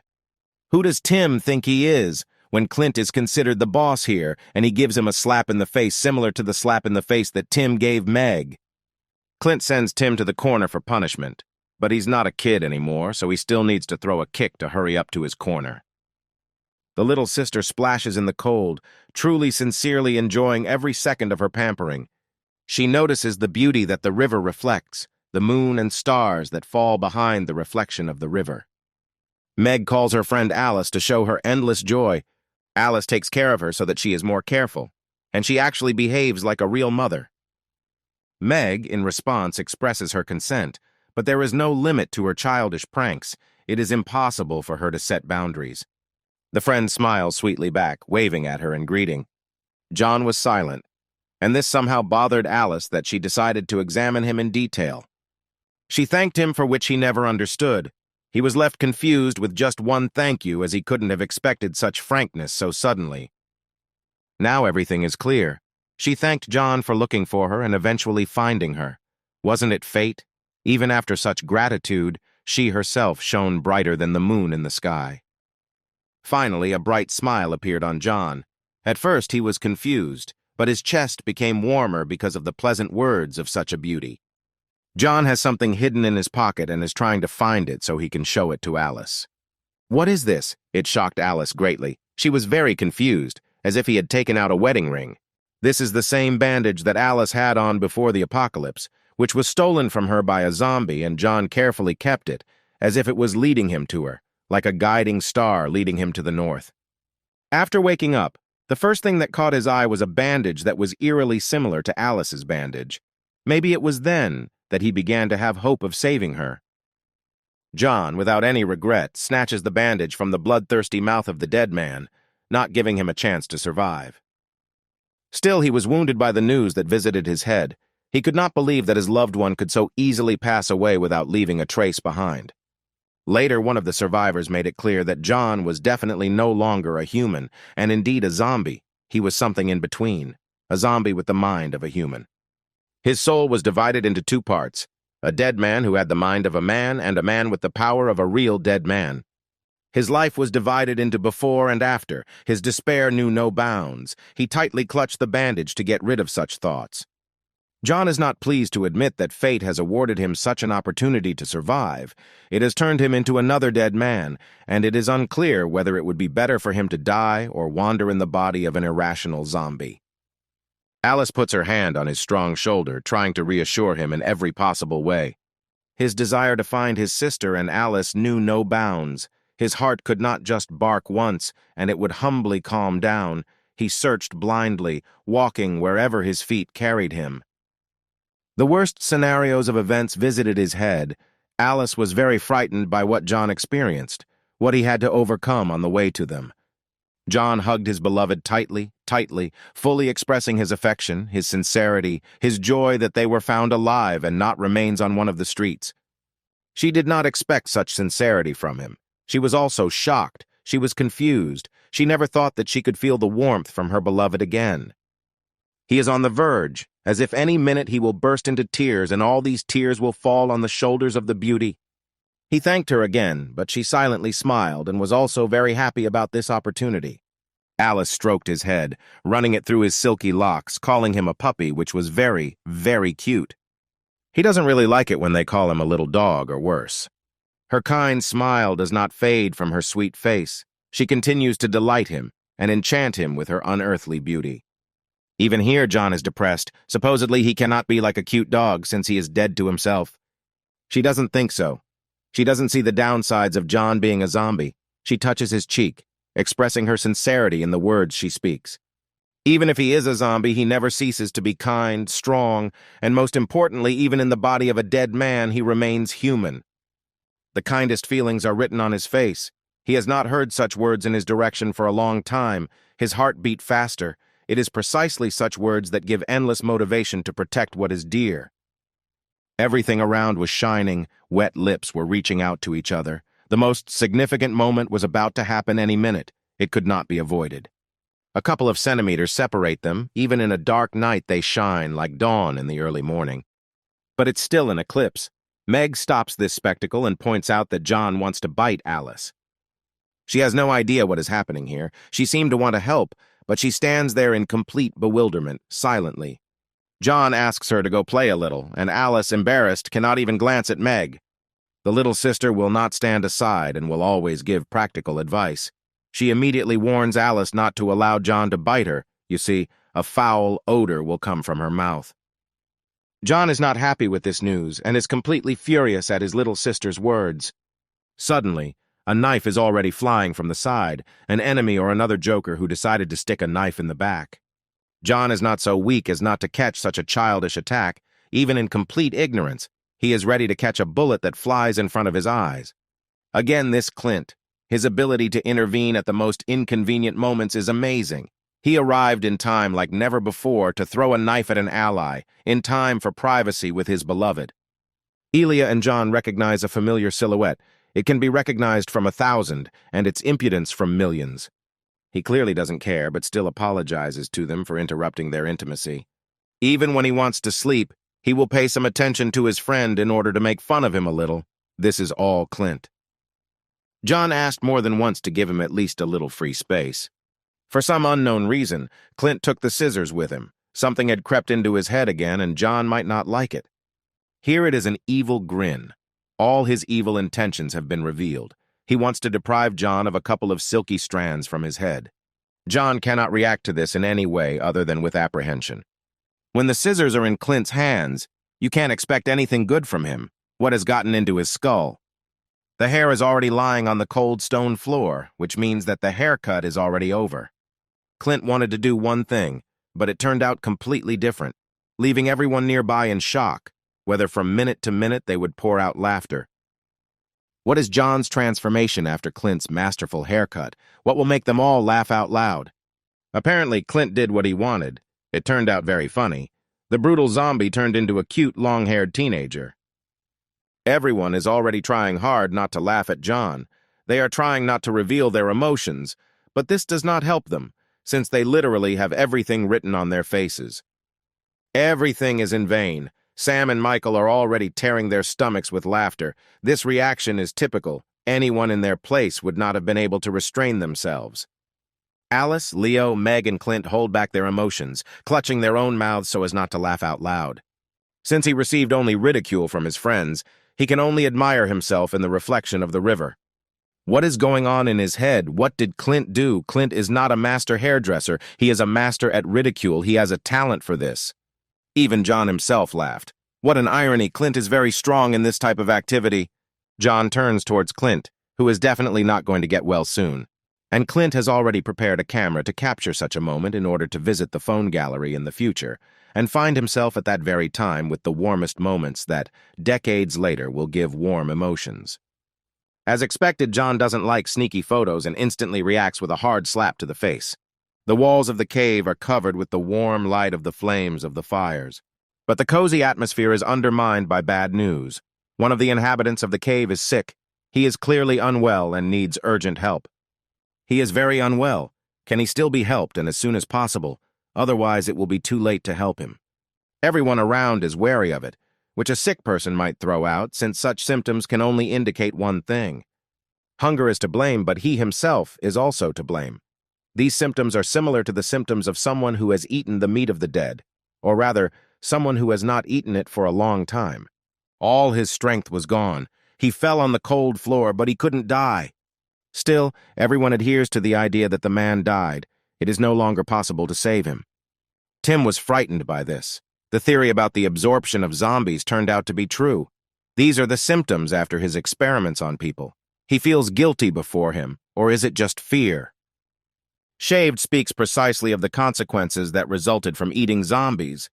Zombie meat kills in any case. It doesn't care that the consumer has stopped eating it. It won't make him its slave. It will just kill him. That's how harshly the virus treats people. Leo soaks a rag in water and says that zombie meat should under no circumstances be consumed as food. It certainly won't lead to anything good. Even those who did not become zombies after being absorbed by zombies did not become zombies will die in the future without any obstacles. Many people have already become victims of Tim's insidious experiments, but now he will be in trouble. No one will take his side. There are many people in the cave who have at least once tasted zombie meat, and this scares them, plunged them into fear. The worst thing about this food is that it is addictive, and for good reason. Since everyone enjoys it as if they had never eaten anything tastier, they plunge into ecstasy, as if under the most powerful drug. Anyone who receives a certain level of toxins will die or become a zombie. It's only a matter of time, and such information is terrifying, because no one even felt the consequences after such meals. Someone is already scratching the back of their head. What could be creating such an itch? It can't be where everyone around them was looking when they are already rotting alive and turning into dead people, and the skin under their hair has already darkened and resembles the skin of a zombie. What did they all hope for when they fed on the dead? Or their brains were controlled by a foul smell that enslaved their minds? The screamer began to call out to everyone in fear in order to identify the next madman who was trying zombie meat. Everyone passed the screamer test, yet most of the inhabitants of the cave have already tried zombie meat, and without quick decision-making, everything can only get worse and lead to tragedy. Finally, Tim himself understands that the situation is heating up and soon accusations will fly at him, which suggests that nothing good will come for him. Everyone in the cave is like a Trojan horse. Some take zombie meat with them, some have no meat, but they become zombies. Even one sick person can infect everyone in the cave. It's strange, but Clint is happy that the situation is heating up. But Michael is not happy that there are so many sick people. Clint thinks sensibly, but not fairly. He believes that there is no other way than to leave everyone in the wake of fate, to hope for fate, only to leave everyone here to certain death. Clint has already made up his mind. His decision may be shaken, but in the future he will always find a reason to get rid of unnecessary people. Clint does not hold his people. He waves his arms and indicates that everyone should collect their things. They separate. He is already looking for a candidate for the position of leader in order to give all the patients to him, since our boy is not going to bother with solving the problem. He rests against the strong chest of John, who has already arrived and just in time to start solving the problem and not leaving everyone here. Clint didn't like who he bumped into. Any collision at all would have led him to such a reaction. John despises Clint for this way of solving problems, even humiliates him a little for such cowardice, since the commander is the last one to flee the ship, nothing else. Clint doesn't like this kind of impudence. He's furious because he didn't expect his friend to stand up to him. John understands the difficulty of the situation. Most of them ate zombie meat, and if he took responsibility for leading them, let him take it only on himself. Clint can only rub his nose and remain silent in response to John, since he is truly wrong. Most of those caught trying to eat zombie meat turned out to be alive, and this is real happiness, since many were transformed into zombies instantly. John clearly wants to override Clint's decision, since John's conscience is much clearer than Clint's. John believes that Clint has no right to leave those people alone. He must help them, even if they are useless in the future. Clint is only concerned with the visual component of John. Only here he wants to find a common language with him. He exhales and even thinks that John has become nicer. But it's true that John's new image is good. The one who did this has taste. Clint still listened to John and decided to help the others, and also asks Leo for help. Leo didn't expect that he would be forced to treat everyone, although this is stupid, he's a doctor. People from the outside were instantly glad that they could be helped, since among them was a doctor who is very much valued at such a time. It's all due to the lack of calories in food. The body doesn't have enough of them, and it begins to be drawn to meat, at the present time, the meat of the dead, which needs to be replaced. John adjusts his glasses and understands that to maintain life, he needs to bring animal meat, which is quite difficult to find at this time. Clint immediately begins to be indignant, since meat of animal origin is very difficult to find and almost impossible. Still, someone's stinking heap lies on the ground. Perhaps it belongs to some animal, which suggests that those people can still be saved. Clint hints that this pile could lead them to a lot of meat. John is trying to examine the whole pile in detail in order to quickly find this animal that will save people from inevitable death. Clint notices a haze creeping across the surface of the pile, indicating that it was made not long ago. John thinks Clint is disgusting, as he would only like stinking smoke over a bunch of people to discuss. He cannot take his eyes off such a spectacle, smoking with its disgusting smell. Clint understands that the chances of finding the animal in such a large forest will be difficult, even impossible. John points in the direction where the tracks lead that do not look like human ones. Clint realizes his stupidity, and they begin to follow the tracks. Clint orders Tim to be tied to him, and they should already be moving out. As soon as Clint turned away, his face changed and turned into a face of shock. What brought him to this? Sam and Michael are not far away from Clint. Both look at the pile exactly with him and discuss it in exactly the same way as he does. Tim is waiting for him to be tied up and for them to go in search of the secret animal. Clint will not feel sorry for such people. He immediately hits everyone on the head so that they don't behave stupidly. Everyone got it, even Tim, who didn't do anything extra but fell under Clint's hot hand.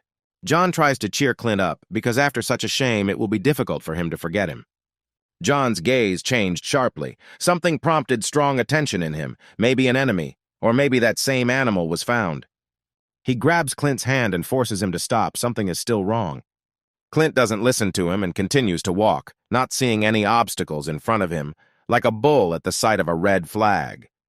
Clint looks down and sees something that scared even John, as if they didn't notice, but were walking towards the abyss. Under Clint's feet, there were a lot of remains of blood and rotten flesh, not that a crowd of zombies had already been here. This whole picture shocked everyone. Something incredibly vile fell under their feet, something that did not bode well. Heaps of bones, flesh, and blood, and most importantly, a vile smell that makes it impossible to even take a breath, as if clogging the nostrils. The meat was already decomposing, and when I grabbed some of the meat with a stick, it began to drip down like some kind of sauce. Such horror can only be encountered during the apocalypse. Such a smell comes from rotten meat. Clint can't believe what exactly zombies could do, that they could kill every single animal and leave them only rot. John confirms that these definitely cannot be the Walking Dead, who already like animal meat. John studied everything in detail and noticed some traces that belong to the killer of all these animals. One can only envy John's attention, the only one who time after time finds all the traces that no one in the gang can see. Clint immediately guesses whose footprint it is since it was very large, which means that the animal must be of amazing size. John silently ponders who the giant monster that left such traces could be. Clint was distracted by a sound from the side that was coming from behind everyone. The giant boar turned out to be the same killer of animals. Only from what moment did boars become predators? The giant screamed at the top of his voice to demonstrate his strength. He was hostile, which was quite strange for an ordinary boar. Everyone is already scattering in different directions, and Clint froze, as if in a deer's stupor nothing could move him. A strong stench came from the hungry monster, which confirms the boar's involvement in devouring those animals. Clint can only stand in front of the monster and silently look at it. There is no way to even run away since it is already late. He puffs out his cheeks, and John grabs him by the collar and tries to save him from the boar attack. John is still not a weakling and easily saves Clint from a rushing boar, as if he stopped a train in motion with his own strength. The boar could not have expected such strength from a dead man, but John gives him a strong kick so that he runs off in fear in search of truffles. Clint is already so sick from all the stench that all the food is coming out. John is annoyed by Clint's carelessness and sends him flying to keep him out of the way and underfoot. Clint already felt the ground with his whole body. John threw him to the side quite hard. Clint can only crawl and complain that John abandoned him, while he spits out the remaining pieces of food. Everyone is in a hurry to escape from the boar, so as not to get hit, and also so as not to get underfoot again and not get in the way. During the battle, John even manages to be indignant while he is attacked by a giant zombie boar that has eaten all the animals in the area. Clint didn't like the way he behaved in the battle, lost his vigilance, and also released a stream of food at his friend.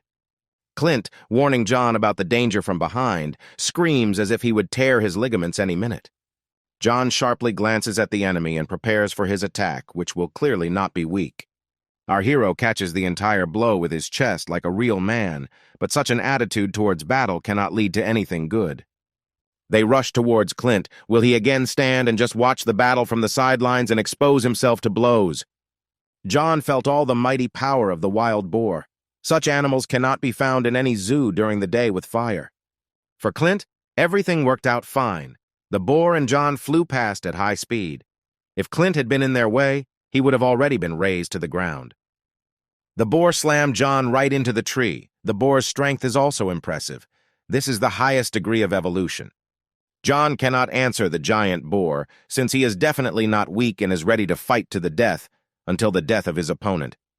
He takes advantage of the situation and prepares to bite John's head off, opening his large mouth wide. John is not a weakling and easily grabs the boar by the tusks. The boar's mouth will only close when it dies at John's hands. Clint won't stand by when a giant zombie boar tries to devour his friend. He grabs the sheath to pull out the knife and jumps towards the boar to wound it in its weakest place. Clint takes the handle of the knife, prepares it for a large boar carcass, but this will probably not be enough. Clint is already rapidly flying towards the boar and makes a strong swing with his knife to deliver the strongest blow possible. The knife easily entered the boar's carcass, and it is unknown whether it hurt him at all or whether he felt anything. Still, the boar was unpleasant and even painful. He growled strongly at them, revealing his displeasure. John is trying to take care of Clint, but he himself is in much greater danger, even mortal. Clint points out that he should worry about himself and help himself first. He wounds his hand with a knife in order to share his blood with John, so that it will increase his strength significantly. Clint throws a little of his blood at him and says that even if he becomes a zombie, John will not stop being truly human. A drop of blood is almost reaching John. Such an enhancement for him only from a drop of human blood, an incredible ability. John's eye lights up with its own unique flame, as if such a flame burns the soul from the inside, covering the victim with eternal fire. Clint takes John on a bet and forces him to defeat this pig rather than stand in a corner. Here is John's incredible strength. Finally, the impudent pig will fly away to another forest and leave all the living creatures alone. Clint and the boar are already turning over. The size of the boar is amazing. A couple of truffles, which he will find in the thicket of the forest with his keen sense of smell, will not be enough for such a boar. John's strength is also amazing. One kick to the pig's neck made it stand on its hind hooves and spit blood. Clint is already loudly asking John for help so that he can quickly save him from such a death. John is already jumping from his seat and heading towards the boar, since the battle is definitely not over yet, and he still has to help Clint. He grabs the animal's tusk and directs it to fall in the opposite direction. Still, he wants to deliver a decisive blow to the head and jumps on it. He conquered the giant creature. Now all that remains is to send it to animal paradise so that it no longer eats animals in the area and does not kill all strangers in sight. John helps Clint and grabs his hand. Here he is, our savior, a dead man and a man, a hero. Clint holds on to John with all his strength and tries to climb onto the boar's head in order to at least get out of the battle alive. John asks Clint for help while he can move and continue fighting. Clint has not yet fully woken up, and they are already asking him to give him a stick, like a dog who will humbly obey and give him that same stick.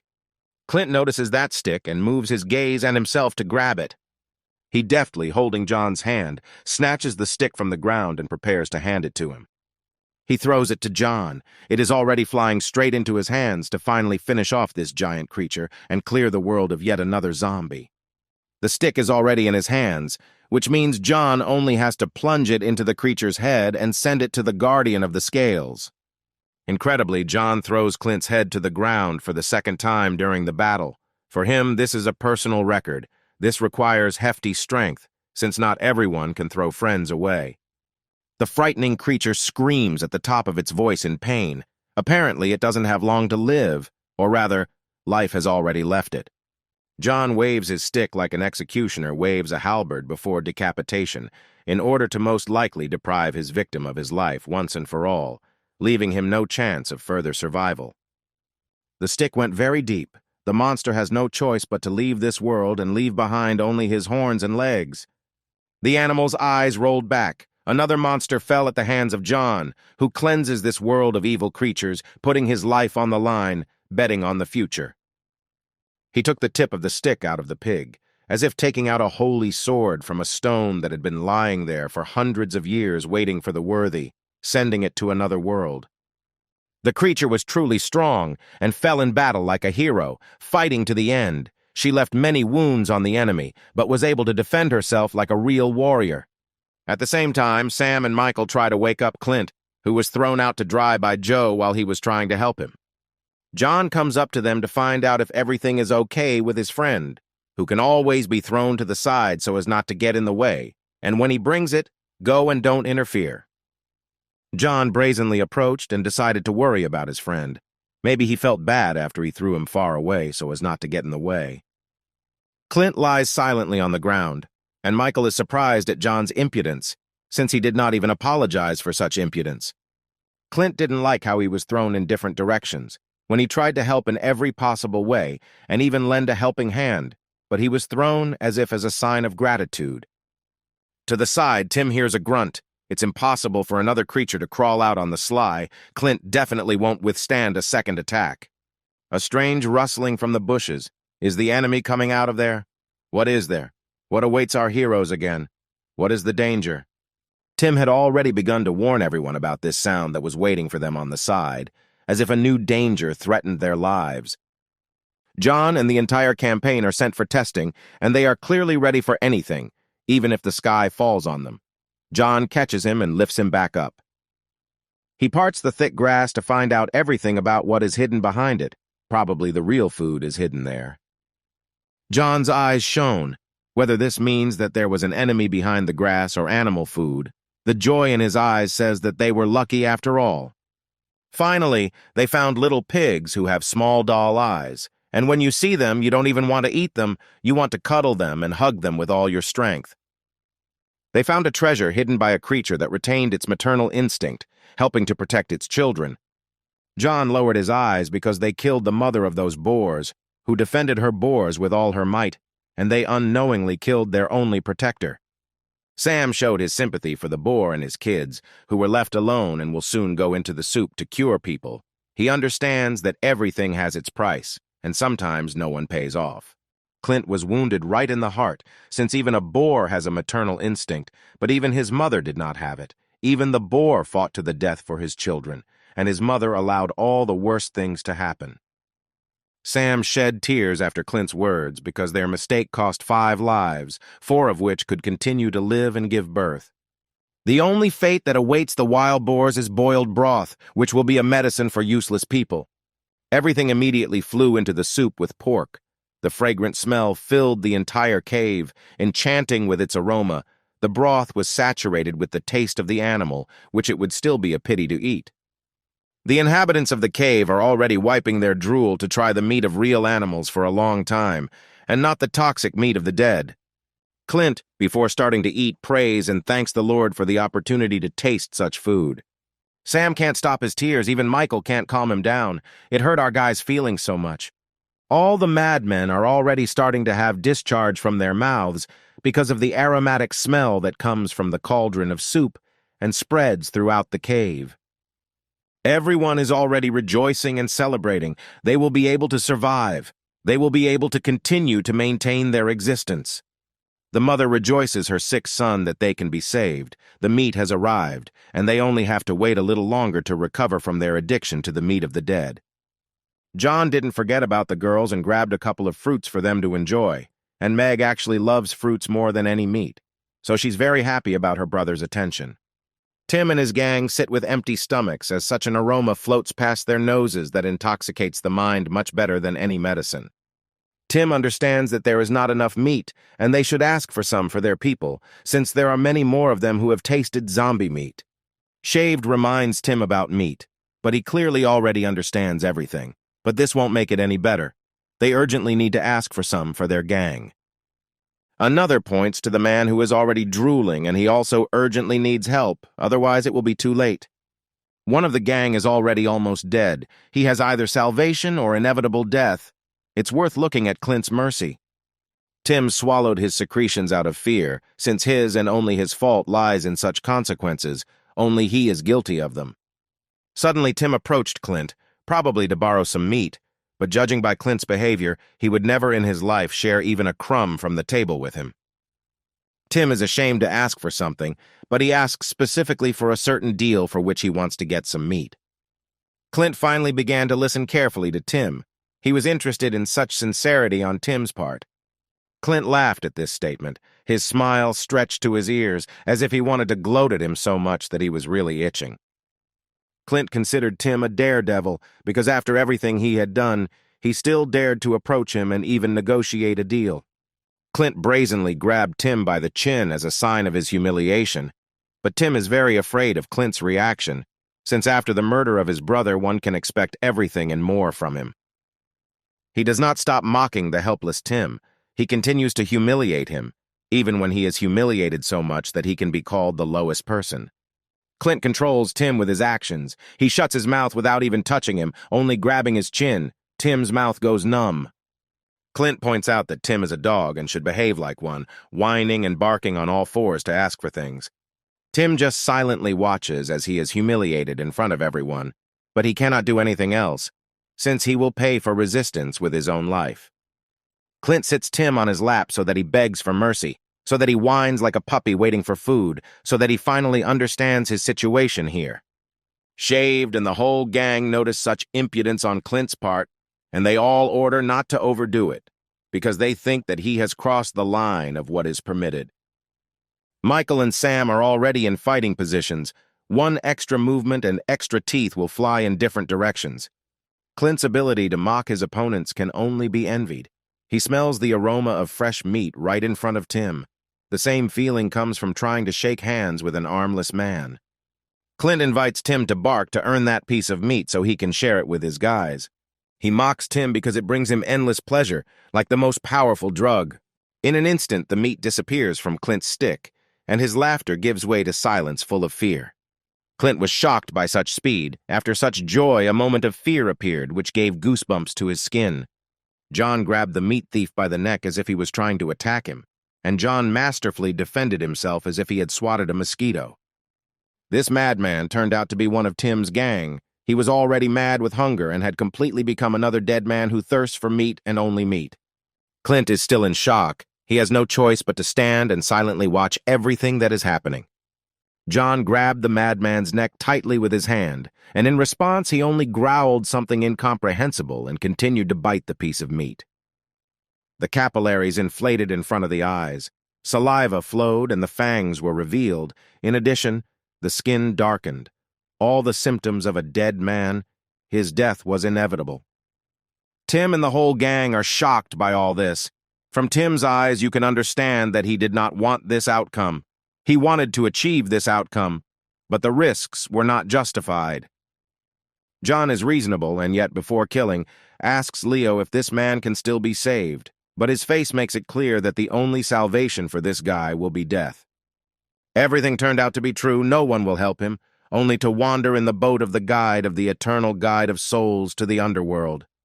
No matter how difficult it is to make such a decision, John should make it in cold blood, since it is no longer possible to help the man, which means it is better to deprive him of his suffering.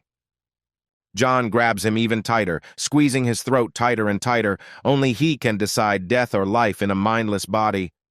Tim is worried about his subordinate and does not want to let some John kill him, under no circumstances. Tim is already starting to yell at him in an attempt to stop him, but everyone understands that there is no way to save him. The shaved man is very excited, because it is never, as if his body is hanging in John's hands, that he can even take a breath of air. The second shouts the name of the virus victim. He cannot believe in all this, that his friend will go to another world at the hands of the enemy. Tim even remembered the promises. He himself never kept them. But as it relates to him, the promise is most valuable. John does not listen to this fool, since he is the only one to blame for all this. Only his guilt lies in his death, and the infection of all people also lies on Tim's shoulders. He still continues to pray that John stop the torture so that he does not kill his comrade and friend, whom he would easily send to be eaten by the dead just to save himself. Still, John did not listen to him, and his life was over with this. Blood splashed in all directions and the end of the man's life. These are Tim's sincere emotions. Finally, he can show compassion for his people. Something human has awakened in him. Even a tear rolled down his cheeks. His eyes became very wet. He is still a freak, but John's words awakened something humane in him. Tim bowed his head. all because of one subordinate. But one could never expect such a reaction from him, since he was not even so worried about his beloved.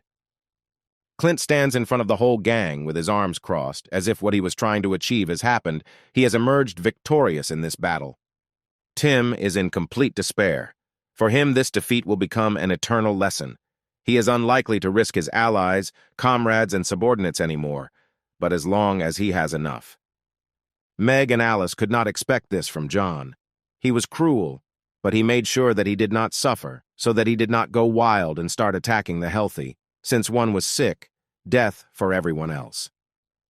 A killer and a savior, 2 in 1, John is like an executioner. With a swing of his axe, he sacrifices one, saving the majority. The world is still not without losses.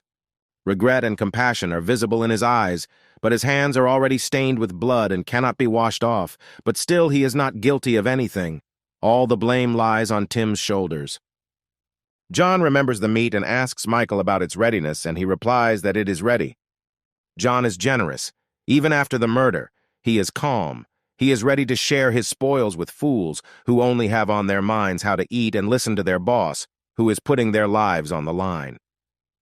Clint was instantly indignant at how they were going to share the meat when it had been so hard to get it, when they were basking in the cave in complete safety. John thinks strategically. He understands that one mutated person can lead to a tragedy. If they don't help, death is here for everyone, and even significant people can be at risk. Our hero explains everything clearly to Clint, but in his eyes there is a kind of self-interest that never happened before. Something was definitely wrong. He clenched his fists tightly, gathering all his fingers into a fist. Is it all because of John's decision? Is everything to our Clint's liking? Here is Clint's evil look. Everything was red in it. His intentions are not clear, but he doesn't like the fact that John makes such decisions. He put a mask on himself. Everything is clear with him. He most likely wants to throw this whole burden of responsibility far away. Everything in the cave is a burden for him. He only needs John.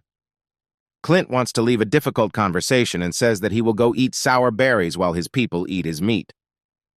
This nervousness is visible in Clint's movements. Sam tries to slow Clint down so that he eats more slowly, but his anger cannot allow anyone to hear. John perhaps understands what is happening to Clint. He silently looks at him, because he wants to understand what is happening to him. But still his gaze is interrupted, and he throws it towards the people whom he saved with his generosity. Finally, they were able to escape, and it was all because of John, who showed mercy, solved Tim's problem, and generally saved many lives. From John's appearance, one can understand that everything is not as good as everyone thinks. He noticed that strange reaction in Clint. Sincere joy for the survivors was not visible in his eyes. He wanted them all to die. Alice wants to reassure John, thinking that for the near future all problems are solved. John soberly assesses that it is not for nothing that there is a downcast expression on his face. He refused Alice and her decision, since the decision was only to delay the inevitable. John's gaze examined everyone in the cave, who eats, how they look, and most importantly, who wants to throw all their people into the abyss. Clint nervously eats the berries that he and John and the whole gang picked after the hunt. Tim and the whole gang eagerly listen to the delicious aroma of meat and perhaps are waiting for it to be shared with them. The rest of the people eat piece by piece, and to survive they only need ordinary meat, which in their time is considered more valuable than all treasures. John understands how harsh the reality is, and also understands that this decision is only a way to postpone the inevitable, only to leave everything as it is, postponing it. Sam looks at all this from a different angle. He believes that everything is fine, since all people have gotten better, but the worst thing lies not in their illness, but in the one who wants to leave them. People rejoice. They feel better. All those who ate zombies have become normal. Their powers are returning. Finally, a small salvation has been found for them. Clint's berry falls to the floor. Is he happy about all this, or is it just a pretense on his part that can be seen? Sam didn't even notice this in him. He didn't consider Clint like that. He didn't understand that Clint didn't care about their lives. It was hard for him to lead them. He would definitely get rid of them all soon. He greedily licks his lips and fingers from the juice, like a bloodthirsty predator swallowing the blood of his prey. Sam is frightened by Clint's reaction. He realizes that he could be next after, in his opinion, useless people. Clint doesn't want to take care of people. He wants to live a quiet life, not get food for people who won't even thank him, who can't give him anything. It can't be, another patient showed up. Again, the symptoms of someone who ate zombies, again, problems. New patients began to appear among Tim's gang, as if one was already on the verge. Tim would again have to beg for help from John and the others. One of the gang is trying to wake up his comrade, but it is already clear that only the Almighty can help him. In the eyes of the six, the hope that that man could still be saved had already disappeared. His eyes became small beads. Here it is. He has almost mutated. His skin has begun to darken. The virus is taking its toll. Now he doesn't have long to live. Tim understands the seriousness of the situation. He urgently needs to make a decision that should solve this problem in the shortest possible time. Tim's people are in despair. They all think that soon they will all become dead or die before everyone's eyes. Tim is very scared. He is confused. When he risked their lives, he could not think that he would be so brazenly forced to sit on his knees with his bags tied in a knot. He casts his gaze towards those from whom he can ask for help, and he will again have to disgrace himself in front of them. Incredibly, Tim decided to turn to Jonah, to his old enemy, to the one whom he had despised all his life, this desire to solve all his mistakes. John remained silent because he did not expect such determination from Tim, or rather he could not at all expect that he would understand his mistakes and try to solve them. He tries to make a deal again, only this time with John, since it was not possible to find a common language with Clint. Now he has come running to John. Tim offers in return for the meat whatever John asks for, whatever John would want from him. Again this loudmouth interjects in the middle of the conversation. Again he is itching. He doesn't seem to solve anything, but points out that John has no right to share meat with Tim. He believes that their people have not eaten at all, and they need to share with Tim's gang, who did not consider them valuable, but now wanted to atone for their sins. He accuses Tim of forcing them to eat zombies. It's all his fault, but they themselves happily stuffed their cheeks piece by piece. Tim is also furious. He is not happy to hear this, but he is also guilty and even more guilty than anyone else for everything he has done.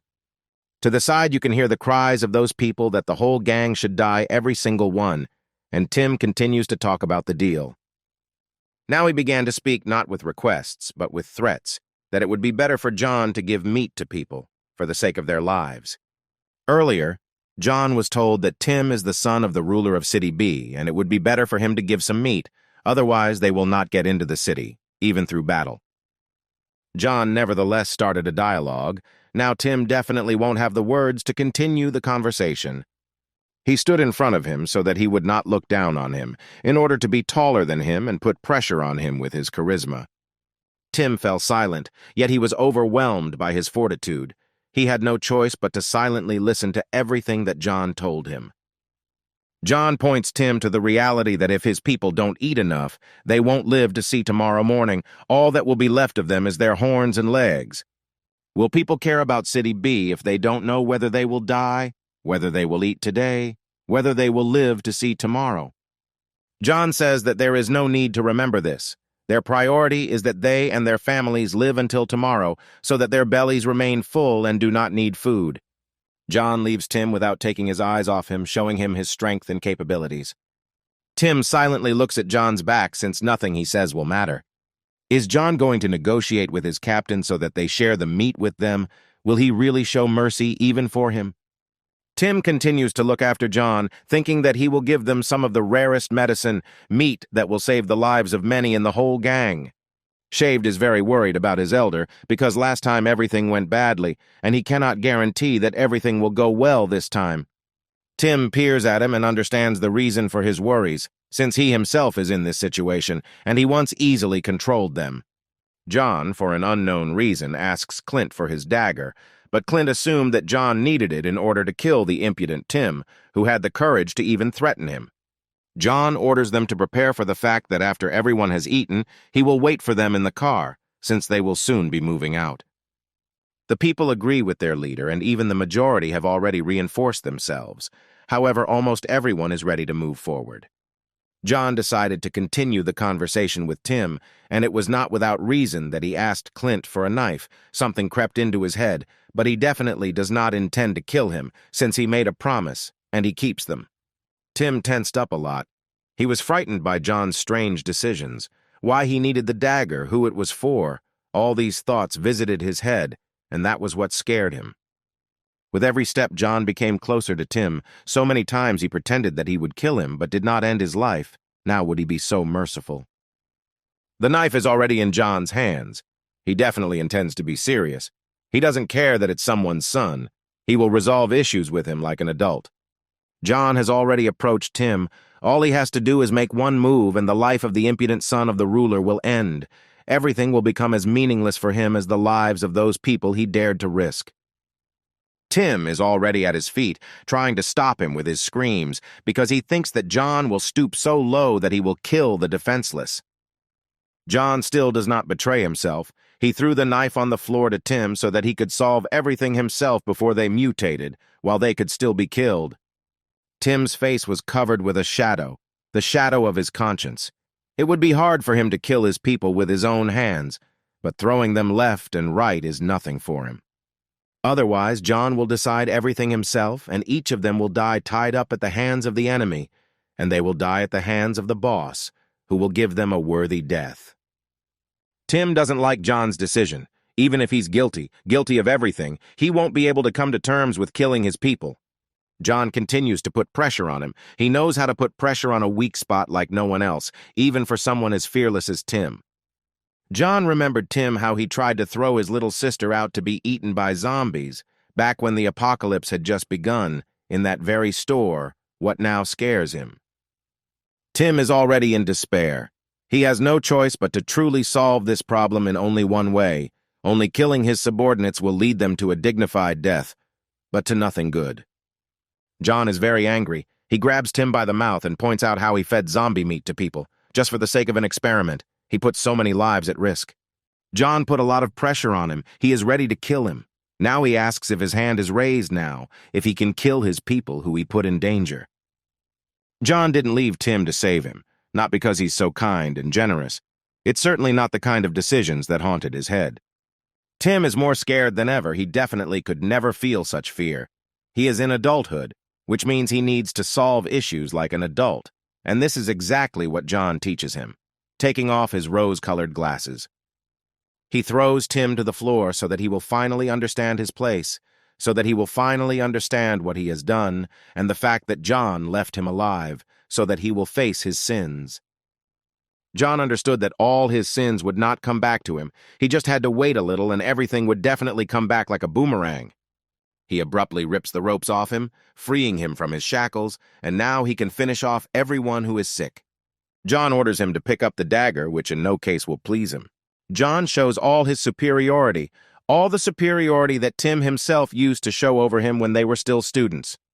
After a while, now Tim is crawling at John's feet. Now John is telling him what he will do. The countdown has begun. He is already reaching for the knife and preparing himself and his fortune to end the lives of many people. Before it was easier to send a couple to be eaten by the dead, but now he does it all himself.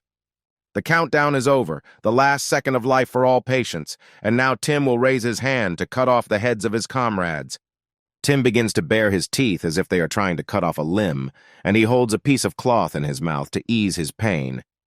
He is already making the first swing of the knife, but now there is one end for everyone. An eternal guide along the river of souls will prepare more places, since there will be quite a few deaths. John orders not to waste time, but he has already gotten up, and from his facial expression you can understand that he is dead inside, but he is obliged to kill them. John urges him to make such a difficult decision. His sixes ask for alms so that he does not kill, but it's too late. One of them is already very bad, and John continues to point out that either he or he will kill. The man's eyes are already covered with dew. He doesn't want to die or becomes a bloodthirsty monster, but he can't be saved. Tim is very unpleasant to admit this. The man's tears forced Tim's tears to break through the layer of pride. Now he understands the cost of his decisions. No one will help him, and his father is very far away. John never stops rushing him and never forgets to put pressure on him, but Tim orders him to shut up and be completely silent. So he became a dead man, but he didn't have long left. Now he's a dead man, and there's nothing good about it. Tim continues to tell him to shut up over and over again, but his face shows no rage. John continues to humiliate him, even when he has already made up his mind, but John still wants to bring him to the point of absurdity. Tim still could not stand it. Screaming at the top of his voice, he pointed the knife at his ally with the intention of killing. The horror for Tim is over. They have already moved out, which means the death of that man has already happened, and everyone else moved on well-fed. John looks around. Michael has taken control of the bus. Tim is sitting in the farthest seat. Clearly, the worst part of his life has begun for him, and it's his own fault. He looks at his hand, which was stained with blood, which was shaking with fear. For him, this day will be a real lesson in life, and John has become a real mentor for him. The elder looked at his hand and could not take his eyes off it. He could only look at it endlessly and was afraid to encounter this again. Clint, without putting in his 2 cents, does not remain himself. He called his comrade a dog and continued to mock him. He shows his power by mocking the son of the ruler himself.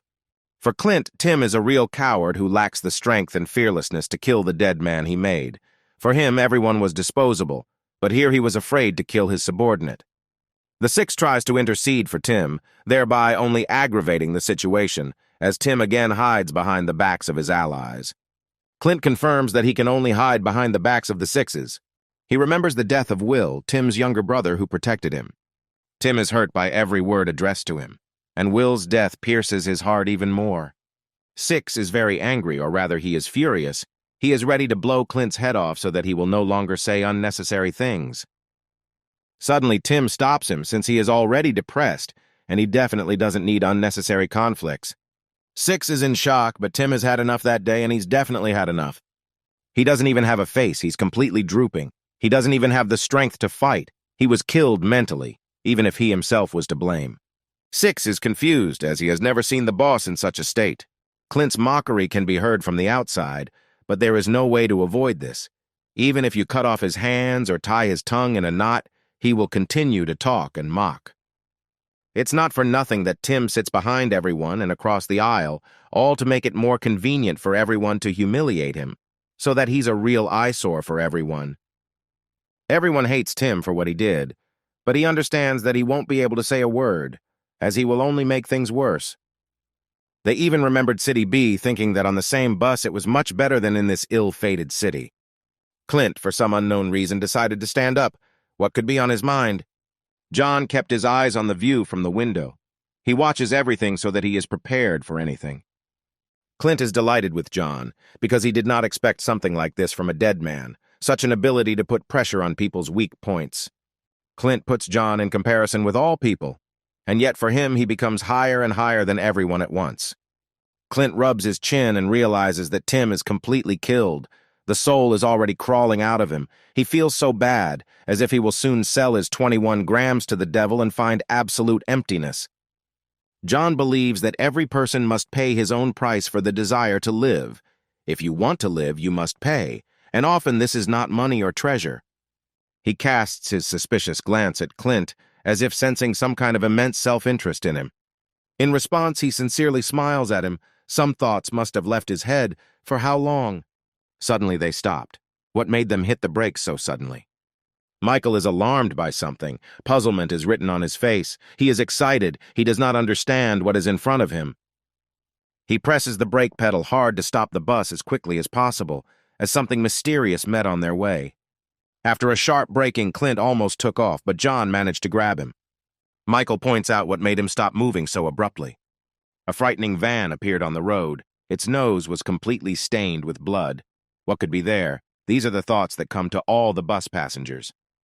Michael is very surprised by this. Even according to him, the van appeared there out of nowhere.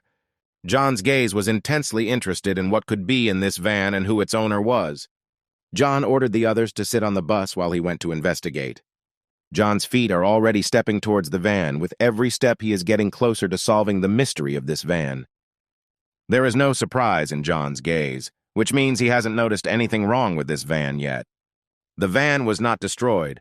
There was no evidence of battle experience on it, but the blood on the bumper spoke of something completely different.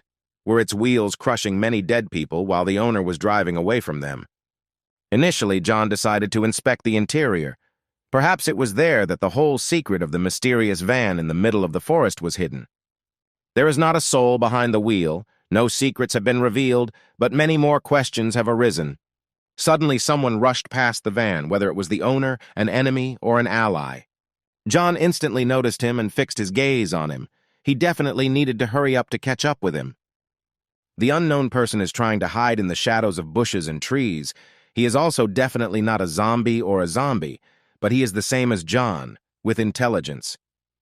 John looks at the stranger and listens to every rustle and even managed to hear the ringing of the links of an iron chain. Our hero decides to immediately go to him and find out what kind of vans are standing in the middle of the road in a dense forest. John intends to catch him and even tells him to stop. How long will he run from him? The stranger does not have time to leave the horizon for John, yet he is not such a weakling. He is trying at full speed to catch up with the stranger in order to find out from him who he is, why he is running away, and what kind of van he is. The stranger is not a weakling and is not going to yield to John in speed, which is very strange, since previously John could catch up with everyone, even a bus at full speed. John is hot on his heels and his target's heels sparkle from his speed. Even John recognized his speed. He could never meet such a fast person. Who is he? Only one thing is clear, that he is definitely not a weakling. The speed of our stranger causes leaves to fall from the treetops directly onto him and John. It's incredible who he is, a monster, a man or something in common. Why is he wrapped in bandages and running with such force? What are the chains on his neck? All these thoughts come to John. After laughing for a short time, he stopped abruptly. Does this mean that he is going to attack our hero? John was puzzled. You can see in his eyes that he really wants to ask him a lot of questions. He stopped for a break. He probably ran out of strength to run away from John, since John did not allow him to run even a meter. Will John really catch up with the fugitive? But not only this worries him, but he worries about the chains in which his hands are chained. John hopes that he has finally caught up with him and no longer needs to chase him to reveal a couple of secrets. He jumped up as if on springs, heading towards him. He grabbed the tree branch tightly so that, like a monkey jumping on vines, he could quickly get to his prey. John quickly wants to get to know this guy better, who he is, if he is so fast that he is hiding that van. He examines a potential enemy in detail in order to counterattack him in a weak spot during an attack. The sudden stop of that stranger seemed very strange to John, because this is only done when preparing an insidious attack for the enemy. John attacks first and tells him to show his true face, which he hides under the hood. He pays attention to him. Finally, his face appears to the eyes that is hiding under the hood. It won't be possible to see the whole face because of the bandages, but the outlines will be known. At least it will be possible to find out what gender he is. His entire face is hidden behind a mask of bandages and hair. Only emerald eyes and malachite-colored hair are visible. John was shocked. Even after removing the hood, there were no fewer questions. His eyes were not just scared, but puzzled by who was hiding behind all this. Suddenly, the stranger dared to grab John's strong hand. He would not tolerate such impudence. His entire body is covered with bandages and chains. He is a prisoner or an unfortunate experiment. Having such wounds, he has such powers. John couldn't expect such strength and grip from him. He couldn't move. The stranger found John interesting. Something about him captured him and inspired him. Still, our emerald is human, which can be said by the color of his skin, but his strength is shocking, since John has never lost to anyone before. He traps John in a lock, preventing him from moving. The stranger is so strong that he can easily move John himself, who is moving a bus on his shoulders. He is stronger than all the enemies John has previously encountered. He has never been able to meet such a force that could move him at such a speed. This is already the second opponent driving John into a tree, but the first time a giant zombie boar was chasing him at full speed. Now it's an ordinary person who pushed him into the tree without gaining speed. John has already put in all his strength, but still he cannot move from his spot since he is very strong. The stranger began to put pressure on him by saying that he himself recognized his strength, but was not going to concede even a little in strength. John had already begun to exert excess force to at least push his opponent aside. Unheard of impudence, he grabs John by the hair, but only let John free himself, and this impudent man will not live. But John still needs to free himself from the scoundrel's hands, but he can only stand pressed against the wall and clench his teeth. The stranger does not even forget to mock. Yet he was not taught manners where he came from. He pressed him to the wall for a reason, but this is what crept into our stranger's skull. He decided to explore John to the fullest, even to sniff out everything that was hidden behind the pile of muscles. He needs to look at John fully, what exactly he wants to learn from him and his body. The insolent man's hand even got into John's mouth. Even his mouth did not remain untouched by the insolent man's hands. Looking at the teeth, the impudent man decided to try the fangs, which were razor-sharp.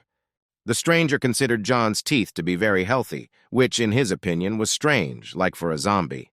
Finally, he took his playful fingers out of his mouth, which had already been lying in his mouth for quite a long time. John reacted instantly and clenched his teeth like a bear trap. The stranger was greatly surprised by his speed and even called him cruel for the purpose of ridicule. John is very angry with his opponent, and he is even more angry because he constantly puts his hands where they shouldn't. He thinks John is a weakling because he isn't that strong to him. Even if that's true, he shouldn't have said that about him. Suddenly, an arrow flies from the side, trying to pierce our heroes, who are pressed against the tree like a sweet couple. The stranger is no weakling and easily catches the arrow in mid-flight exactly as John did earlier, suggesting that his reaction is the same as John's or even better. For our emerald, everything around seems interesting. Everything around awakens delight in it. John's entire team came running to save him, but it is unlikely that they will be able to help him in any way. Clint orders the stranger to let John go, holding him at crossbow point. The others are very worried since no one has ever been able to corner John, and some person took him hostage with such ease. The stranger is surprised that John has friends, and for him they are not even food or a snack, but comrades who will come to his aid. It seems to him that this is very bad and that it will be very difficult with John, even for such a strong guy. He squeezed the arrow until his hands bled, and it occurred to him what his insidious plan was. He decided to kill John's friends and sent a bloody arrow in their direction, but it is unknown why he wet the arrow with blood. The arrow is already flying towards Clint. Any minute it will overtake him and send him to another world. He froze. The speed of the arrow amazed him. He did not have to use any devices to throw the arrow with such force and speed. John immediately freed himself from the enemy's grasp and rushed towards Clint to save him. Everyone nearby screamed his name, fearing that he would no longer be able to escape. He remained standing and watching all this, as if he had done all this just to see John's reaction, whether he would try to save his friend. Still, John manages to save Clint, grabs his head and takes the entire blow upon himself. Clint can only say his name as the arrow pierces him and seems to be touching him with its tip. It really hurts him. Even the most severe zombie bites. The blows of a giant boar were a tickle for him, and now one arrow made him clench his teeth until he cracked. What would have happened to Clint if he had not been saved by John? The arrow would have pierced him through, and others would have suffered. Everyone is surprised by John's speed, since even here he managed to catch the arrow with his whole body, but saved Clint. The stranger silently watches how a dead man saves a man. For him, this is the most amazing experience of his life. Still, he considers John problematic, since he has a conscience or his friends turned out to be very important to him. A certain rumble from the side caught the attention of our impudent man, and he even turned his gaze towards the noise. The roar spread throughout the forest, as if something more terrible was heading their way. It can't be that same van. It's from it that the rumble comes and is so strong that it spreads to the entire forest in a matter of seconds. The rumble still did not stop. Everything about that van was strange, and the fact that it had never been beaten, but there were many bloodstains on its white paint, filled with horror those who saw it on the horizon. Something was trying to get out of the van. Something was hitting the doors of the van, and blood was gushing out through them in different directions. This creature forced the stranger to leave them and go deal with him. The last phrase aggravated the situation. He said that they would definitely meet, since they still had an eternity ahead of them, and now he had to go. Clint is still scared, and John is trying to get up from his knees and continue interrogating our stranger. The enemy whistles at someone, as if calling his puppy or his ally, whom John and the whole team would definitely not be able to defeat. It got out, and right next to the bus with passengers, what is it that follows the whistle of our impudent person? What a pile of blood, flesh, and rot. From inside the van, heaps of stains of bloody hands are visible, as if this van is a Pandora's box, in which there was something very terrifying. The giant creature crawled towards our heroes and left a trail of blood behind it. A stranger is waiting for his dog, a rather strange pet, but they are similar to each other, two oddities in the middle of the forest. The monster is as fast as its owner. It covered this entire distance in a couple of seconds. He is very dangerous. It is rare to see such a strong enemy in the middle of the forest, who also has such a strong pet. He points out that John may still enjoy his life, but he will definitely return later. He glances their way, making sure that their connection is sincere. They and the creature leave and leave them completely alone. John's blood dripped from the wound that the wanderer left him. That arrow seriously wounded him. John easily pulled the arrows out of his back, which was bleeding heavily even under John's strong regeneration. Everyone was very scared when John was pierced by that arrow and even thought that he would never pull it out again. John gets up with heaviness after such a battle, yet the strength of the new enemy is too great for the current John. Clint worries about John the most, since it was his fault that he got hit. It's hard for John to even breathe. This is the strength of the enemy he will meet in the near future. He's still okay. He's all beat up and badly injured, but he gives everyone hope that he's okay. John even now assesses the situation sensibly and remembers the people and the bus, since it was from there that terrible creature came running. John hurries towards the bus as if he absolutely does not care about that arrow wound. Clint will not forget about this and will remind John that he should take a break and treat the wound. Suddenly, someone stops Clint, grabbing his hand, realizing that it's better not to stop John now. He paid attention to the one who stopped him and was surprised by the reaction, since it turned out to be his beloved, who should care for him most of all. Something told Alice that she shouldn't stop John now and let him go in their direction. John is furious. His wound is bleeding, but something haunts him. What is the catch in that attack? Why did that guy wet the arrowhead with his blood? What brought him discomfort was the wound, which was so serious that it was through, and the wind could blow through it. Finally, they returned. Everything was fine. Everyone was alive and the bus was not damaged, since everything could be expected from such a pet and its owner. The passengers are rejoicing. They have returned and everyone is happy about it. Well, not without reason, since without them they will not survive even a week in this harsh world. John glanced to the side, as if something very important had prompted such attention in him. Still, this is something much more important than a squirrel running past, which is what aroused such attention from John. As a result, everyone was in shock, something incredibly dangerous or a new enemy. They were just getting out of the thicket of the forest and out onto the road along which they were driving and ran into a strange van. Here it is. They were frightened by a giant trail of blood that came from the same van that was smeared with the blood of that creature. The footprints were similar to human handprints, and the campaign recognized that they were truly similar to human footprints. Leo stops them and asks them not to touch the trail of that creature for now. The doctor orders everyone to get on the bus so that everyone is on it at the same second. From the moment the Wanderer called that creature, everyone who had once eaten zombie meat began to behave strangely. Everyone showed some symptoms. The boy they cured was sobbing and screaming at the top of his voice in pain. What could happen to them?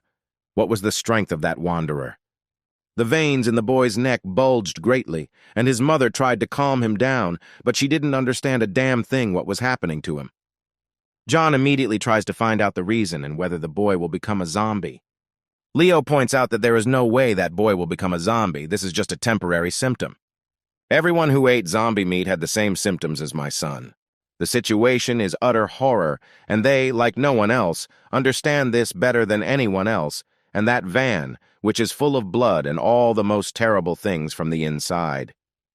John remembered that some kind of creature got out of that strange car, what it was and what it looked like. Such questions appeared in his head. Leo is confused. That creature has disappeared from sight, but he believes that that creature could not be human. Someone nevertheless shouted out and opinions were divided. He said that the monster was a man. John and Leo instantly glance in his direction. Our Tim turned out to be the screamer. He, grabbing his stomach with his hand, indicates that that something was a person.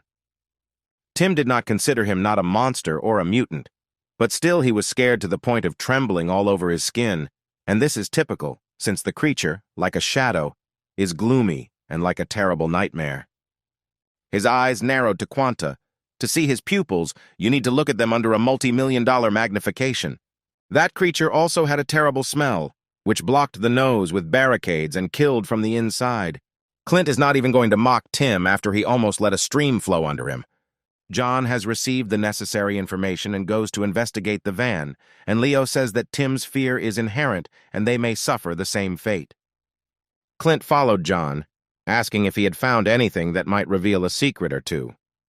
John examined the van in detail from the inside and apparently noticed something. Contrary to Leo's orders, John still touched the substance, which was a mixture of rot, flesh, and blood in general, everything that was deposited from that creature. John understood that that creature was decomposing and bleeding, but how could it be human and not die with such problems? Everything contradicted each other. It decomposed, bled, but did not have human strength and speed. This gave Clint good food for thought, which makes him think well about how to defeat that creature and that wanderer. Clint could not even think that except for John, there were no people left in the world who survived a zombie bite. Blood flowed from the van in streams, and the darkness inside made it clear in what conditions the creature was kept. Clint understands that the situation has worsened and points out that John himself understands this. John's gaze was blank, realizing the seriousness of the situation. He was not given an easy choice. Clint persistently explains the power of that wanderer who pinned him in a corner and sniffed him out, reaching into his mouth with his hands, as if he had seen a strange animal. John opened his mouth wide and began to understand what Clint was trying to understand. Suddenly, someone grabs him by the shoulder to call him or draw attention to himself. It turned out to be Leo, who pointed out that the boy was getting worse and worse, and he urgently needed help. His eyes became empty, he begged for help, and Leo asked to get some meat for him. Still, Leo comes with bad news. The symptoms are getting worse, and even those people on the bus may not last even a few days. That's all. Clint decided to start that conversation that he had been keeping inside himself for a very long time, holding these thoughts inside himself for a long time, keeping a conversation that John definitely wouldn't like in any form. Clint points out the harsh reality that he cannot be sure that he will live to see tomorrow, and even those creatures they met today may come again. The wanderer and his pet are like two shadows that leave the thicket of the forest, like the guardians of the forest, from whom they must obtain permission to continue their journey. Clint is hesitant. He tells the merciful John that he cannot carry so much responsibility on his hump. He cannot solve the problems of all those useless people. Leo tries to shut Clint up, even raises his voice at him, since you can't take responsibility for people and abandon them at the most difficult moment. Clint orders Leo to shut up now. Clint has long since taken off his rose-colored glasses, but has not stopped being a child who will throw away an unnecessary toy when it is no longer needed, like a disabled person throwing off his crutches after treatment. Clint grabs John by the collar and remembers Alice and Meg, who also need to be saved, and how he needs to keep track of everyone.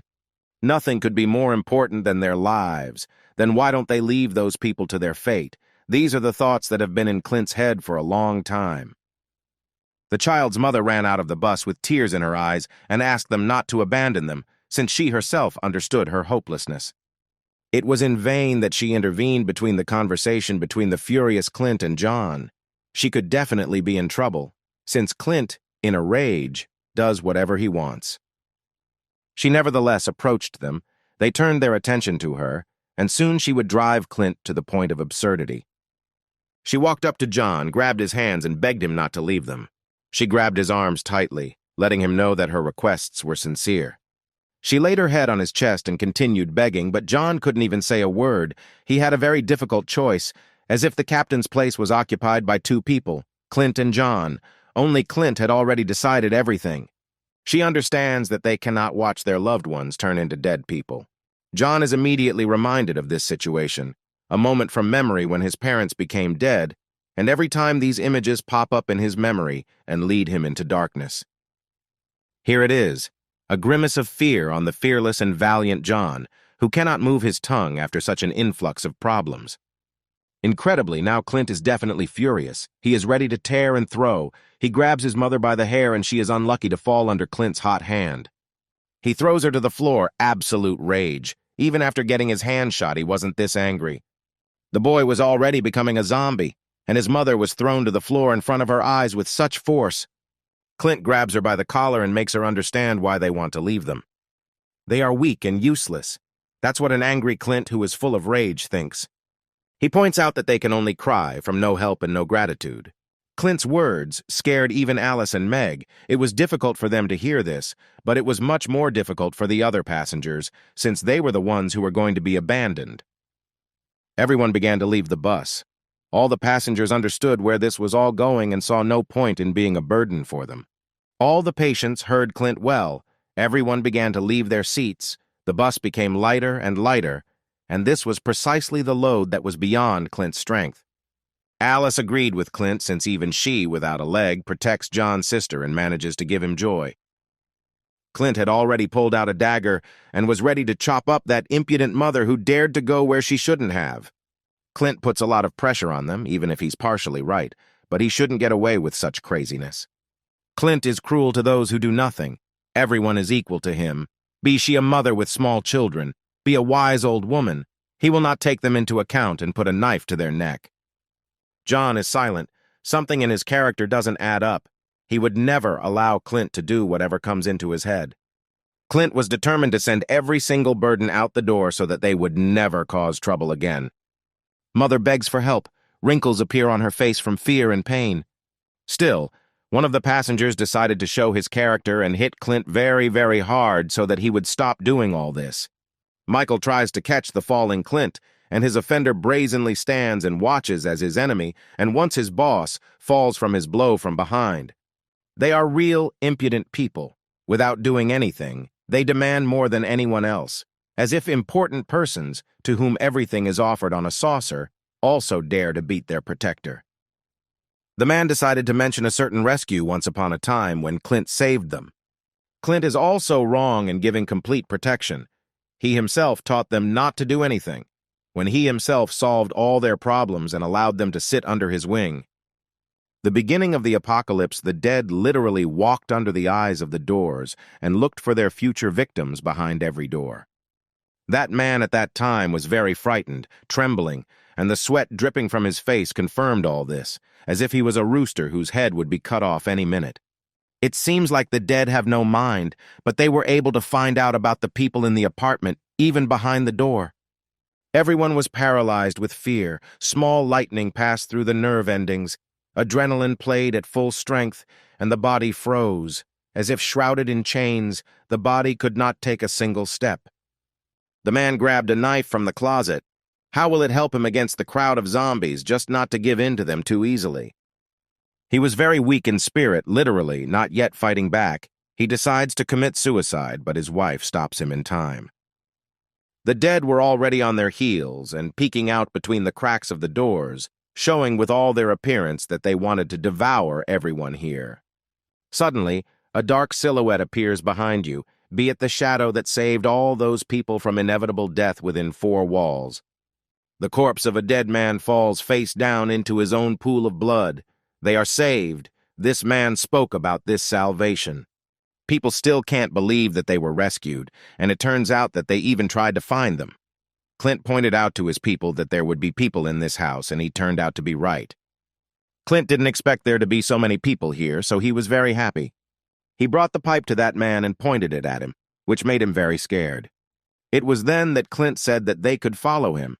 Then there was not a drop of self-interest in his words, but now he drives them away without even giving them a chance to show themselves.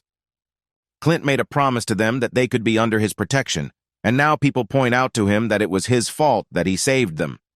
Clint was enraged by such impudence. He could not believe that such a useless burden began to contradict him and talk about justice. "Everything is obvious."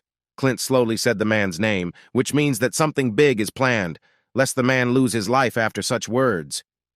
Clint says that he is too good, but he sees such insolent people first, who blame their breadwinner without doing anything for him. His veins bulged with anger, his fangs sharpened, and his gaze became frightening.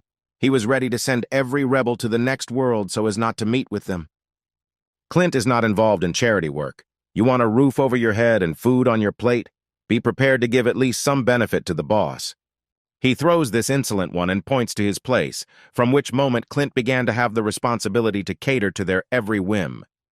The following impudent people are not far from the man. Everyone wants their share, and they are ready to kill Clint, considering him their equal. They pulled out their knives and quickly rushed towards Clint. Michael and Sam take the brunt of it, and overall the entire fight rests on their shoulders.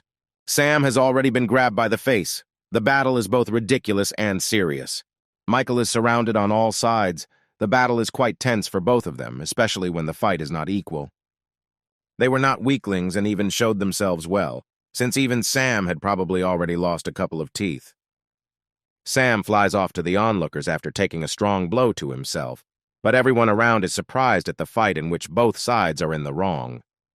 Meg is very frightened and holds on tightly to Alice. Everyone could not expect such a brawl in the middle of the day. The mother of a sick baby asks that they not fight. She is afraid of the consequences. She dares to beg for help, but is afraid of fights. In her place, she should hide in a secluded place and not stick her head out for a while. Suddenly, her doll-like gaze turned her attention to something else. She does not lose hope that John will help her and calls him again and again, asking for help. She addresses him without saying his name, as if she never cared what his name was, even after what he did. Still, Clint will not leave her alone. She will always get what she deserves for every impudence she has. That sparkle instantly disappeared from her eyes. All her hope disappeared the second Clint grabbed her hand. Whether everything was lost for her, it all depended on his mercy. From Clint's face, one can understand that nothing good is in store for her, only more pain, fear, and horror. Clint explains to John that these people don't give a damn about him when they don't need him, and when they do need him, they will always ask for help. He believes that they do not value anything that is given to them on a plate. All they need is constant protection and food right on their plate. Clint tries to reach out to John, but in response, he receives unanswered silence. There is definitely something wrong with John. The words of that mother were too painful for him. He continued to remain silent, as if the whole outside world did not matter to him. Perhaps the attack of that wanderer, the arrow, the tip of which was smeared with his blood, was to blame for this state. Clint endlessly explains about the personalities and character of those people who beat Michael and Sam at that very second, explains to him that for all of them he will always be a monster whom they will honor as a god and pray as needed. There was anxiety in John's eyes. What happened to him was known only to him. The wanderer's blood began to act and metastasized. There was an uncharacteristic trembling in him. The spread of the poison had begun, yet John's behavior had already told everything long ago. Clint is worried. He just now noticed the oddities in John's character and began to ask him what happened to him. Blood gushed from the wound. Clint's eyes showed all his fear. They had the same fear as 15 years ago one night. John was spitting blood. Clint was trying to catch him and somehow help with his condition. John's fall could no longer be stopped. The poison was very strong. That wanderer was very dangerous. Even his blood brought many problems and even incapacitated John. What kind of power is hidden in that stranger that could send John to a hospital bed with his incredible regeneration? Clint is shocked. He could previously understand the strangeness in John's behavior, but he reacted too late and may have lost his friend. Our hero collapsed to the ground. He had no face before, but now his powerlessness and malaise are even worse than before. It's all due to the blood of the wanderer. What are his goals? John lost consciousness and was bleeding. It was very strange for him to lie in such a state. No one could bring him to this. Mother immediately reacts to everything with screams and screams. She is more afraid for herself than for our character, since without him Clint will abandon them, which means that they will all die. Alice is sincerely scared for John. What's wrong with him? Whether the wanderer is guilty of this? These are the questions that come to her mind. Finally, everyone stopped fighting and looked towards John. Oddly enough, they were scared, but who was scared for John and who was scared for themselves? It is clear that only Clint's team is afraid of losing John as a friend. John did not want to wake up. Nothing was written on his face, but only he knows what pain he is experiencing now. Clint was trembling with fear. His hands were shaking. He did not understand why this happened to him so suddenly. He lay at his knees like a lifeless corpse, did not react to anything, did not respond to the call, and did not show any signs of life at all. Clint, afraid of doing something unnecessary, lightly touched his face, as if he were a museum exhibit or an archaeologist with a new fossil. You could tell from Clint's face that he was worried. He didn't understand what had happened in such a short period of time. After a while, the situation became calmer, countless fights ended, and all attention turned to John. Alice was tearing out pieces of gauze with her gentle hands to bandage John. They had already tied him up tightly, put a bedding under him. Everything was sterile and safe. John was well taken care of, but it was too late. Clint scolds Leo for negligence, since he did not notice the injury, although the doctor. Clint completely scolded Leo, but Leo refused his word since he was always there and was in the dark himself. Leo accurately indicated that he is a specialist in treating people. He certainly has not encountered treating the dead. Everyone was severely beaten and seemed to be placed side by side in a corner, but the man decided without asking silently to leave in an unknown direction. Clint reacted to him immediately, and his intentions were only to go to the restroom to relieve himself. He immediately screamed and ordered to sit still and endure, while he mumbled something like an apology. Clint was very angry with them, and even no need bothered him. Our boy instantly calmed down, since he cannot scream in front of John, so as not to worsen his condition. Everyone gathered around John and monitored his condition in detail, but now they won't miss anything. Clint put his hand to his forehead and realized his temperature had risen.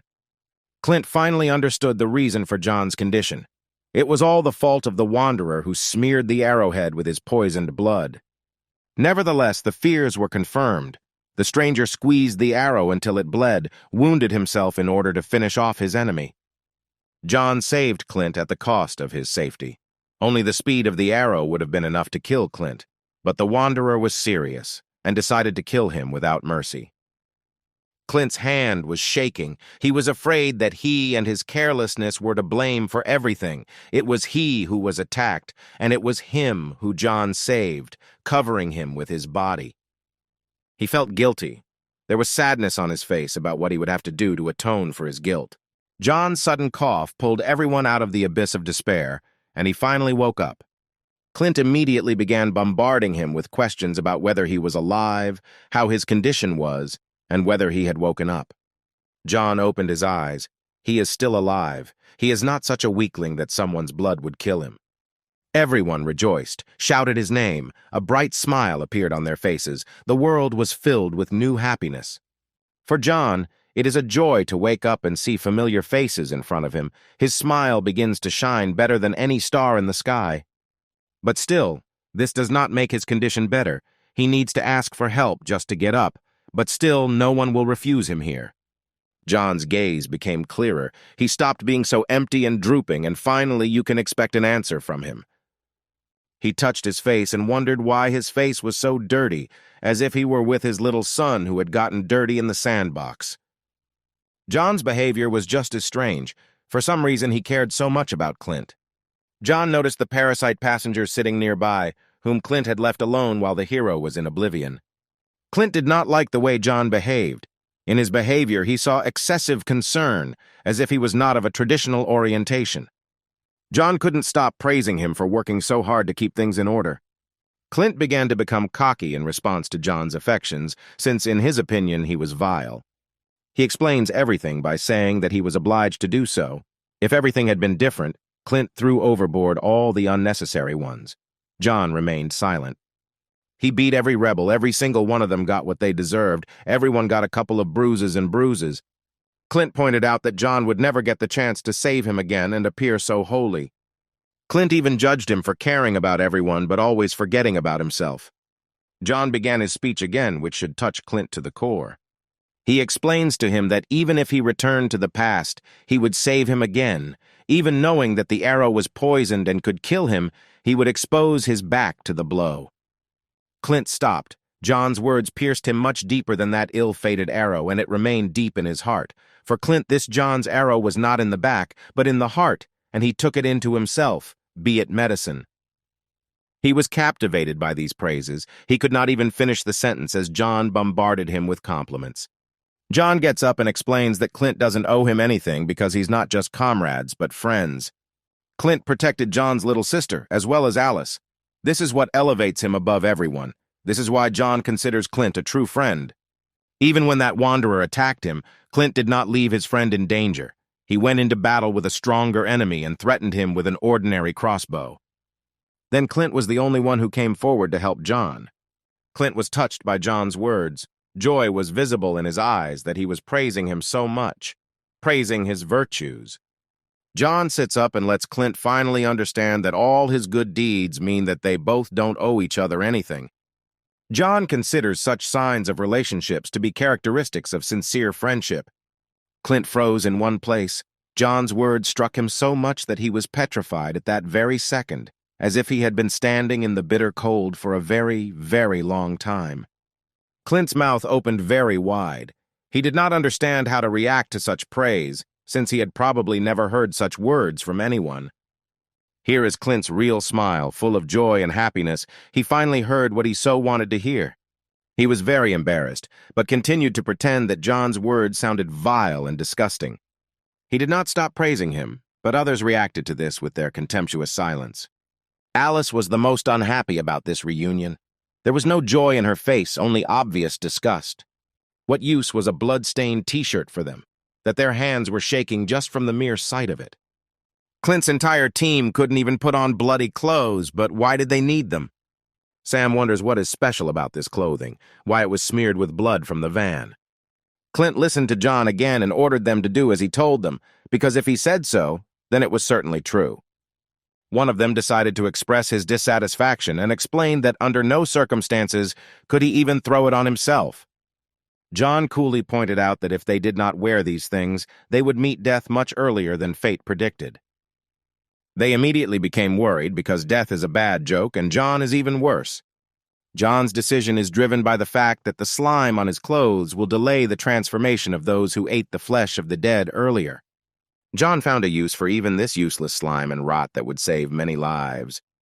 Michael and Sam looked at their clothes, realizing that it was pointless for John to deceive them, and they could trust him, but putting on such horror was beyond their strength. Is Tim really up to something again? His strange hum can only mean one thing, that a new thought has crept into his head, how to annoy John and Clint's entire team into the bargain. The shaved man and the whole gang reacted to their boss's grunt, and were also confident that he had come up with something again. Answering a question with a question without even turning around suggests that Tim's insidious plan has begun to take effect. He wants to survive, although this is not strange for him, but there is a hidden intent in his words, since his methods of survival can reach the point of absurdity. Tim's gaze was more determined than ever. He was excited, but also cool about everything and everyone. His feet stepped towards all the people and passengers to pick up his clothes. Something is not right in this van, but for sure a lot of rot, flesh, and blood, this whole mixture of everything kills the desire to approach it. Tim had already approached Sam. He tried to push him aside to get to the van. What happened to Tim? A minute ago, everything was normal with him, and suddenly, his look changed. In his eyes, one could tell about everything that was bothering him. The capillaries swelled and painted the whiteness of his eyes blood red. The stench and filth, only this was reflected in the insides of the van, all the worst things gathered in one place. Tim was suddenly plunged into memories, as if his head were filled with old photographs, which prompted him to return to the past. In these memories, he was defeated in fencing. Whether his opponent was strong is known only to Tim. It is clear from his face that he is not happy about defeat. Otherwise, he was afraid of something. Defeat for him is not just one time. He will constantly remember it and torment himself. Everyone praised the winner. All this was a lot of pressure for Tim, since they are obliged to praise him, and not some winner. The stands rejoiced, as if their biggest bet, which they had placed on Tim's opponent, had won. They praised him and called him the most pleasant words. Only one was not happy with the outcome of the fight. He chuckled contemptuously in Tim's direction. The non-rejoicing fan turned out to be Tim's father, and it was he who brought him the greatest fear. Defeat frightened Tim, since his father's reaction would be too cruel. The father got up from his seat and went in his direction. There was nothing holding him here anymore. His cruelty was too extensive. Even when Tim shouted at him, he no longer reacted to a single word. Tim asked his father for forgiveness, asked him to give him another chance to prove his worth. He calmly answered him that it was not worth it, since for him personally it had no value. The most terrible and influential person in Tim's life has always been his father, who was influential for everyone and not only for Tim himself. The father had no hope for his son. He initially considered him a weakling, and nothing could change his decision, not even an ill-fated victory. All hope of rising in the eyes of his father disappeared from him. His eyes filled with emptiness in the same way as his fortitude. All efforts were in vain, all hopes for elevation before his father fell to the ground. Hope left him first, followed by everything else. Even if it was a real fight, even if Tim was pierced with a real blade, none of it would bring the same pain as the pain of disgust from such an influential person as his father. He was chilled to the point of trembling in his bones. He bowed his knees and did not stop trembling, as if one defeat stopped his life. Time passed more slowly for him. He suddenly cried out towards his opponent as if victory would have made a difference. Behind the mask, the face of the opponent was not visible, who had deprived Tim of such a good opportunity to rise at least a little in front of his father. He grabbed him by the collar of his suit and began blaming him for all his failures. Tim was furious. His opponent was his pillow to vent his anger. He was ready to cut off his head. Our lover of winning does not allow his opponent to enjoy the victory and sends him to the floor with one blow. Tim is trying to improve himself so that his father is happy, and this freak stands between him and his father and prevents him from achieving his goal. His opponent paid in full for his impudence and received all he deserved. Tim tore off his abuser's mask for protection and continues to blame him for everything, like a real child. Screams, attempts, everything came from Tim. He cannot accept defeat with dignity. There is no other way to achieve his father's recognition.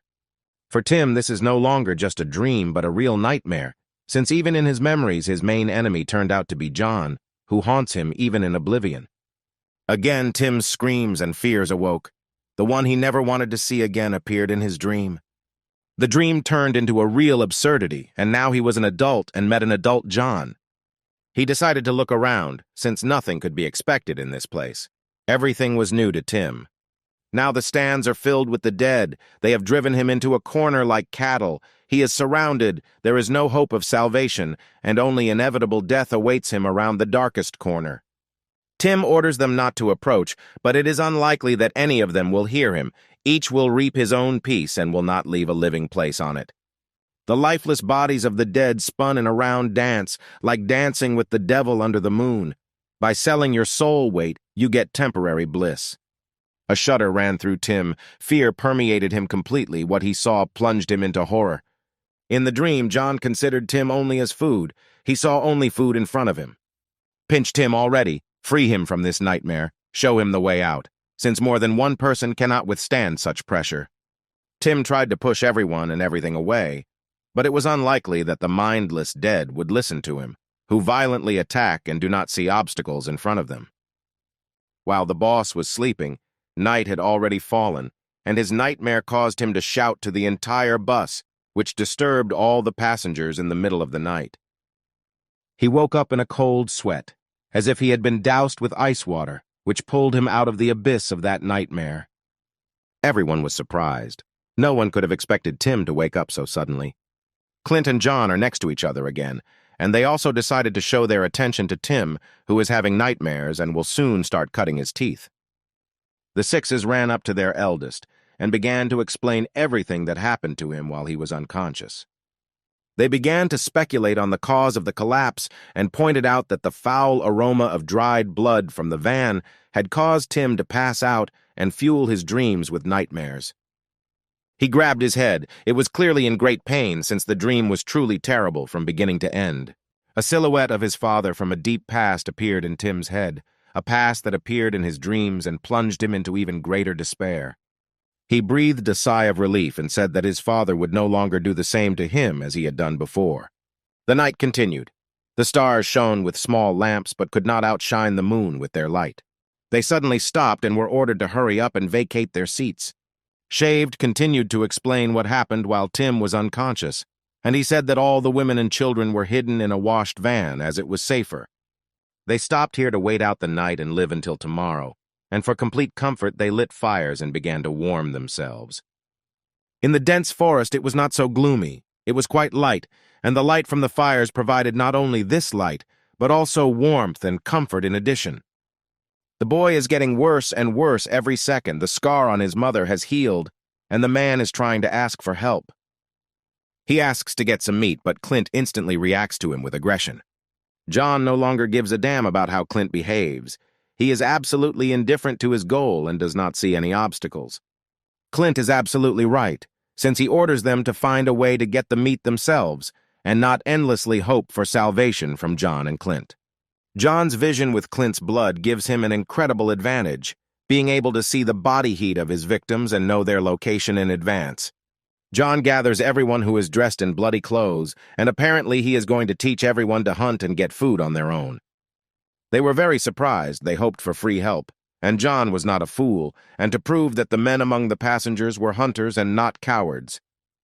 John put forward the most correct solution, did not throw anyone overboard, but found a method to train everyone and avoid a lot of problems.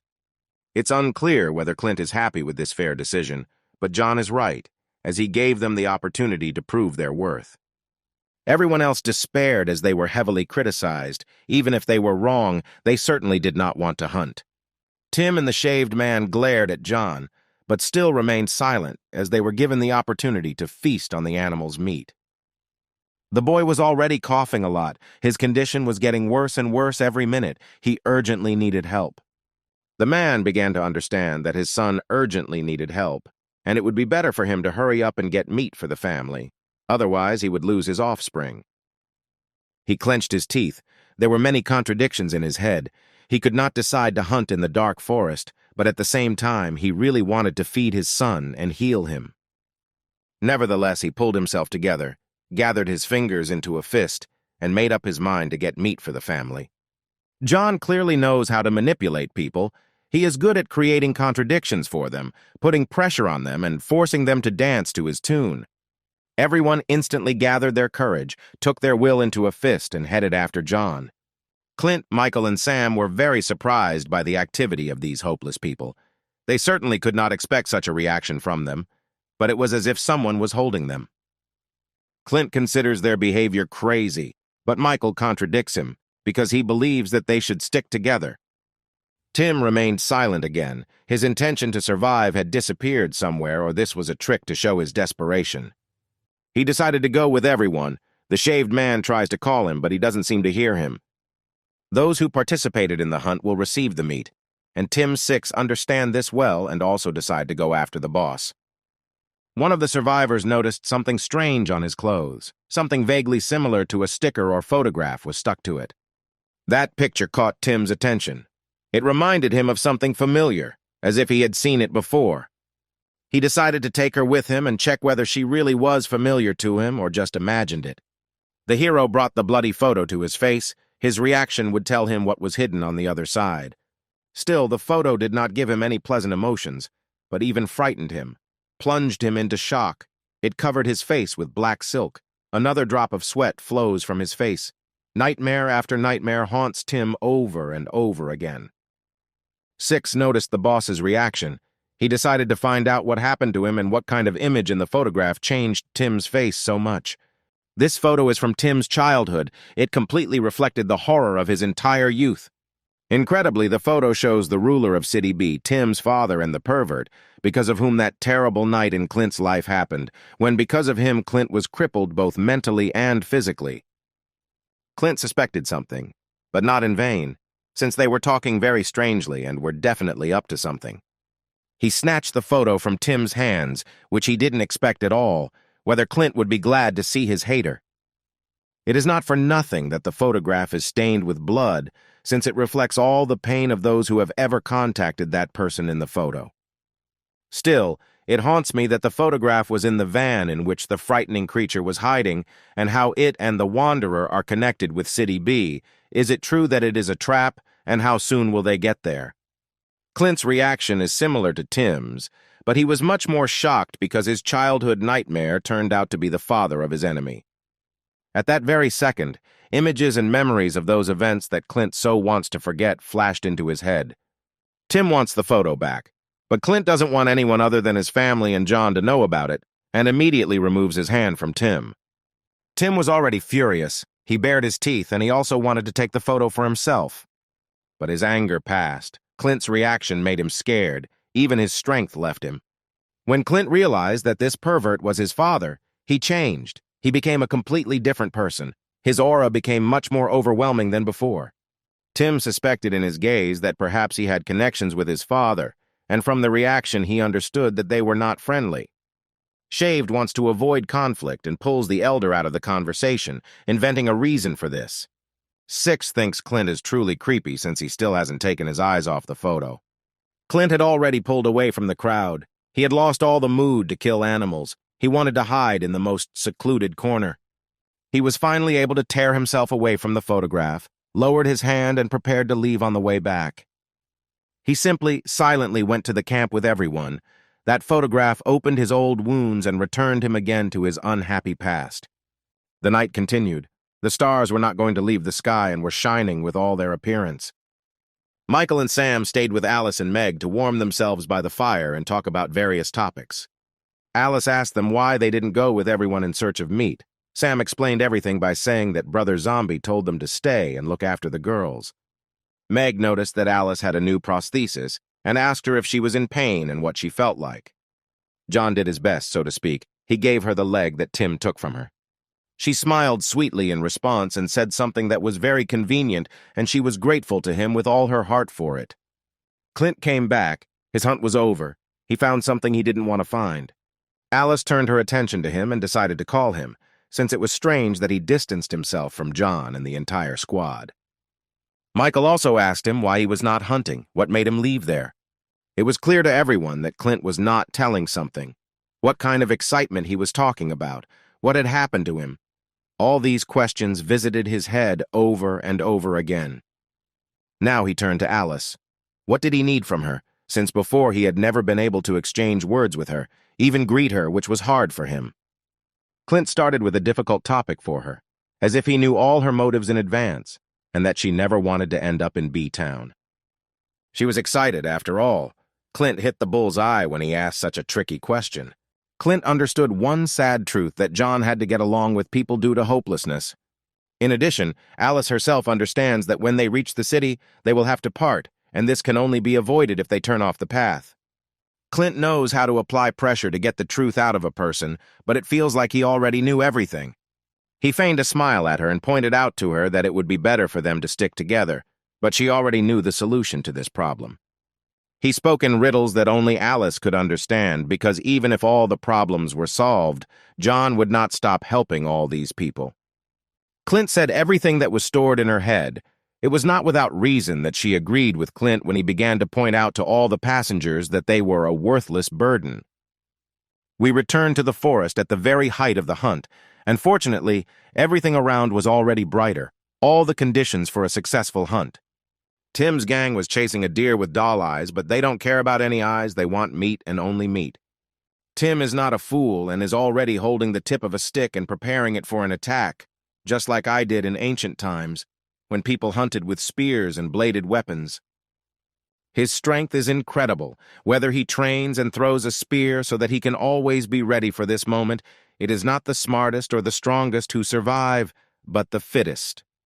The spear hit the target and pierced the deer in the center of the belly. Now all he could do was run into the hot broth. Such a spectacular throw and such a ridiculous fall, Tim failed immediately after such a pathetic attack. Everyone immediately forgot about their eldest and rushed at the deer, as if they had found a pot of gold under a rainbow. Still, the deer will kick to the end for its life and will do everything to escape from these greedy people. Six shouts to Tim to quickly get up and run to the rescue in order to finish off this animal. The hunt is not so easy for them. Tim falls, but gets back to his feet in time to get his piece of meat. He grabs a large cobblestone. Apparently the death of the deer will be quick but not painless. The deer continues to kick, and Tim walks for a long time with his stone. But you can rely on the sixes, since they are able to hold one deer.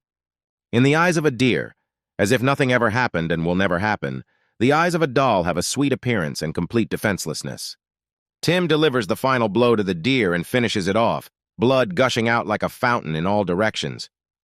Still, Tim did his best. They realized that it was not in vain that they went hunting, since they were able to taste such delicious meat and did not even need to share it with anyone. The sixes praise their eldest for the beautiful murder and offer not to share this delicious meat with anyone. shaved, still can't believe that John was able to survive, and also became a reasonable zombie, and all the problems are because of him. If it weren't for him, they wouldn't have gone down like this.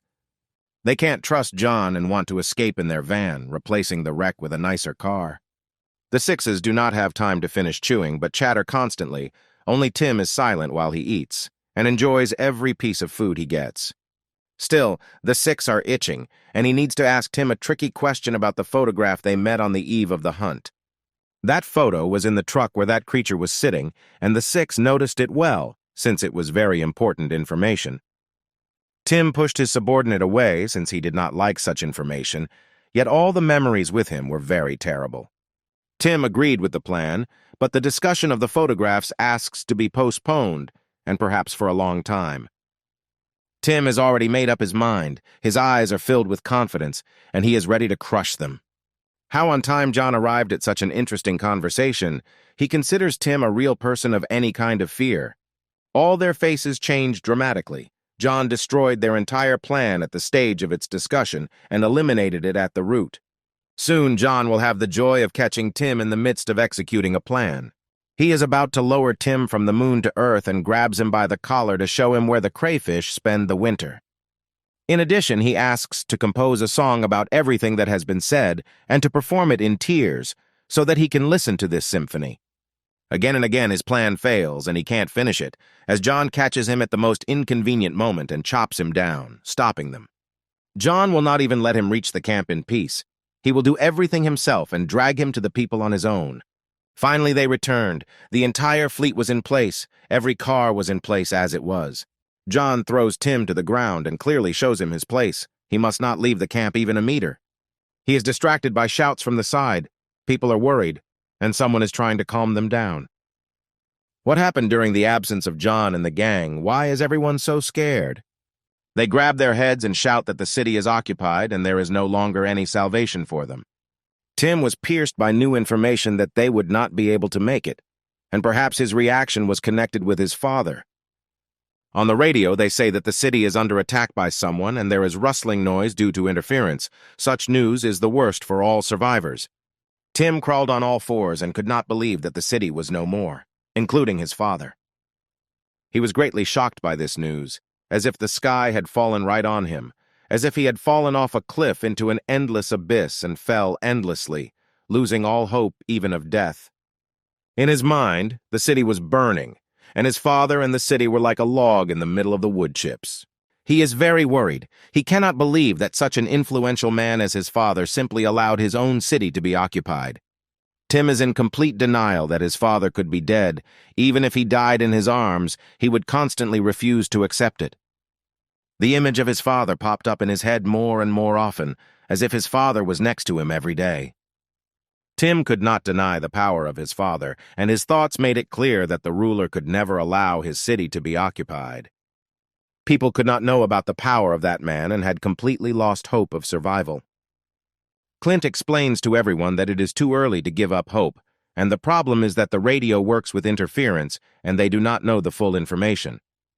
Because it all happened so quickly, almost instantly, that was all Clint could write down. It turns out that Clint was not the only one who heard this information and remembered Alice as if this was all their plan to avoid getting into the city. Based on her reaction, everything is clear. It is definitely connected with Clint's plan, but is it true that the city was occupied? The sister had her say. She confirmed Clint's words. Her words should have made John forget about the decision to go to the city. There was no joy in her. She completely sank, as if such a sweet little girl had lost all hope. She jumped on John and told him to never think about going into the city again. John seemed to suspect something. Meg's reaction seemed strange to him, as if she was doing all this feignedly. The reactions of the people were sincere, since they were already completely confident that the city no longer existed, which means that the last salvation had left the horizon. There was even a crybaby among the people. Someone was deeply struck by despair, which plunged him into the abyss. Fate hurts Tim from time to time, whether it punishes him for what he has done all the time, or whether unfortunate events came together at the same time. He was incredibly angry at everything that was happening, the death of his father, and the destruction of the city. He became John's hostage, All the worst things happened at the most inconvenient time, and he would not be able to find a solution to this anytime soon. By the same time, night had already fallen. It was time for everyone to go to bed, but the news did not allow us to relax for a second. People already easily obtained food, as if it was always at hand. They just had to open their eyes slightly. Still, the destruction of the city bore fruit. Such power gave Tim at least a chance to stay among the survivors, but now for them, he has become an outcast. The impudent people decided that the city no longer exists, which means that Tim is now an entry ticket that has expired and has no value. Even a small crumb is very difficult for Tim, but now he doesn't even have those connections. Now he's not even a nobody with a capital letter. He has completely exhausted all his strength, and they are also throwing him in different directions, like a ball on a football field. They decided to take even the last hair from Tim's hands, otherwise he would be sent to hell. The only ones who remained on his side were only his team and subordinates. Only they were always faithful to him. Only they were from the very beginning, and will be until the very end. They despair but do not give up. This is not the first time for them to lose meat and give it to those insolent people. They understood the reason for this attitude since the city was occupied, which meant Tim lost his last trump card, and besides, the entire conversation was heard by Clint, who was standing nearby. John, as always, is there and more than ever on time. He caught Clint spying on Tim, and it was not without reason that he thought it strange. Clint doesn't know how to lie and points out that John is a real spy, as he approached without making a single sound. Blonde understands that the situation is the worst, people are desperate, the city is destroyed, and the desire to look for food is getting weaker and weaker each time. John still insists on continuing towards the city, even if there is no hope at all. John explains everything by saying that with every kilometer traveled, there are more zombies and less food. John's words are confirmed by the fact that children and adults were starving and hoping that today they would be able to taste a piece of meat. The city is quite large, and you should not lose the chance to visit it, since they have already come a long way, and it would be a mistake to stop there. Clint is clearly not happy with his decision. His plan is not working. No matter how much he wants to tell John that he should stop, he does not hear a single word. Tim seems to have noticed the strangers who have been looming for quite some time and listening to their entire conversation. Shaved and Tim noticed them. The two gangs are plotting around each other. Clint realized that it was too crowded here, and it was worth finding a secluded place to talk with important information, since an extra word and all further actions would be in vain. Clint points out the truth, that people can constantly circle around John with his abilities. John does not like this truth, and he remained silent. He was able to squeeze those words out of John. He won't be able to defend them forever. He means Alice and Meg, whom he will leave on Clint's shoulders. Clint was shocked by John's words, as he understood the consequences that would happen after John left them. Nothing will influence John's decision. In any case, he will leave everything to Clint, so to speak. He will leave a legacy. Clint is simply furious. He will not allow John to do whatever he wants, and began to yell at him at the top of his voice. He doesn't like the way John thinks. He believes that the consequences will be irreversible. Tim and his whole gang will not allow his girls to live in peace. They will always intrigue and bother in any way possible. Now everything is clear. John did not try to bring up something fair in Tim.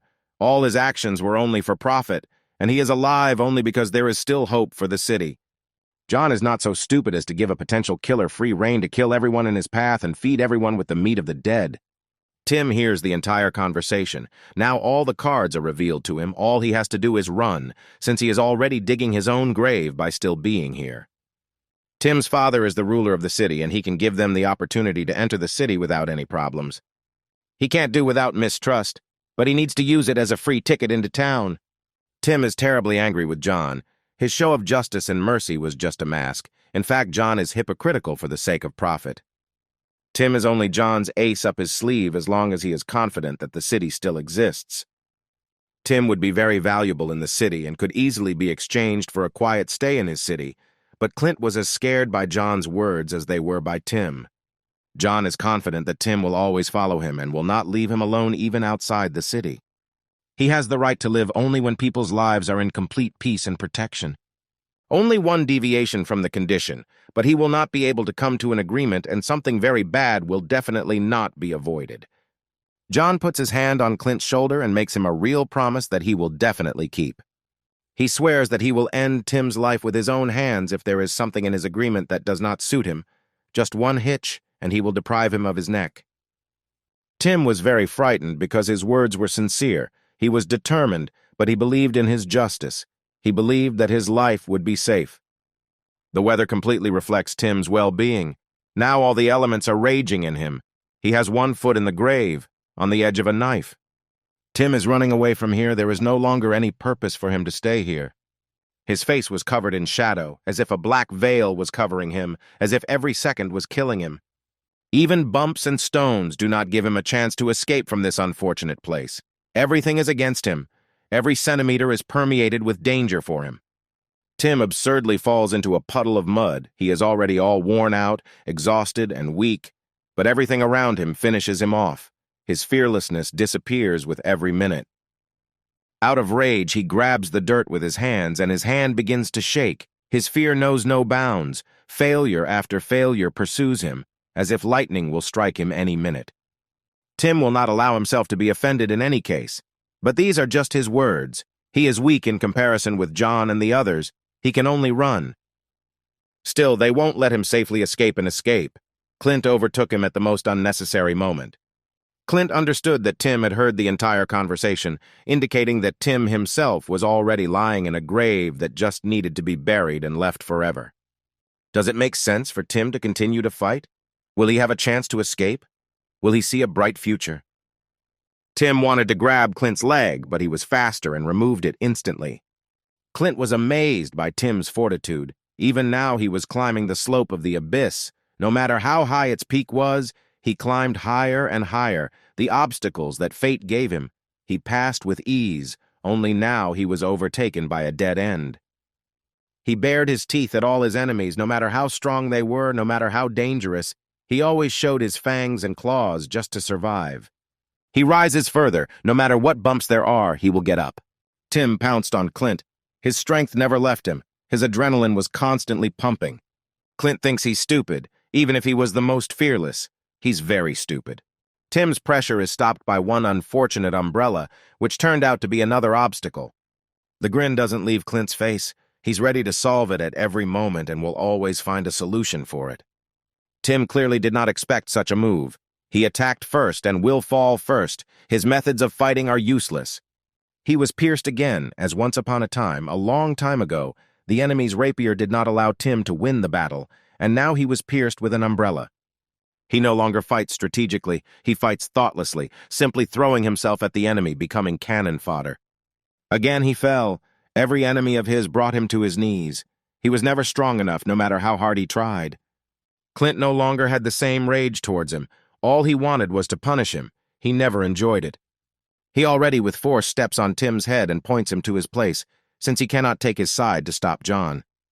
Even Clint cannot convince John. He feels compassion for Tim, but cannot help him. He can only hurt John and mentions people eating zombie meat, with the intention of using them against John.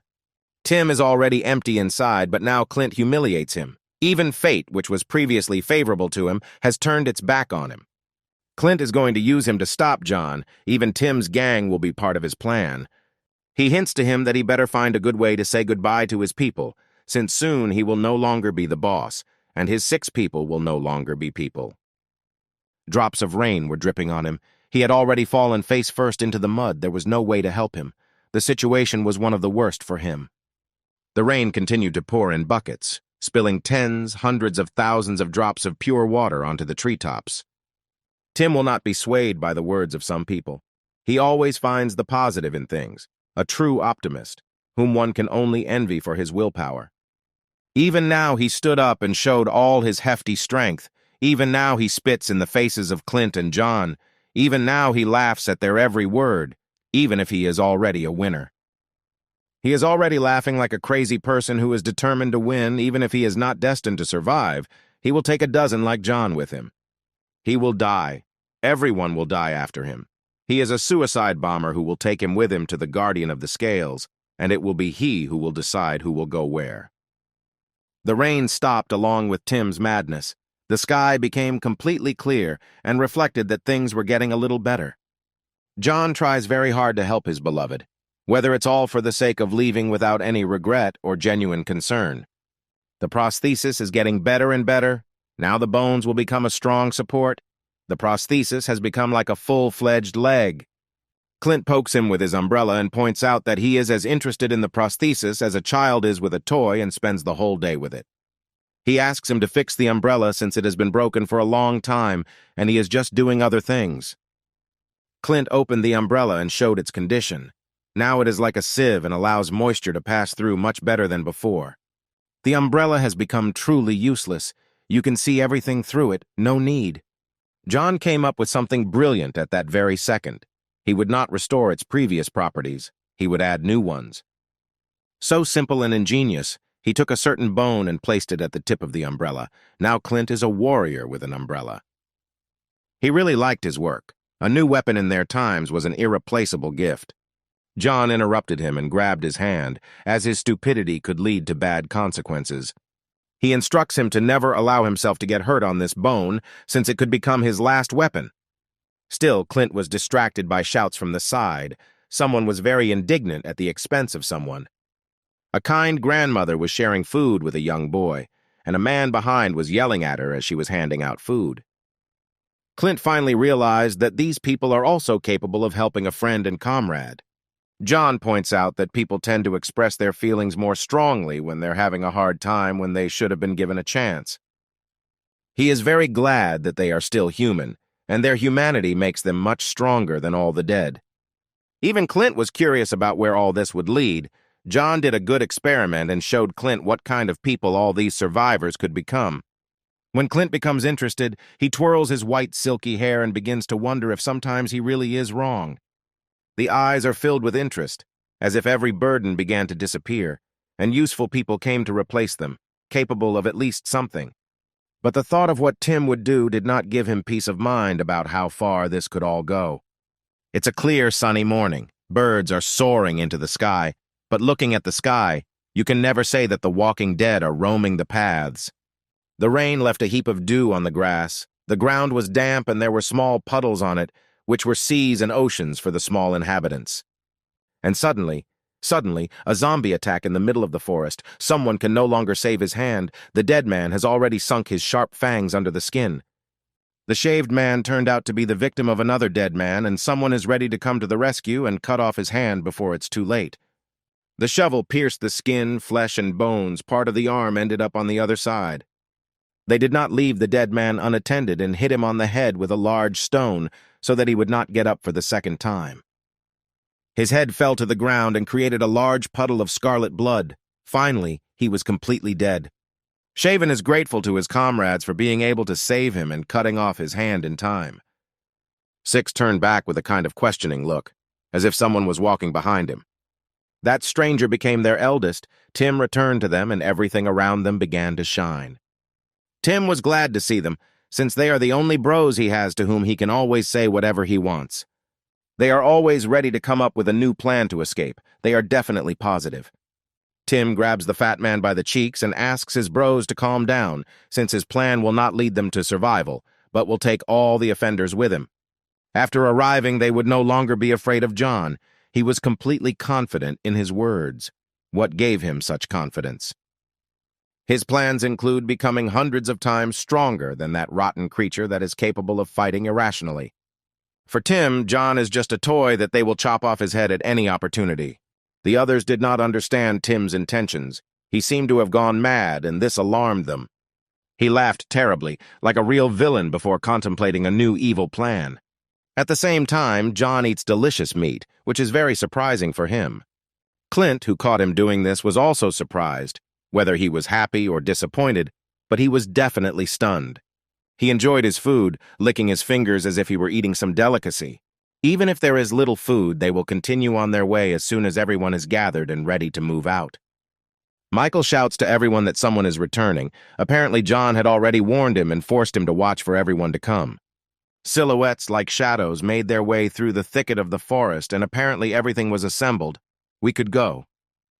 They were dragging raw meat which would soon be eaten, since many of the survivors were hungry. Tim and the whole gang were the last to return to camp and delayed everyone greatly. Nobody was happy with them, since they hoped more that they had long since died and left this world. That same impudent man again shows his greedy nature. Even now he wants to take the last piece of meat, but will he be very surprised to find out whose meat it is? Everyone decided to support the man and insisted that they give up the meat and, out of quiet sadness, go into another world, since there was nothing to eat anyway. Tim didn't care what these people said. His goal was to end it all, even at the cost of his life. Tim's indifference seemed impudent to the man, and he immediately rushed into battle for a piece of the dead man's meat. Tim grabbed him by the collar and made it clear to him to get out before it was too late. There was not a drop of fear in him, only an insane thirst to kill everyone here, take everyone's life and gnaw their bones. The man immediately learned his lesson, like the smartest student, and stopped being insolent to just anyone. John noticed this and instantly decided to stop him, but Clint was faster and stopped John. Clint pointed out to him a more important problem, which was lurking in that part of the forest, and it was there that there was a lot of zombie activity, which could become an even bigger problem. Still, that's where we'll have to go, and it would be better to solve this problem. But in the meantime, Tim and the whole gang made their way into the van with zombie meat, and their plan began to take effect. Tim looked around and probably suspected something in Clint's behavior. He clearly pointed out the problem and instructed him to use his eye. John refused such help and decided to go on his own and explore everything. Afterwards, John ordered to be here until he returns, and then they will go to the city. Clint thought with some confusion that his eye began to see worse. What did he mean? Everyone was already getting ready and taking their places, and John went to explore the forest and solve the problem. The rest were already returning to the camp, and from their running it was clear that they had brought a lot of booty. They brought a lot of meat to the camp, and for Clint this means only one thing, that he can begin his plan. Those who returned said that something was wrong with their condition, and they should hurry to their seats on the bus. The voices of the sixes could be heard from the van, and this gave them away. Tim looked through the crack of the doors and was on guard so that no one would come in or see what they were doing. Six touched Tim's shoulder, and apparently they had already come to terms with what they would have to do for the sake of their boss. They no longer wanted to suffer and came to only one way out of this situation. They decided to eat raw zombie meat in order to help Tim take revenge with their sacrifice and take a couple of lives of the offenders themselves. Tim could not even think that his comrades would so decisively go to death for his sake. He did not even dare to mention such a thing. Such devotion could even make him feel, and he was able to say that they were not obliged to eat this meat for his sake. Shaved was already more determined than ever. Nothing would stop him. He grabbed his boss's shoulder and gave him the opportunity to trust. Everything was great for him. This is exactly how he wanted to die for his boss, for his elder. Even if from the outside they look like a gang of student hooligans, their members are the most loyal and honest with each other. He clenched his fist so tightly that his whole hand began to shake because every word from his mouth was the truth, a dogma that you just had to believe in. They understood why Tim became such a cruel and evil person. The tears of the shaved man broke through Tim. He was in shock because he did not expect such fortitude from all of them.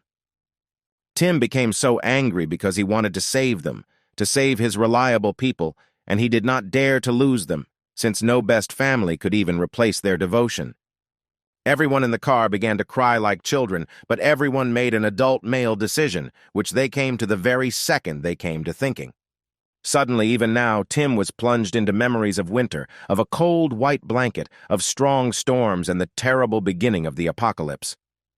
To get food in such cold weather, one had to try very hard and even climb the slopes for the sake of one berry.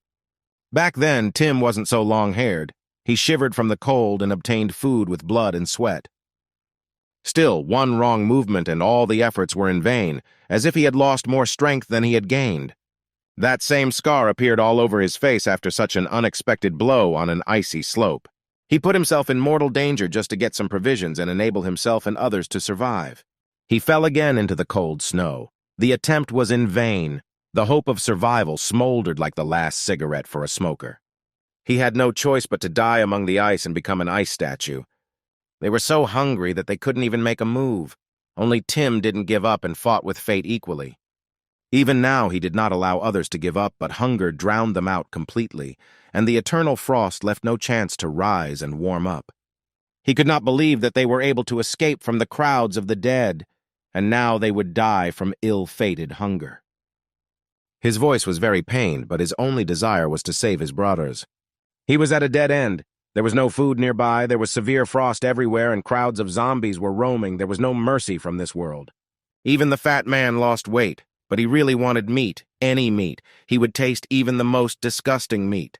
They wanted meat, even if it was impossible to get. Tim always tried to find a loophole. He rummaged everywhere, but there were only fresh zombie corpses around, but he never stopped trying for the sake of his people. The dead were everywhere, as if an anthill had poured out of them straight onto the ground, and now their lifeless bodies lay with empty eyes. Tim thought that this was the solution, the dead as a substitute for meat to fill the empty stomachs of his bros. He lit a fire and was ready to cook dinner for everyone, which would temporarily postpone the inevitable death of his comrades. Everyone greedily devoured the meat and could not believe that Tim was able to find the only salvation for them. Meat, which was once in abundance, but now they have to fight just to take a bite. Shaved with disbelief, decided to ask Tim about the meat, which he had not even tasted. Tim understood his guilt, but he simply could not do otherwise, because he would have lost his comrades on the same day. Now the most important thing is survival, and then we can discuss this meat.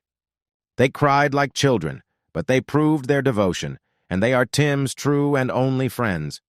Warm feelings awoke in Tim. He was touched to the very depths, as if a ray of sunshine broke through in the deepest cavity. They freed Tim and decided not to bother him with eating the meat. After all, at that time he breathed life into them and made them see even more bright moments. The first bite of fresh dead meat will entail a lot of problems. Now nothing can be brought back. Everyone thanked Tim at once and began to greedily eat the meat, since it was the last thing they would eat before the transformation. He felt enormous guilt for everything he had done. He did not know how to atone for it all. Even his death would not cost as much as he owed.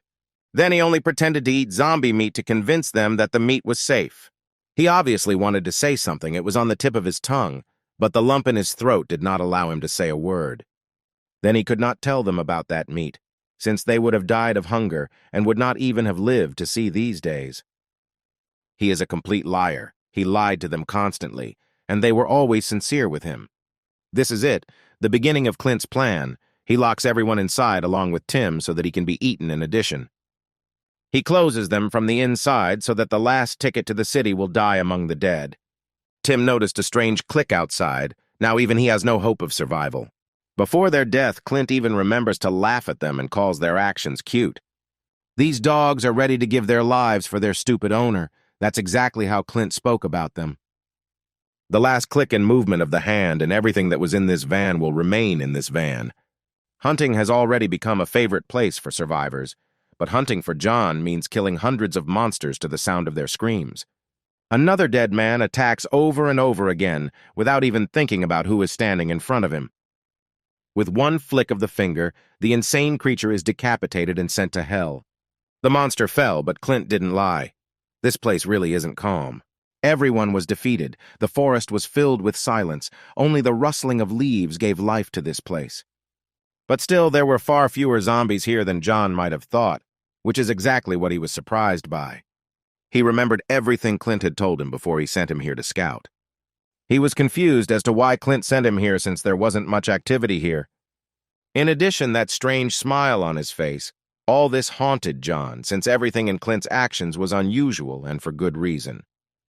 Suddenly, everything became clear to him.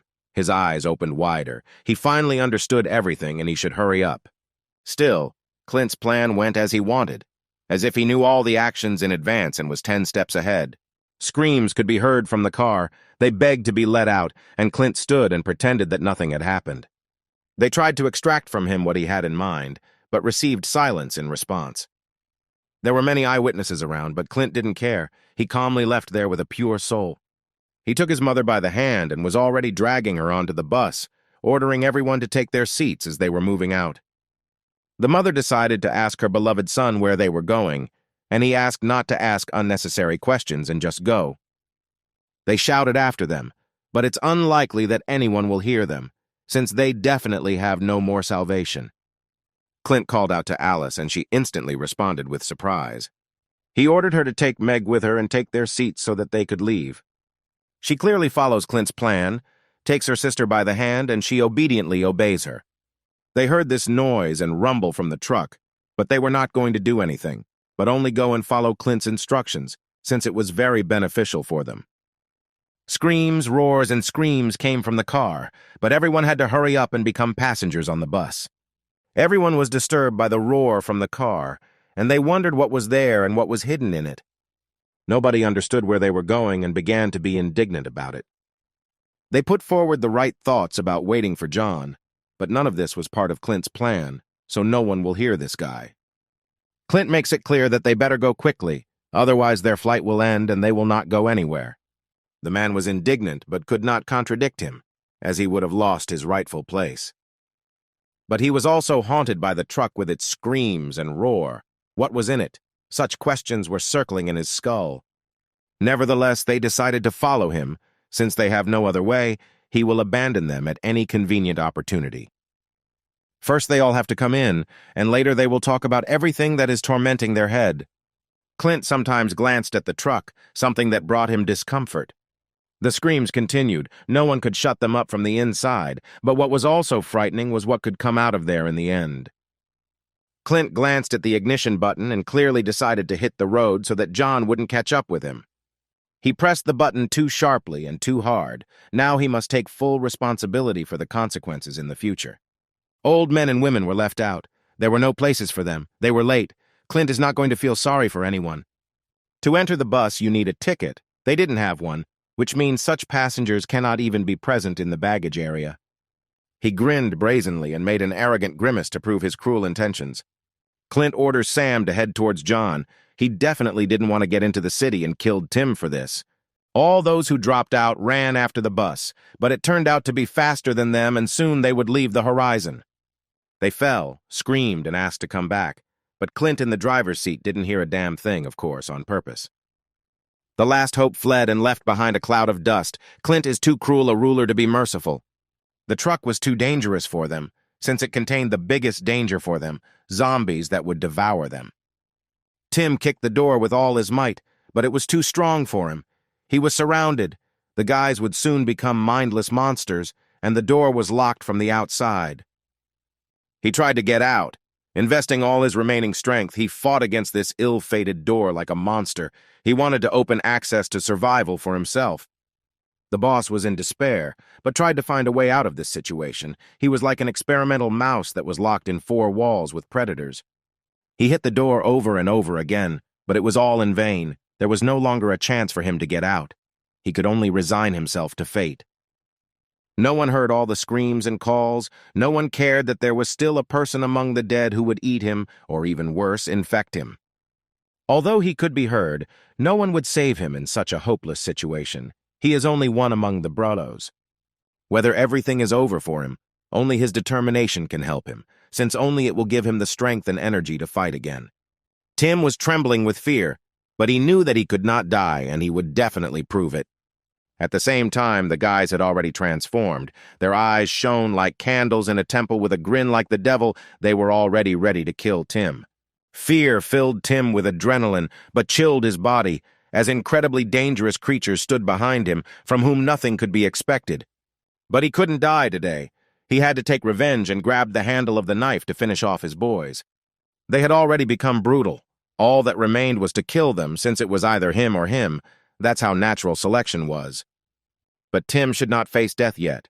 He still needs to take revenge on many people, and now it is too early for him to die.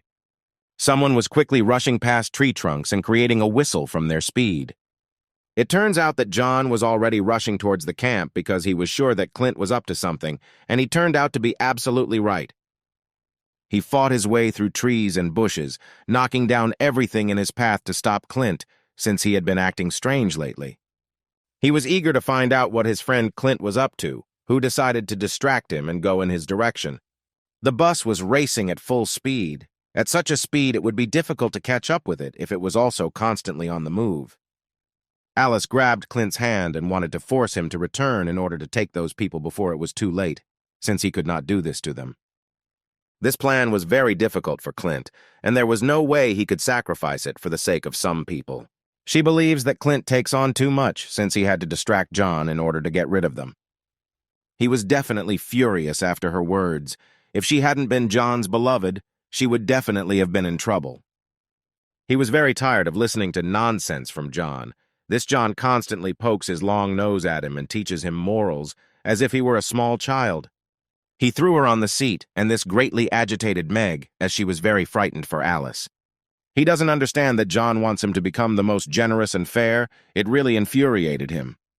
The passengers are perplexed by everything that is happening, but they will sit silently until the end and look at everything with empty eyes. Clint was very angry. He grabbed his head and clenched his teeth as if he really felt guilty.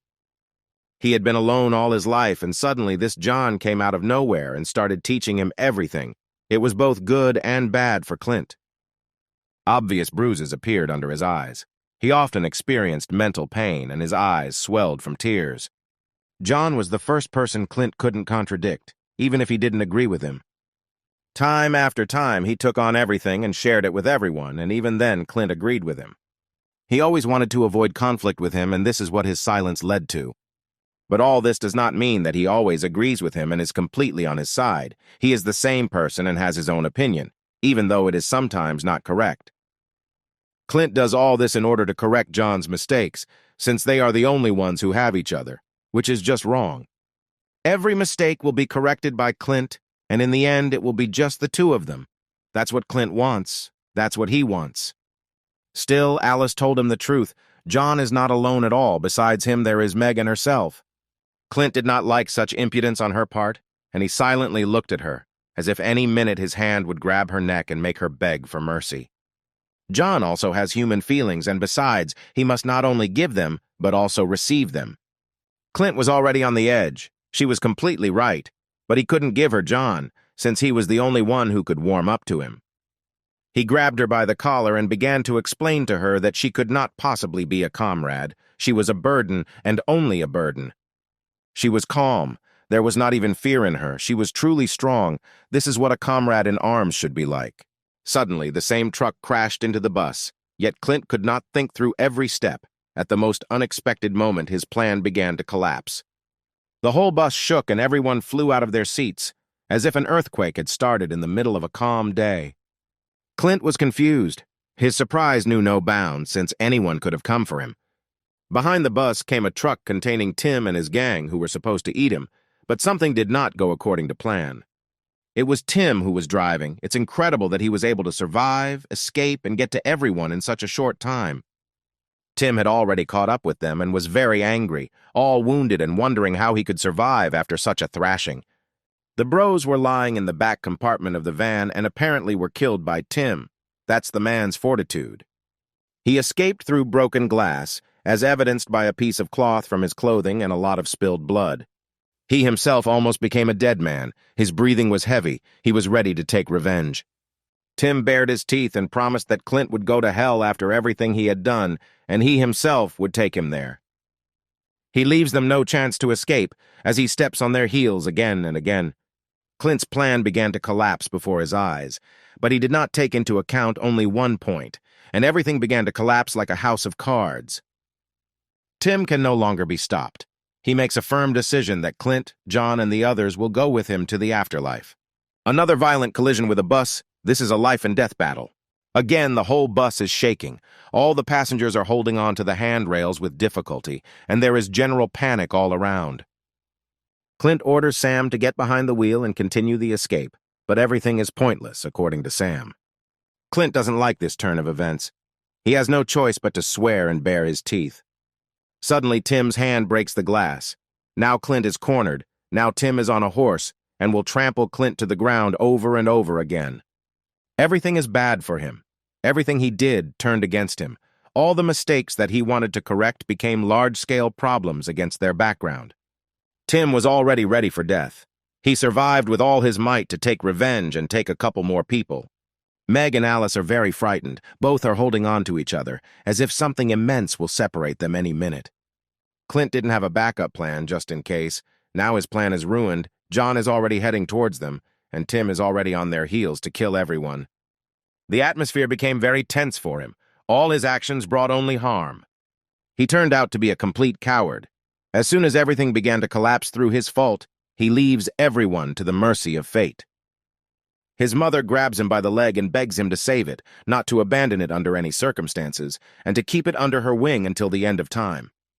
In her opinion, Clint is obliged to save her since she is his mother. He must protect her from all bad weather. There is complete bewilderment in his eyes, such impudence on the part of his mother. She dares to ask him for something when she acted worse and worse over and over again. She continued to crawl at his feet and beg for salvation. She was already distraught for her life.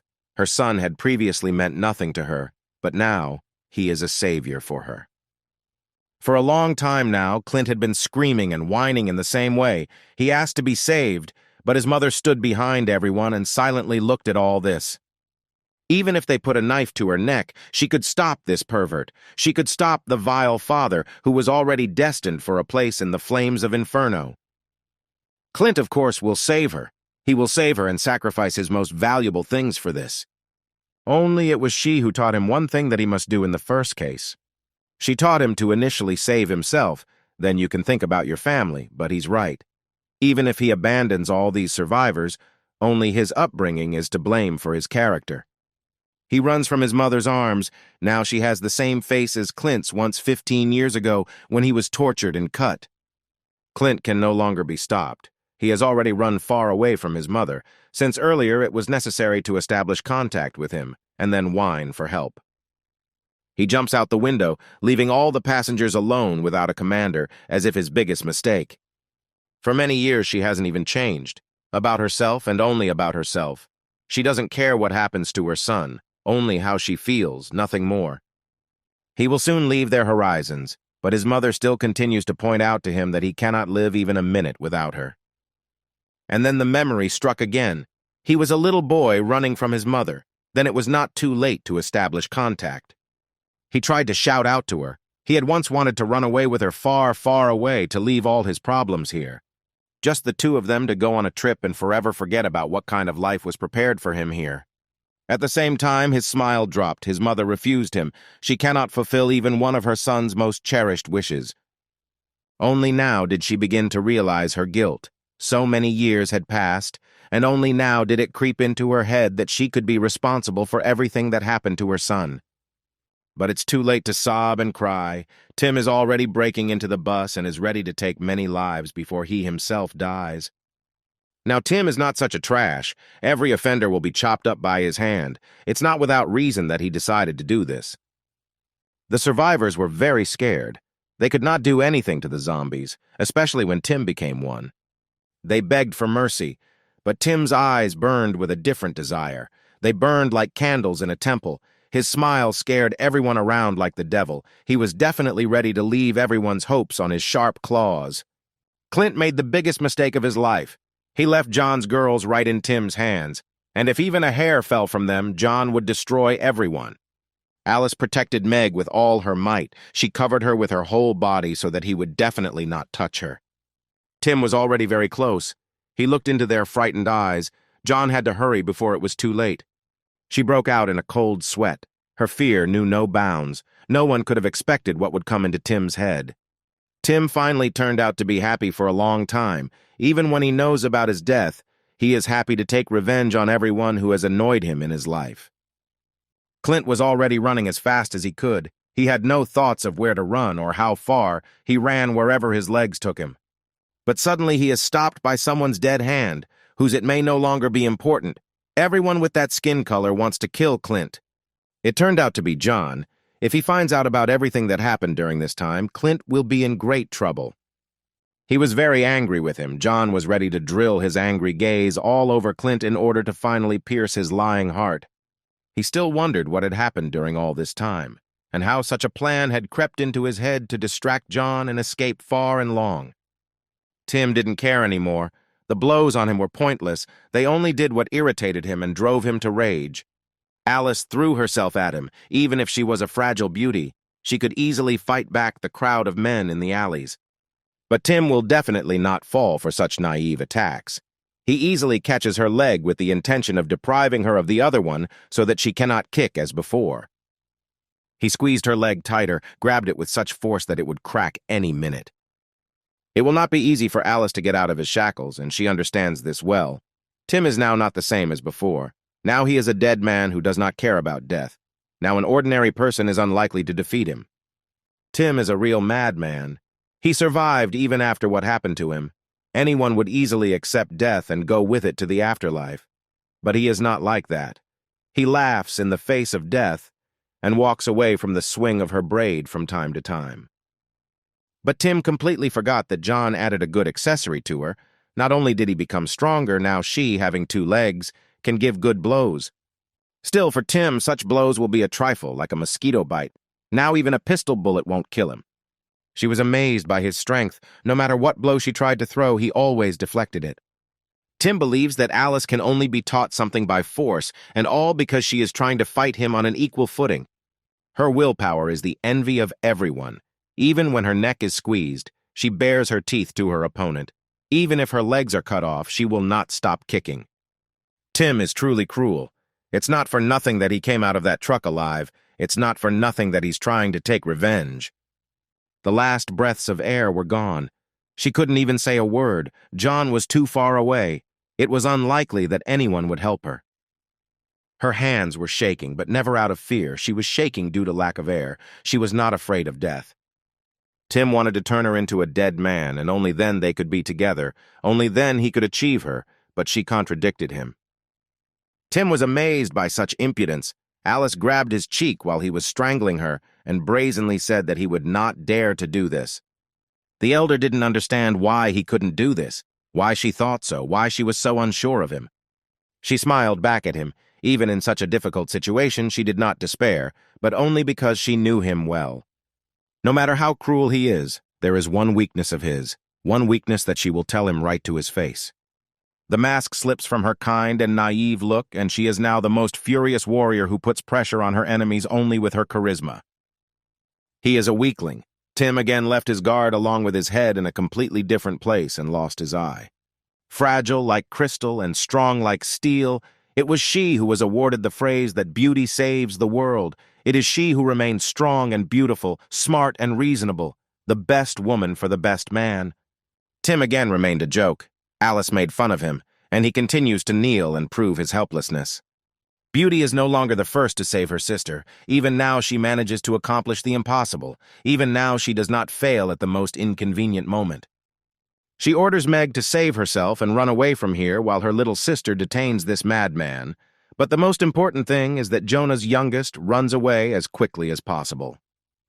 Meg didn't want to leave her friend alone with this monster, but she was categorically against it. She tells her to forget about her and run without looking back. The little sister wiped the tears from her cheeks and ran as fast as she could, to fulfill the instructions of her commander, so as not to let her down at the most inconvenient moment. Alice looked after her to make sure that she had already left the horizon, so that she was already so far away that no one could track her down. The battle is still not over. She turns her gaze to Tim and prepares to take a new blow.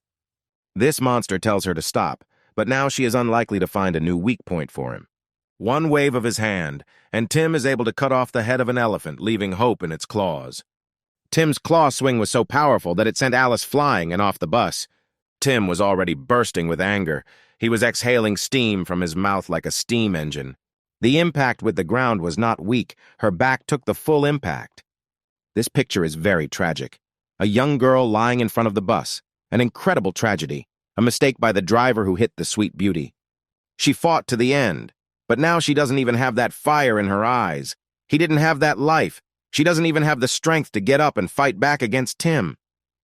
Once upon a time, it lay in exactly the same way, when the end of the world had just come, when the whole world was suddenly filled with the dead and left no chance for humanity to develop. That time, Tim was very scared. His whole face was smeared in blood.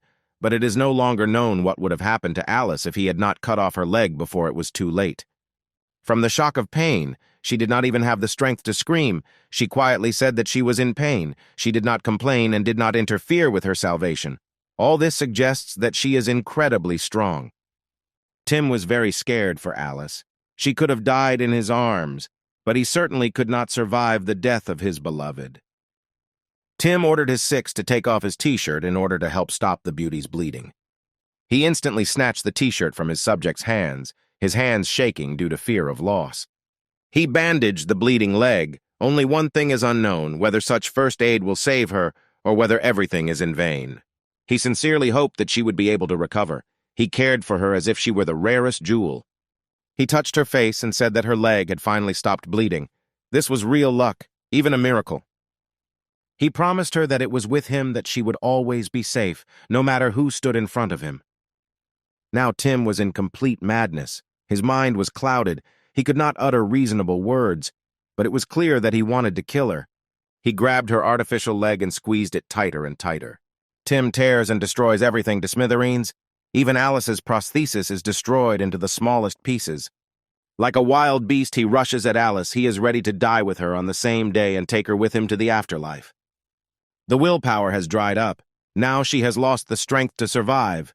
All hope remains in the Savior who will arrive from time to time. She has already said goodbye to her lover, to her chosen one, with whom fate has brought her twice already. But now she is ready to meet only in another world. How harsh this world is. Even such a beauty is taken away by this cruel fate, which initially gave everything that was most valuable and took it away for no reason. Her whole face was stained with blood. It was unclear whether she would live on and delight everyone with her beauty and strength. Incredibly, she opened her eyes. She survived, yet fate was kind to her. John, as always, is on time. Always comes when the situation is already on the brink, when hope disappears but his silhouette calls her back to him. It pierced right through Tim's belly. He was bleeding but did not scream in pain like crazy. Tim, even becoming a zombie, did not become immortal. He is mortal, as before. Only the power to fight, like a warrior with several lives, intoxicates his mind, and he does not see the danger in front of him. Seeing a target, he goes to kill it. John now doesn't care who he is. It doesn't matter to him that he is the son of a ruler. John can deal with him as he pleases. Tim can no longer escape from the angry John since he is more angry than ever. His intentions no longer have mercy, only the murder of his long-time offender. The long-haired man wants to say the name of his enemy. He wants to whine him, but the virus that has already enslaved his mind has filled his head with fog and his tongue is tangled over and over again. Everyone was already gathered. They stood behind John and watched Tim's execution. Clint was with everyone, and it was unclear what John would do to him for his initiative. An ideal warrior, without fear of death, without feeling pain. He does not care about enemy attacks. He will always attack the enemy until he becomes a corpse. Tim rushes at John again. Not a single blow will teach him that John is much stronger than any dead man. Every dead man can only strive for his strength. John was well aware of his strength and grunted at every arrogant attack by Tim to mock him. He again begins his show-off speech, which sincerely will never mean anything to him. Everything is decided for Tim. He would have taken his life in any case, even if he had not become a dead man. Tim's rage knew no bounds. He had experienced too much in such a short period of time to leave this world without taking any of his offenders with him. Even here, John is trying to humiliate Tim. He cannot send Tim to the next world without further ado, as a righteous warrior who did not die for revenge against his brothers. John's words again plunged Tim into memories. Again he sees the old silhouette of his main enemy. Then for Tim it was golden time. He could do whatever he wanted with John. Tim did all this to prove his superiority. He beat John in order to show his power and strength, as if everything was under his control. If he said so, it would be done in the near future. John fell over and over again, but got up and continued to mock Tim's strength, since he understood what motivates Tim when he does such things. Whether Tim was angry, he beat John. Whether he was cheerful and joyful, he beat John. He was not in a certain mood. The main thing is that John's face was ready to take a few more blows. All this so that John would independently recognize his strength in order to assert himself in front of others and rise above John. But John is not a simpleton. He grabs his impudent hand and squeezes it rather weakly, but his intentions to break it were too strong. He called Tim a weakling. and the scoundrel's face immediately changed. He literally froze from such impudence, since hardly anyone had dared to say such a thing to him before. The hero recognized his strength. He believed that Tim was strong and his health was excellent, but only one nuance did not give him unlimited power. The nuance is his cowardice, which he wants to compensate by humiliating the weaker. Even if John has the same health, he can become hundreds of times stronger than Tim, and this amazed the bully. He was shocked that his willpower was so strong. Tim was already tired of listening to his every impudent word. He wanted to squeeze it between his teeth and crush it. John's self-confidence infuriated Tim. He prepared his fist for another but more powerful blow. Since that time, both have changed a lot. As John said, he became hundreds of times stronger than Tim. Tim became a dead man, only he remained at the same level as before. The main character does not even give a chance to win. Tim can take blows like a punching bag that cannot respond. Tim was confident that he would easily defeat everyone in his new guise, but remained disappointed because he understood that he would die at the hands of the one whom he had always towered over. John didn't even give him the opportunity for a break. Tim no longer had any salvation. He had lost his last hope of victory, since you had to be lucky to become a rival for John. One more blow, which will not be the last, but one day one of the subsequent ones will still send Tim to another world and hammer nails into the lid of his coffin. John, even before Tim's death, tries to teach him something, as if his words even mean anything. Tim was already completely destroyed. His whole face was beaten, his gums were flying out, and blood was flowing like a fountain. John believes that only Tim is self-confident here. Only he fights at the expense of his willpower, at the expense of his pride. He is too strong for Tim. Just one blow sent Tim flying. In the clouds of dust, Tim's face is still visible, which seems to be asking John to hit him, which really wants to take a couple of blows. The character does not resist his desire and with every step gets closer to Tim in order to finish him off. Tim spat blood. He no longer had the strength to stand up and fight back John. Only despair in front of this world. Fate punished him for everything he had done. Now he is destined to die at the hands of his main rival. He was shaking. He was growling like a monster, but John would not be bothered by his pitiful appearance and would not force him to show compassion. Tim, even in the guise of a zombie, began to see danger in front of him. His eyes spoke for themselves. John said that Tim was very tired. He was tired because it was quite hard to take, but he had already taken a person's life. Tim cannot come to terms with all this. John understood all this well, but spoke with a certain mockery in order to finish off all the moral readiness to fight in him. John slammed Tim hard into the front of the car. He was already trying to get up and prepare to fight back. He growled in response to John. He was very angry with him, but more like an animal he fought for territory. John doesn't even allow Tim to stand up. It's too much for Tim to even get to his feet. John remembered everything that happened to him, how all the survivors treated him. When he beat John, John remembered all this, and it greatly ate Tim's heart. John explains to Tim that he, having so many good friends, the one he loves, kind parents, received nothing but hatred. His beloved, who always refused him, called him arrogant, which is why she didn't love him. Meg always hides behind the backs of our beauty and her friend. For her, she is not a criminal back, and for good reason. He did not receive any warmth from all those who praised him, all his faithful friends, loving parents, and so on.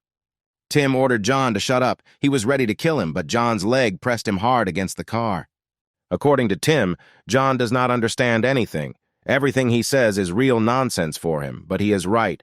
Since John does not know his entire life, he does not know what kind of life fate has prepared for Tim. Yes, he had a loving mother who constantly played with him in his childhood. He received the warmth that John spoke about. And Tim had sunny days in his life, and he could feel it all, and his smile shone brighter than the sun in the sky. But no matter how hard Tim tried to hold on to these sensations, they went away and closed the door with a roar. All the good memories were shattered, like a photo in a frame. All these memories for Tim meant only pain, as if these pieces of glass were sitting deep in his head. Well, in the end, everything he tried to protect, everything he tried to hold on, left him. Everything was meaningless. A certain sheet fell, an important document that could mean a lot, but there was nothing good about it. Tim's mother was crying. That paper brought a lot of grief into her life. Tim understood this well. He approached his mother, collected all her tears with his finger. He tried to calm her down and keep her closer to him so that she would not be completely desperate. She hugged him. Everything seemed to be fine. He tried to calm her down and she reciprocated. Moreover, tears from her cheeks flowed down onto his shoulders. But what she said completely killed Tim. She regretted that he was born into this world, and these words hurt the most. That's why Tim became so cruel. John will never understand the pain of betrayal. He is nothing like Tim. Even if his family was powerful, there was nothing good about it. Tim makes it clear that John will never be able to find a common language with him. Since he was not betrayed, even the pain of loss will be weaker than betrayal. But even John was able to envy Tim in some ways, yet even John lacked something and had to resort to envy. Tim was amazed by his words. He couldn't believe that John didn't have what he had.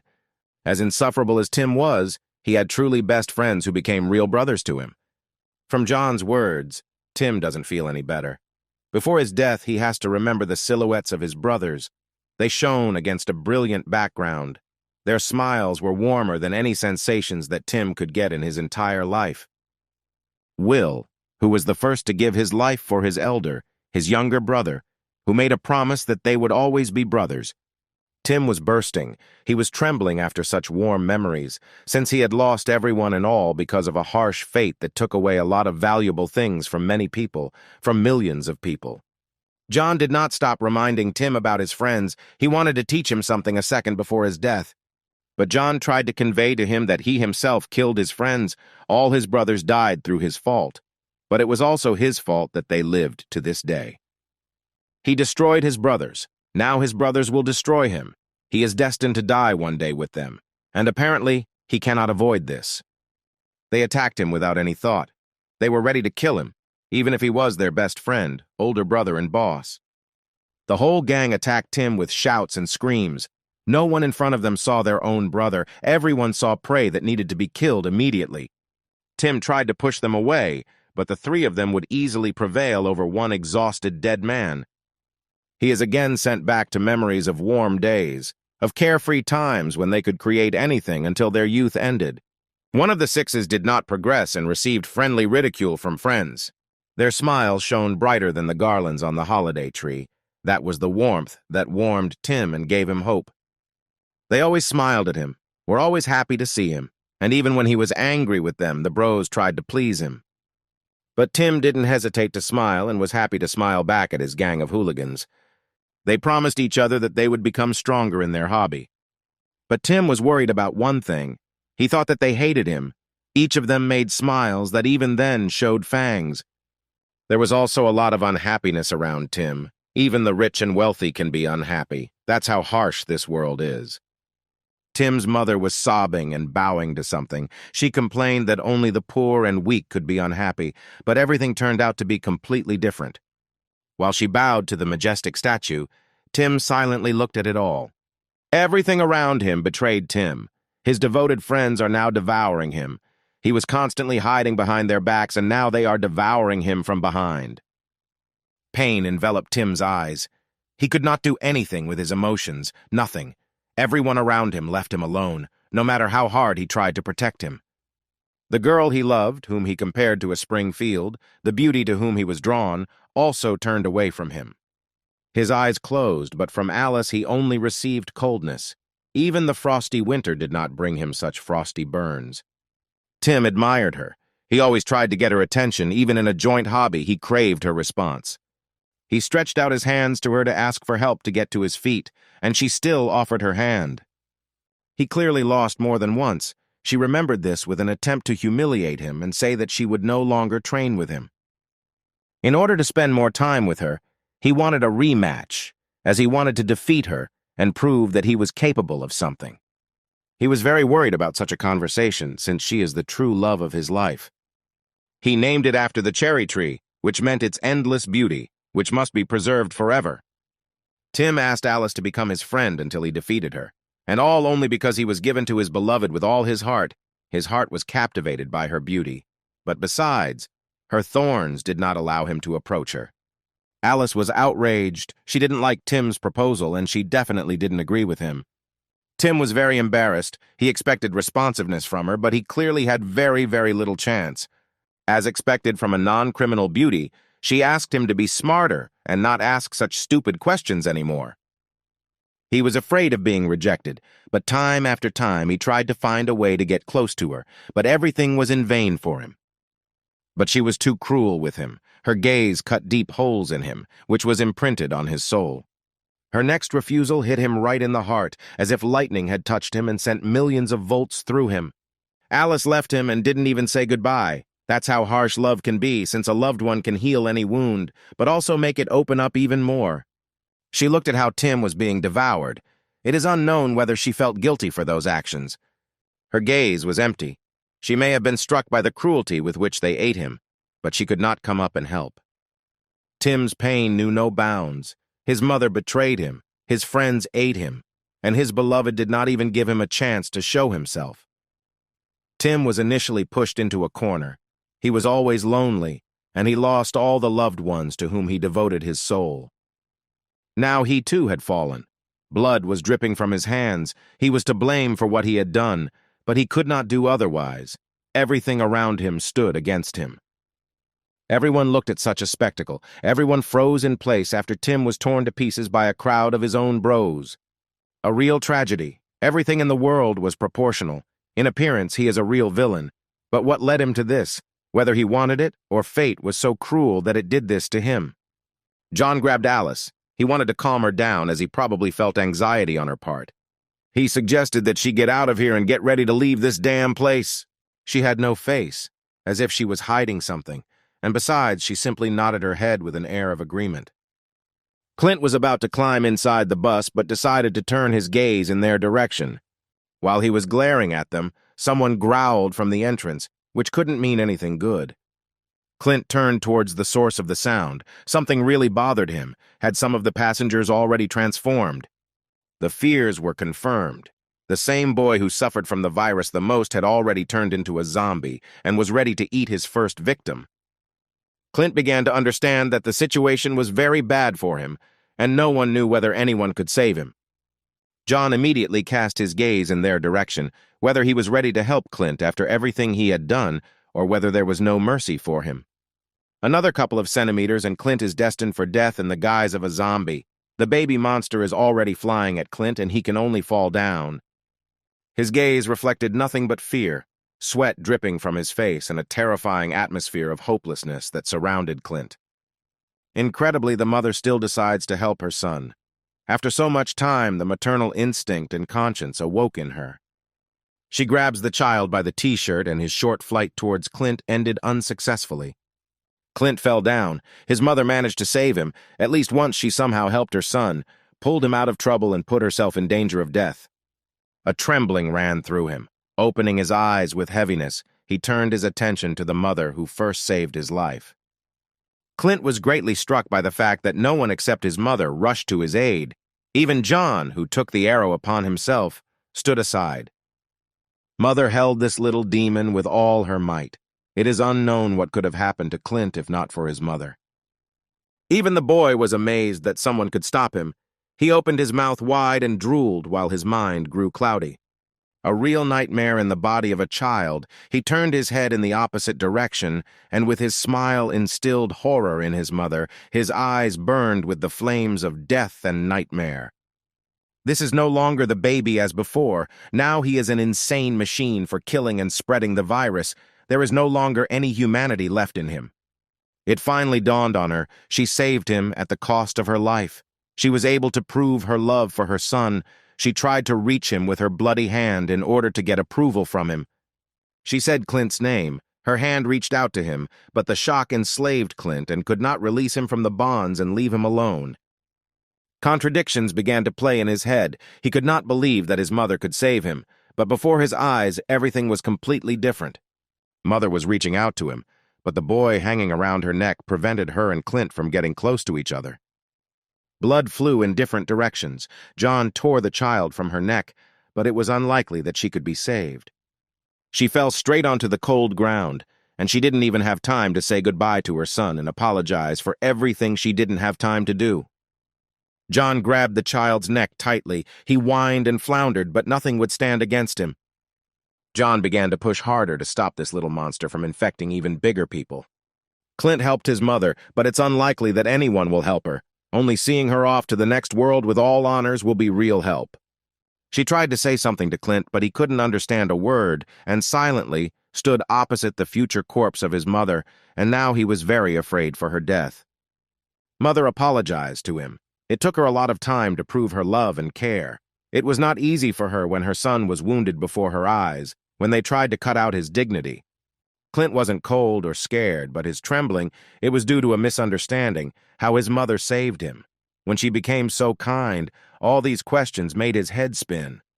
Clint made the biggest mistake, but he wanted to correct John's mistakes, but now he has to keep the burden of guilt on his irresponsible shoulders until the end of time. His hands were shaking, but he still tried to close the bleeding wound, yet he couldn't help her. All his hopes were in vain. He puts a lot of pressure on the wound. Will this help her? Of course not. The virus will soon spread throughout the body and enslave it. Otherwise, she will die the death of a mother who was able to atone for her debt, was able to protect her son from inevitable death. She said goodbye to him for a reason. She thus said goodbye to Clint once and for all, but he no longer wanted this. The soul was already leaving her body, the tears were drying on her cheeks, but now she was able to repay the debt that had been returning for too long. Clint was ordering her to stop acting like she was before. Again, she wants to just walk away and leave him all alone. She was bleeding. Death was already looking her straight in the eyes. All that remained was to cut off her head with a swing of her scythe. 15 years ago, Clint extended his hand in the same way when he asked for help, but no one gave him a ladder to rise from this abyss. The pain was insane, but the mother did not even touch her child then, yet both parents are guilty of what they did. She languidly said his name as if she wanted the trash father not to hear anything unnecessary, and she could save her son while he was not looking. The hands were almost joined, but the scum of society decided to intervene even at this moment when his son needed help. The trash wanted to drink after everything that this freak had done, and he also incited his mother to run him for another bottle, which she was not happy about. He is a real psycho, because even now he accuses the innocent Clint of nothing, who became a victim of the unfortunate torture of the perverted ruler. The mother did not have her say in this house. What kept her from taking and driving this scum and spendthrift out the door? Why couldn't she help her only son?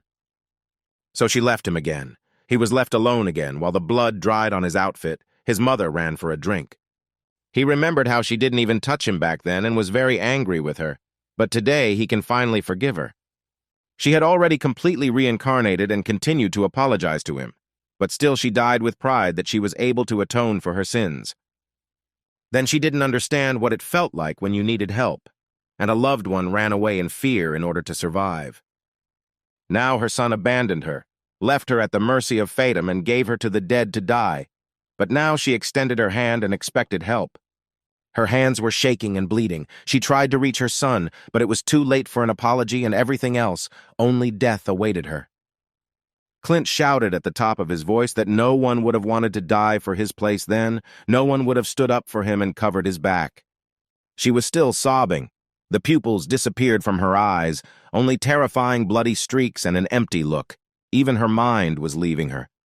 Then Clint just needed a warm hand, just to grab hold of support, just to give that warmth that was taken from him. But even then he didn't get it. Clint's tears flowed like a river. It was impossible to describe the emptiness in his soul, how many seas of tears he had accumulated. He could have cried days and nights to pour out every drop. He wanted her to simply learn from other mothers, become like them, so that he could boast to his friends what a good mother he had.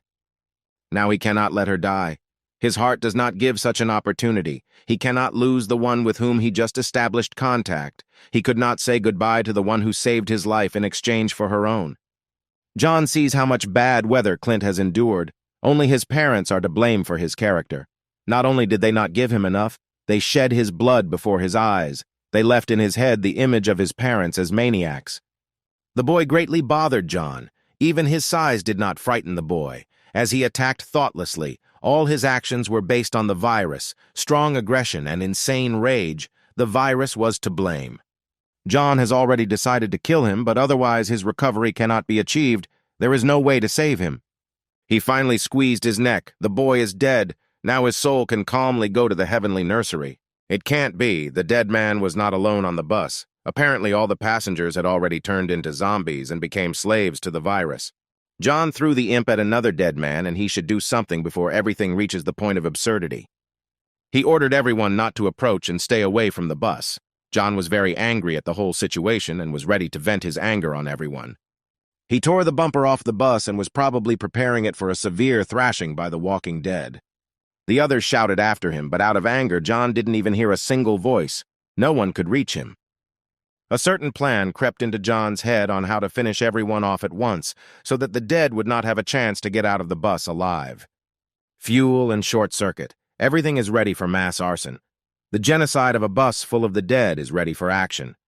The flame blazed. Now all the sinners who sold their souls for a piece of dead man's meat are burning in the hellish flames of inferno. Everyone looked at the fire and regretted that they had relatives and friends there, whom everyone treasured greatly. One can only envy John's ingenuity, but still they lost 2 vehicles, and yet they still need to get to the city.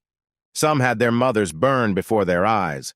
Others had their wives and acquaintances. It's a pretty terrible sight when your mother burns alive in agony. They shouted the names of the dead, and in the fire only their ashen silhouettes were visible, burning before the eyes of their loved ones, relatives, and significant others. John began to be accused of burning their relatives. The survivors considered him a madman who decided to commit genocide, but they did not understand one thing, that they were to blame for all this. John pointed out to them that they are the madmen. They are the ones who do not understand what they have done, since the entire bus is filled with the dead, and the only way out for John is to burn everyone in the flames. It seems that he understood what John was talking about. He understood his guilt, which was hidden precisely in him. There and only their guilt lies like a stone on their souls. It is the survivors who are guilty of destroying each other. Everyone here killed their relatives. He understood what his fault was. He knew that zombies could not be eaten. He knew that he could not feed anyone. He saw how Tim and his gang collected zombie meat and could not resist the temptation. The guy said that he gave his mother very little, a small piece, because he thought that she would die, but John listened to everything with a saddened face. They began to understand their guilt. They grabbed their heads and began to sob. No one could hold back their tears. Some lost too many relatives. Many lost children, mothers, wives, and many other relatives. No one could believe their death. Everyone apologized to their relatives for their mistake.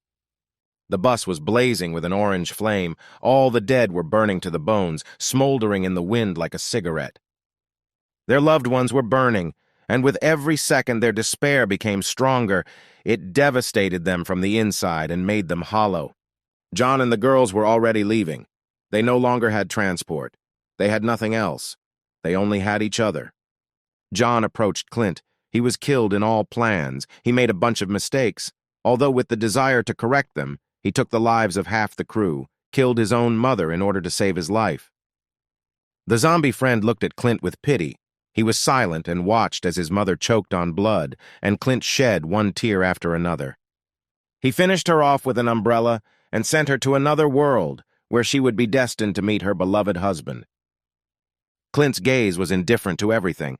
There was nothing in his eyes. He understood that John could easily abandon him, leave him alone to fend for himself. But still he asked this question. Clint clearly wanted to stay with John. He asked him if John would continue to be with him, if they would continue their journey. John was very angry with Clint. His intention was not to kill him, but he definitely deserved punishment.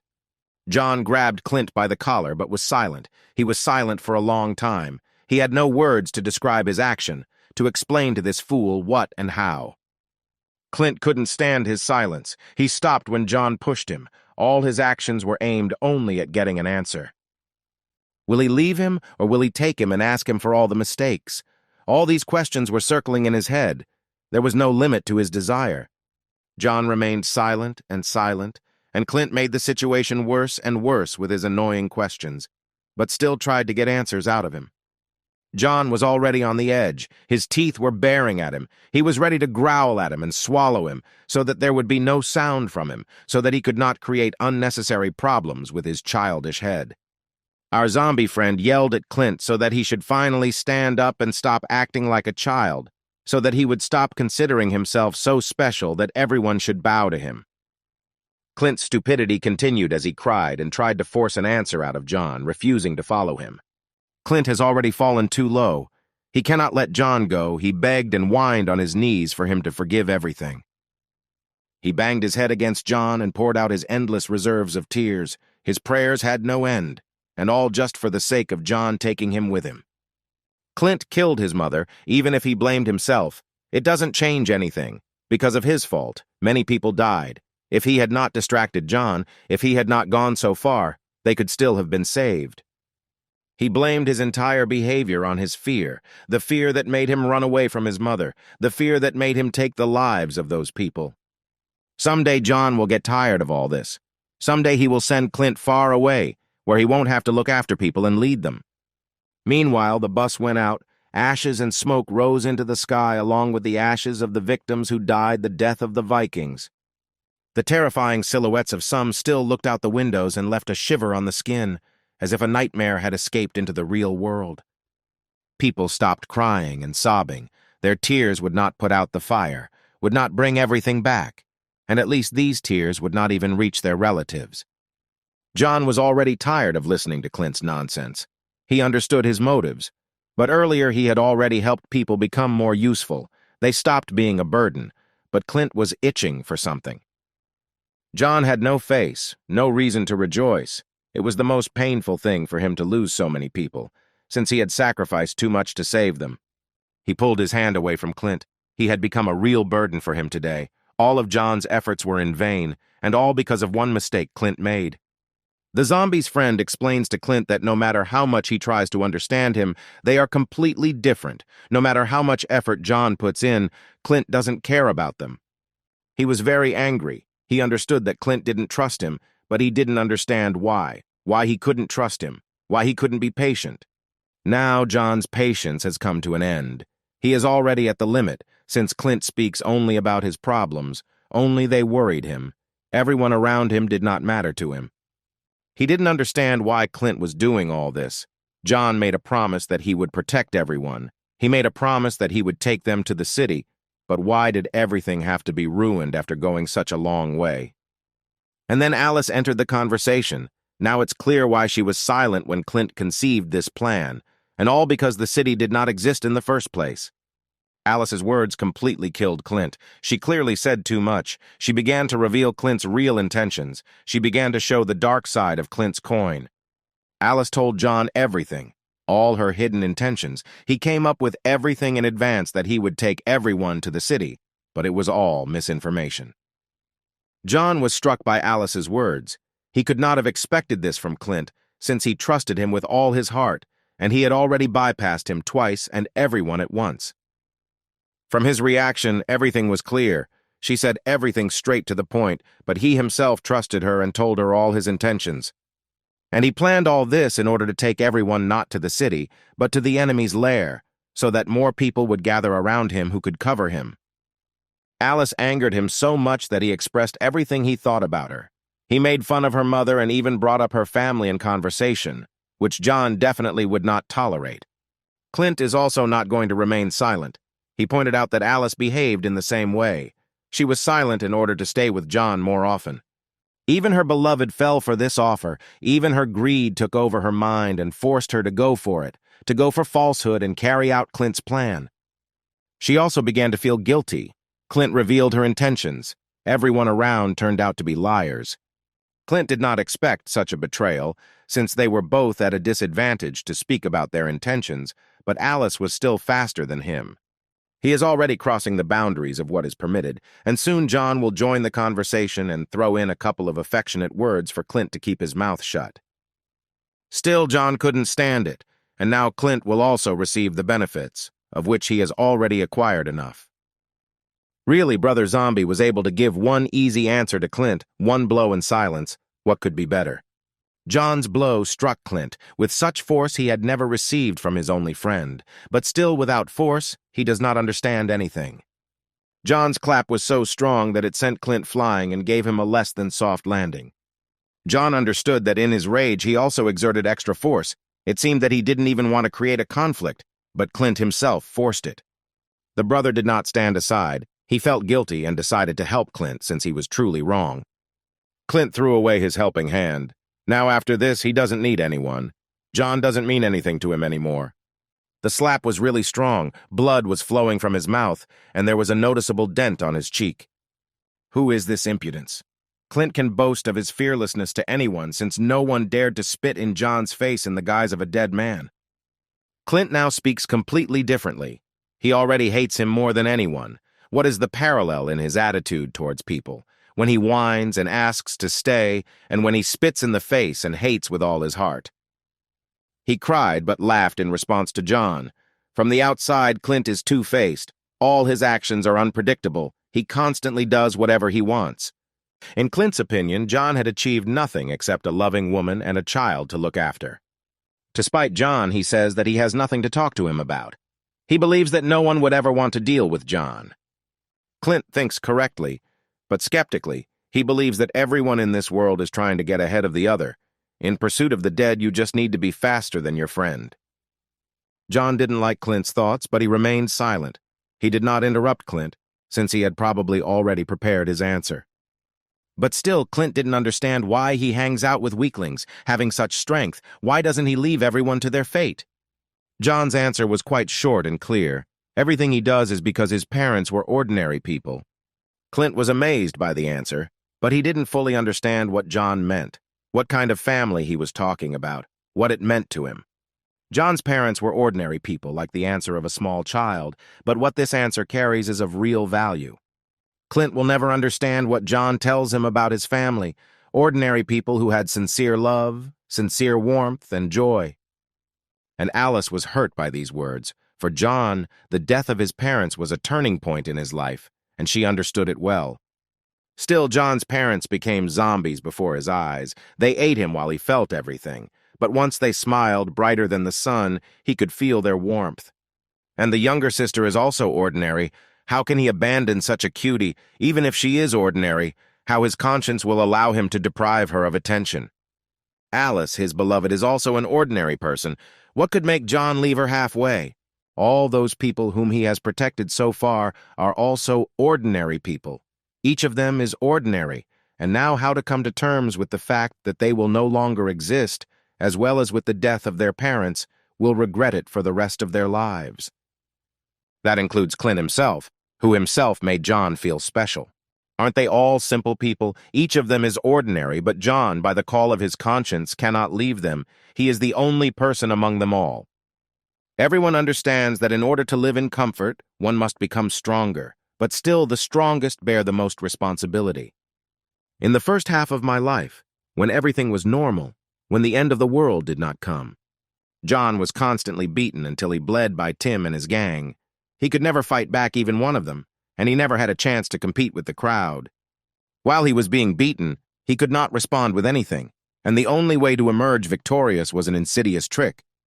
His eyelids opened with heaviness, his strength left him, and any minute he could find himself in the world of dreams. Tim and his six were truly cruel as they beat him until his fists bled. It was clear that this brought them incomparable pleasure. Tim's smile was very sinister, but John couldn't do anything to him. It was all because of his connection and his father. Even Tim himself said that John should not come up with anything unnecessary and keep his mouth shut. Otherwise, his family would be in serious trouble. John understood the situation he was in. He could not answer anything, since his parents were ordinary people who could not defend themselves in any way. Brother Zombie points out to Clint that he can't even contemplate the idea of leaving someone. The point is not that he can live in complete peace, not that he is destined for an easy and measured life alone. Throughout John's life, there were bright moments. There was happiness and joy, but grief, despair, and tragedy also found their places. John suppresses anger for a reason. His whole character has its own catch. He endures all this not in vain, but for one purpose. The reason for all this is incredibly simple. There is nothing difficult to understand that John is doing everything for a bright future. After another bullying, interrogations awaited him at home. His parents were eager to find an answer. His little sister constantly looked at all his wounds. They were worried about him, but he couldn't tell the truth. He had to constantly lie and avoid answering so that Tim wouldn't touch them. He was always silent in response to them, but someday they would have suspected something and would have definitely gone out to investigate. Still, they decided to go to school to find out if he was being beaten there, which is exactly the truth. The parents smiled again and wished John all the best, even offering him dinner like real parents. He always wanted to protect them. His lies were a way of protecting them. He always did everything for their benefit. John wanted to protect their warm smiles, their joy and happiness, to watch and even admire their sincere kindness and humanity. All John needs is to protect ordinary and inconspicuous people who, together like a puzzle, put together a harmonious picture. His words amazed everyone. Everyone was touched by these words. Since the survivors could not hear anything better, everyone expected John to demand benefits from them. These are the values that drive John. This is what John sought in order to hammer this into the head of Clint, who always wants to be alone. These bright images for Brother Zombie were the most valuable in his life, and they are truly beautiful. Every smile warmed him more than the hot sun. John simply must see all this again. These bright smiles must flash before him again, which warmed to the depths of his soul. Even if he cannot go back to the past, even if everything cannot be returned as before, but happy people who will walk along the alleys and give sunny smiles to this world. Every survivor burst into tears at John's words. No matter how simple they were, they truly touched and warmed everyone around them. John still has hope that there will be a person like him in the world who can find true happiness.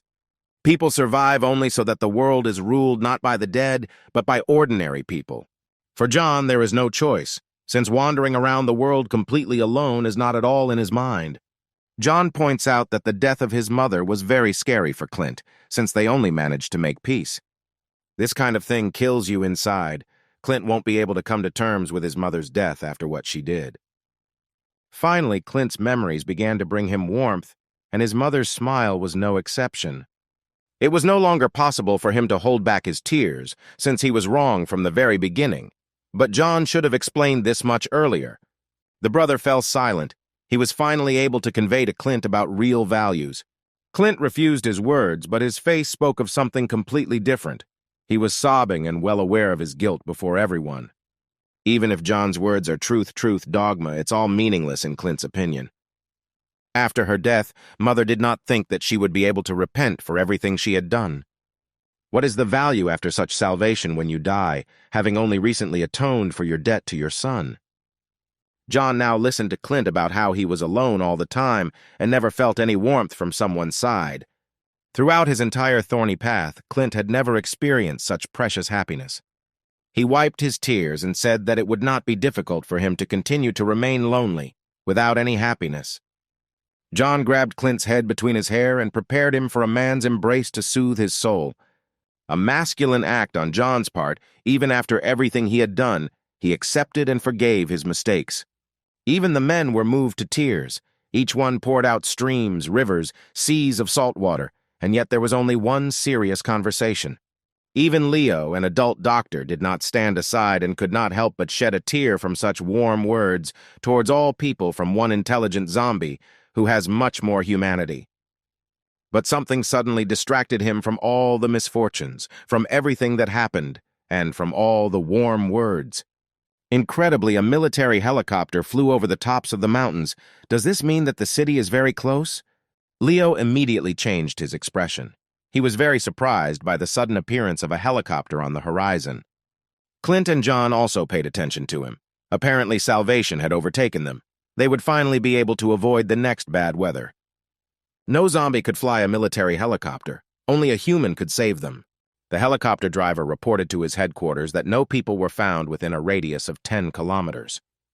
Really, a real person who can pull everyone out of this abyss of failure. He requested permission from headquarters for a return flight in order to return to the city. John looked after him to find out in which direction the city and the people who were saved in the same way. No joy was visible on the brother. As if he was already ready for this, he simply calmly dragged his beloved towards the helicopter flight. The survivors immediately forgot about their affairs. They hurried towards the city in order to finally escape. They had traveled too long to get here, lost too many, and finally got there. This is exactly what happiness looks like for survivors of the apocalypse, an oasis in the middle of the desert, real civilization. All roads led to it, and even more so the air route of a helicopter, and now you can breathe a sigh of relief. Everyone got out to the road and were already running headlong in order to quickly receive protection from the city. Everyone rejoiced. Everyone was able to go through this difficult path with blood and sweat.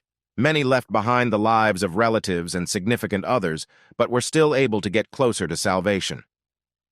They decided to settle down in a clearing before heading into the city and began to prepare to enter it.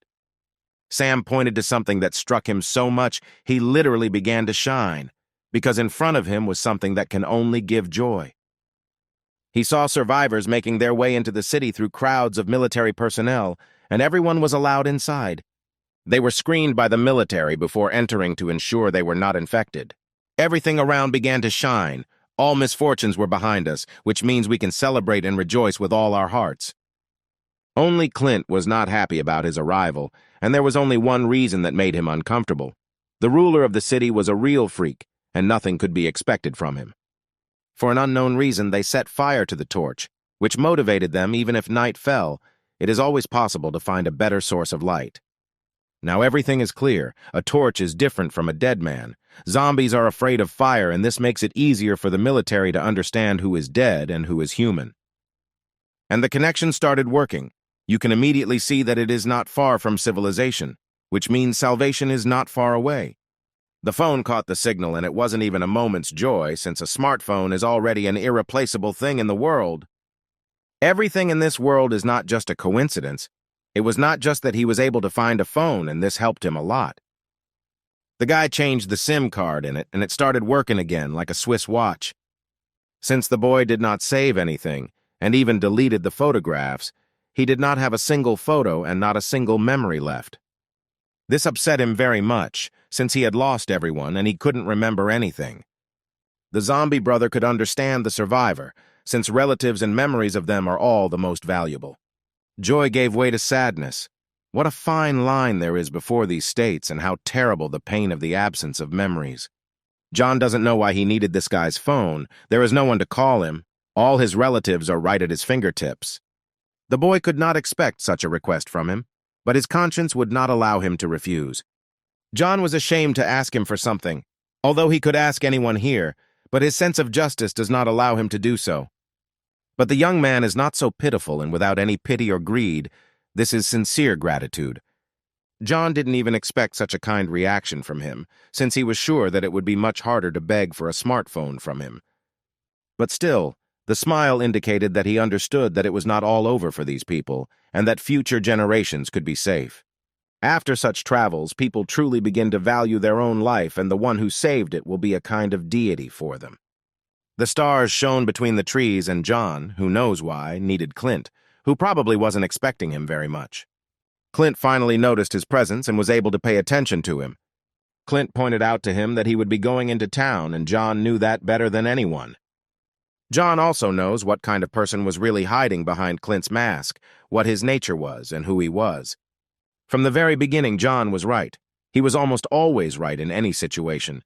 His every word meant the truth, which must be believed without evidence. Clint made it clear to John that he realized that they were completely different. Initially, there was nothing similar about them, and this was not the least bit pleasing. But John doesn't need boring conversations at all now. In the middle of the conversation, he called Clint's number, and that's why he needs that guy's phone number. Clint was surprised by John's suddenness. Maybe he couldn't have expected John to know his phone number. He asked him to save the number since now he has a phone and he can call him at any time or report danger. John was alarmed by something in the city. He asked to contact him if something suddenly happened, and this city was the real lair of the main enemy. If Clint ever forgets his number, he can ask the person he was traveling with for it. Clint didn't stop screaming at John's back, but he was unlikely to respond to even one scream. Clint wasn't sure that the city existed, and he couldn't be sure of the safety of all the survivors while they were in the city. He asked to leave him alone and never appear in his life again, but all his emotions spoke of the opposite. He thought completely differently. He understood that John would no longer want to see a man like Clint, would not want to deal with him under any circumstances. Alice and Meg were waiting for John and wanted to get out of here as quickly as possible, so as not to meet again with this pathetic child in the body of an adult. Alice partly felt guilty in that she was also to blame for their separation, since it would be difficult for John to recover from such a betrayal. Clint screamed and screamed, but John did not pay attention to him, like a parent who, when offended, begins to remain silent, giving him the opportunity to understand his guilt himself. John was about to leave without exchanging a few words with Clint. He picked up Alice in order to carry her away from here. Clint kept shouting to attract attention to himself, which could not be won in any way. The brother took his sister by the arm, carried Alice in his arms, and silently left, leaving the horizon. If suddenly the city didn't exist, Clint asked John to take him with him on a big trip where everyone would finally become friends. He stood there for a long time and waited for an answer from Brother Zombie, but he didn't get anything. With each step, they got closer to the horizon and left Clint's horizon without saying anything. Alice decided to turn her gaze to Clint. He was filled with curiosity about what she wanted to see there. Suddenly, John stopped. Did he really dare to find the strength to reciprocate Clint's feelings, which means only one thing: they can have many new adventures. Incredibly, John stepped over his pride and allowed himself to give Clint a chance, but will it be as bad as they think? There was some fear in Alice. She turned to him, but it is unknown what bothered her so much. John smiled sweetly back at her and said that they would go look for a new home, which for their entire little family meant only a happy future. Those words touched Alice very much. Salty water flowed down her cheeks. They did not stop flowing down like a waterfall, the most beautiful waterfall of tears of happiness. She wiped away her tears and sweetly agreed with such an excellent decision, since she was very scared that he might leave her at the end of this path. Meg's joy knew no bounds, and Alice did not know where to go after such a sweet confession. The beautiful moon shed its pale light on people, but the fact that it is full suggests that unexpected events await our heroes. The same wanderer with whom John is still obliged to meet, and the one who is somehow connected with the city, and most importantly with the ruler, with Tim's father. That creature was truly terrifying, and it was exactly what Tim called a man. According to the stranger, this monster was very tired, and was also badly damaged after some work for some family. The wanderer was looking for someone, and this search brought him a lot of problems, since he would be very angry if he did not find his goal.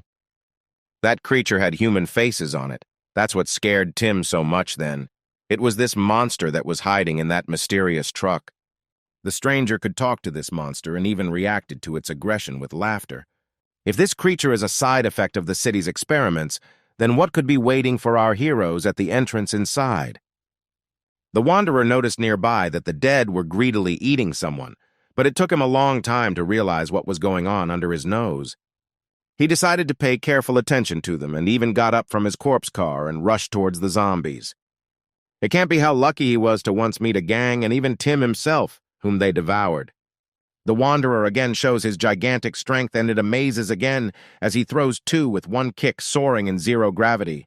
Still, he found what he had been looking for so long. Everything was written before his eyes, like an open book.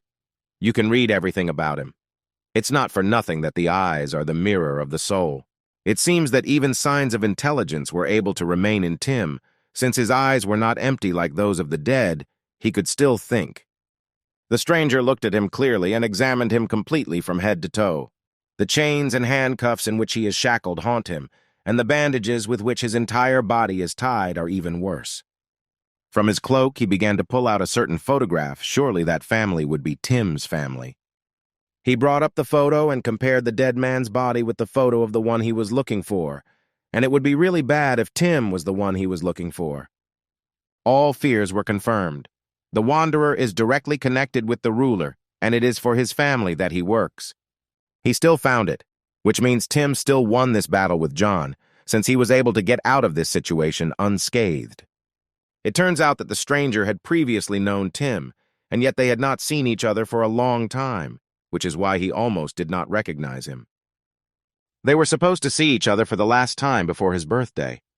It can't be that the wanderer called Tim his older brother, but Will had been killed a long time ago, and that's exactly what Tim couldn't believe. The younger one asked him to shut up and not piss him off by saying that his brother had been dead for a long time and that he no longer had any brothers. He didn't want to spoil his good mood. which is why he shut Tim's mouth in advance so that he wouldn't say too much.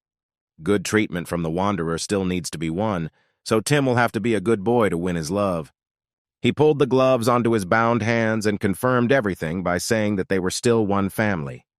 You can't quarrel from the very beginning. First you need to make friends, and later you can quarrel like a child. Initially it is necessary to break off relations with Tim, but for what and why does he need the needle? Will Tim really become part of this united creature? Suddenly the monster began a dialogue with the Wanderer, and he immediately noticed their intervention. They said something incomprehensible that only this strange stranger could understand, who was unusually strong and had a character unlike anything else. Everyone's faces became too conversational. They seemed to be humming something like an orchestra. The stranger pulled out a thread and a needle as if he had not prepared them for knitting, or Tim would become his new material. He threaded the needle, which could not mean anything good for Tim, since he would be the next product. He was very scared for his life. He didn't even manage to save himself. His father is a real psycho, since he even allows such things to happen to his son. The survivors were already approaching the gates, and each had torches, which together shone much better than any lantern. The military man noticed a crowd of people in the darkness in front of him, but torches really helped to see them in such darkness. Leo was responsible for everyone and led and in front, and also accounted for them all. The military man does not lose his vigilance and takes a stance to react to an attack or enemy. The people here are unusual, each equipped with different technologies to analyze their enemies or allies. Apparently they were able to pass the selection, and the passage will be open to them. After all, doctors are very valuable at such a time. Everything in this city is very serious, and at such times you always need to be on alert, and so are the military in the city. The man forwards all the received data and asks for permission to enter to these people. His look is very tired. Could this indicate something bad that is happening in the city? Finally, the gates to the city are open to them, and they will be able to escape from the crowds of the dead. Everyone froze in front of the gates, as if they had entered the afterlife, and the guardian of the scales gave them passage to heaven. The watchman let them inside, which would have been real happiness, but something haunted them, that creature that worked for the ruler of the city. The survivors did not expect such a simple entrance to the city, and froze a little in surprise, since they had experienced a lot during the time they got here. The watchman was tense at this reaction, but Leo calmly decided to finally enter the city. Some were jubilant, others were happy, and some were grateful for the warm welcome. Clint felt uneasy entering the city of someone who mocked him 15 years ago and brought everything to a terrible absurdity. No matter how hard his legs walked, with every step he was closer and closer to the entrance. Still, he could not walk without one zombie friend and constantly turned back to suddenly see him. The others called out to Clint to hurry up and enter the gate faster, otherwise it might be too late. Still, he hoped that he and John would still be able to meet, but would everything be so bright and colorful in such a civilization? It was very difficult for Clint to enter this place, and every step was harder, as if he were chained to the car and dragging it on his hump. The full moon did not say anything good. There was complete distrust of the city due to strange incidents with the Wanderer and the ruler. Transferred to John and the girls, John still cannot forget Clint, and from time to time he remembered him and everyone else. Alice made the right point. If Clint doesn't write, that means everything is fine, for now. Meg understood that John was lonely without Clint, and just asked him a question on this topic. There was never a drop of self-interest visible in her eyes, and her smile was always the most sincere. She hit the bull's-eye with her question. John missed Clint greatly, his whining and everything that was in him. Even if the question was a tricky one, John was not angry with Meg. If another person had been in her place, he would have reacted the same way. He pointed out that Clint had already chosen his future path, which meant only one thing: everything would be fine. Our zombie brother was worried that he might have taken his girls with him in vain, since the city could have been much better.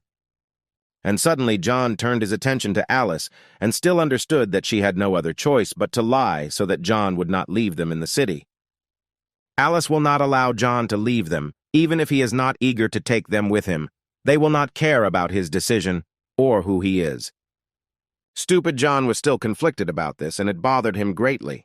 Alice is much stronger than all of John's enemies, since she can stop John with one movement of her finger, which she often uses so that John does not say too much.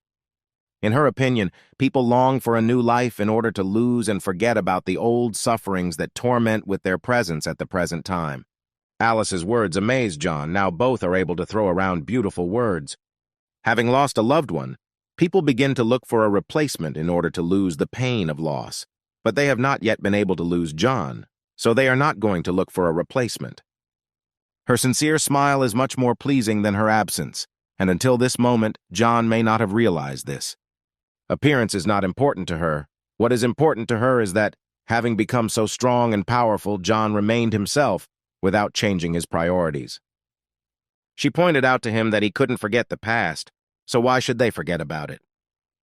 They should continue to cherish happy moments and come to terms with the bad ones and throw them out of their heads so that they don't interfere with their life now. Our brother couldn't say a word. He was amazed by Alice's kindness. He froze like a stone, and she caressed him so that he would calm down and live as he is. Eli was confident in her abilities and could definitely protect him from all dangers. John was behind a stone wall. Together they made plans to raise Meg as if they were their daughter, which she was very, very happy about. Even if they can't have children because of John's body, our beauty doesn't see anything wrong with that. John was confident in his abilities, and everything would have worked out for him, and everyone believed in him that way.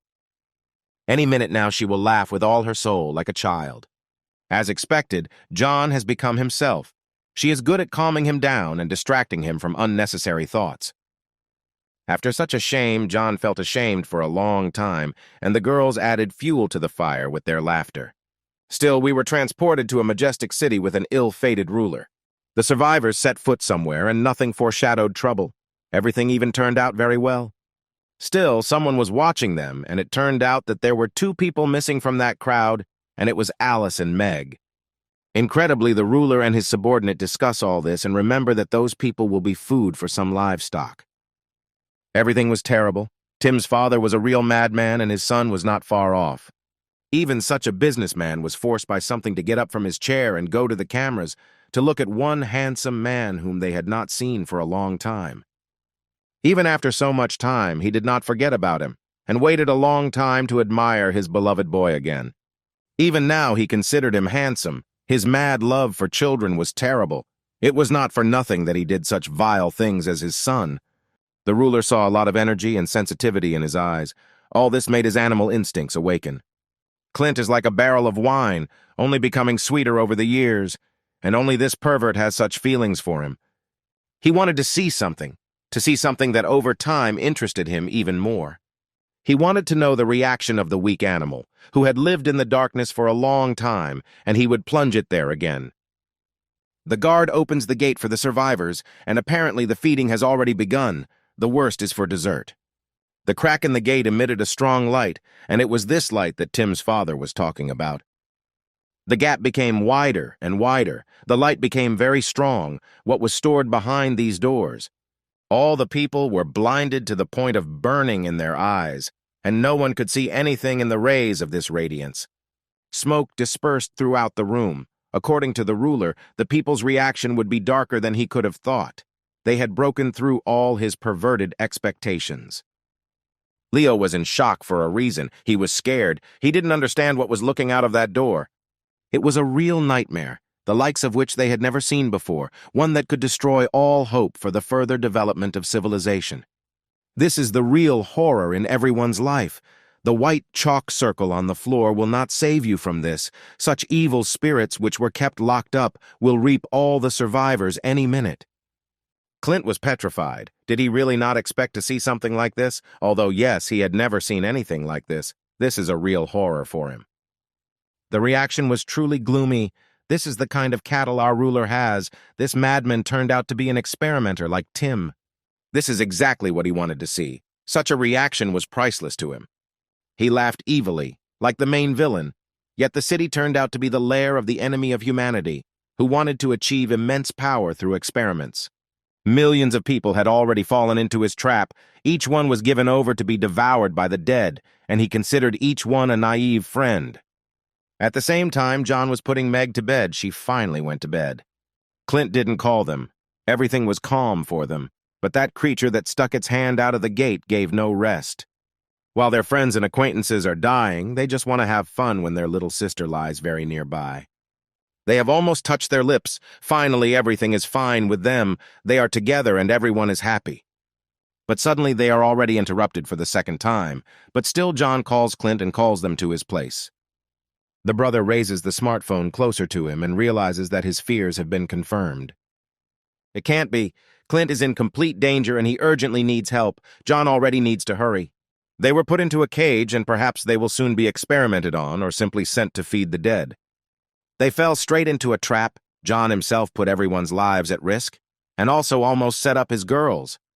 The dead were already greedily reaching for their future food. Their number was amazing. They had clearly been collecting them here for a long time. He is completely satisfied with his actions. A real villain who made everyone understand how harsh the world is in the apocalypse and how no one can be trusted. But it's too late to say anything. John and Alice were already preparing to flee without helping their comrades, since they promised them that they would get them out of any trouble. The shadow of the city, a cruel father, a tyrant ruler, a pervert with a terrible character and a madman, when he was appointed to the post of ruler of the city, no one thought about anything.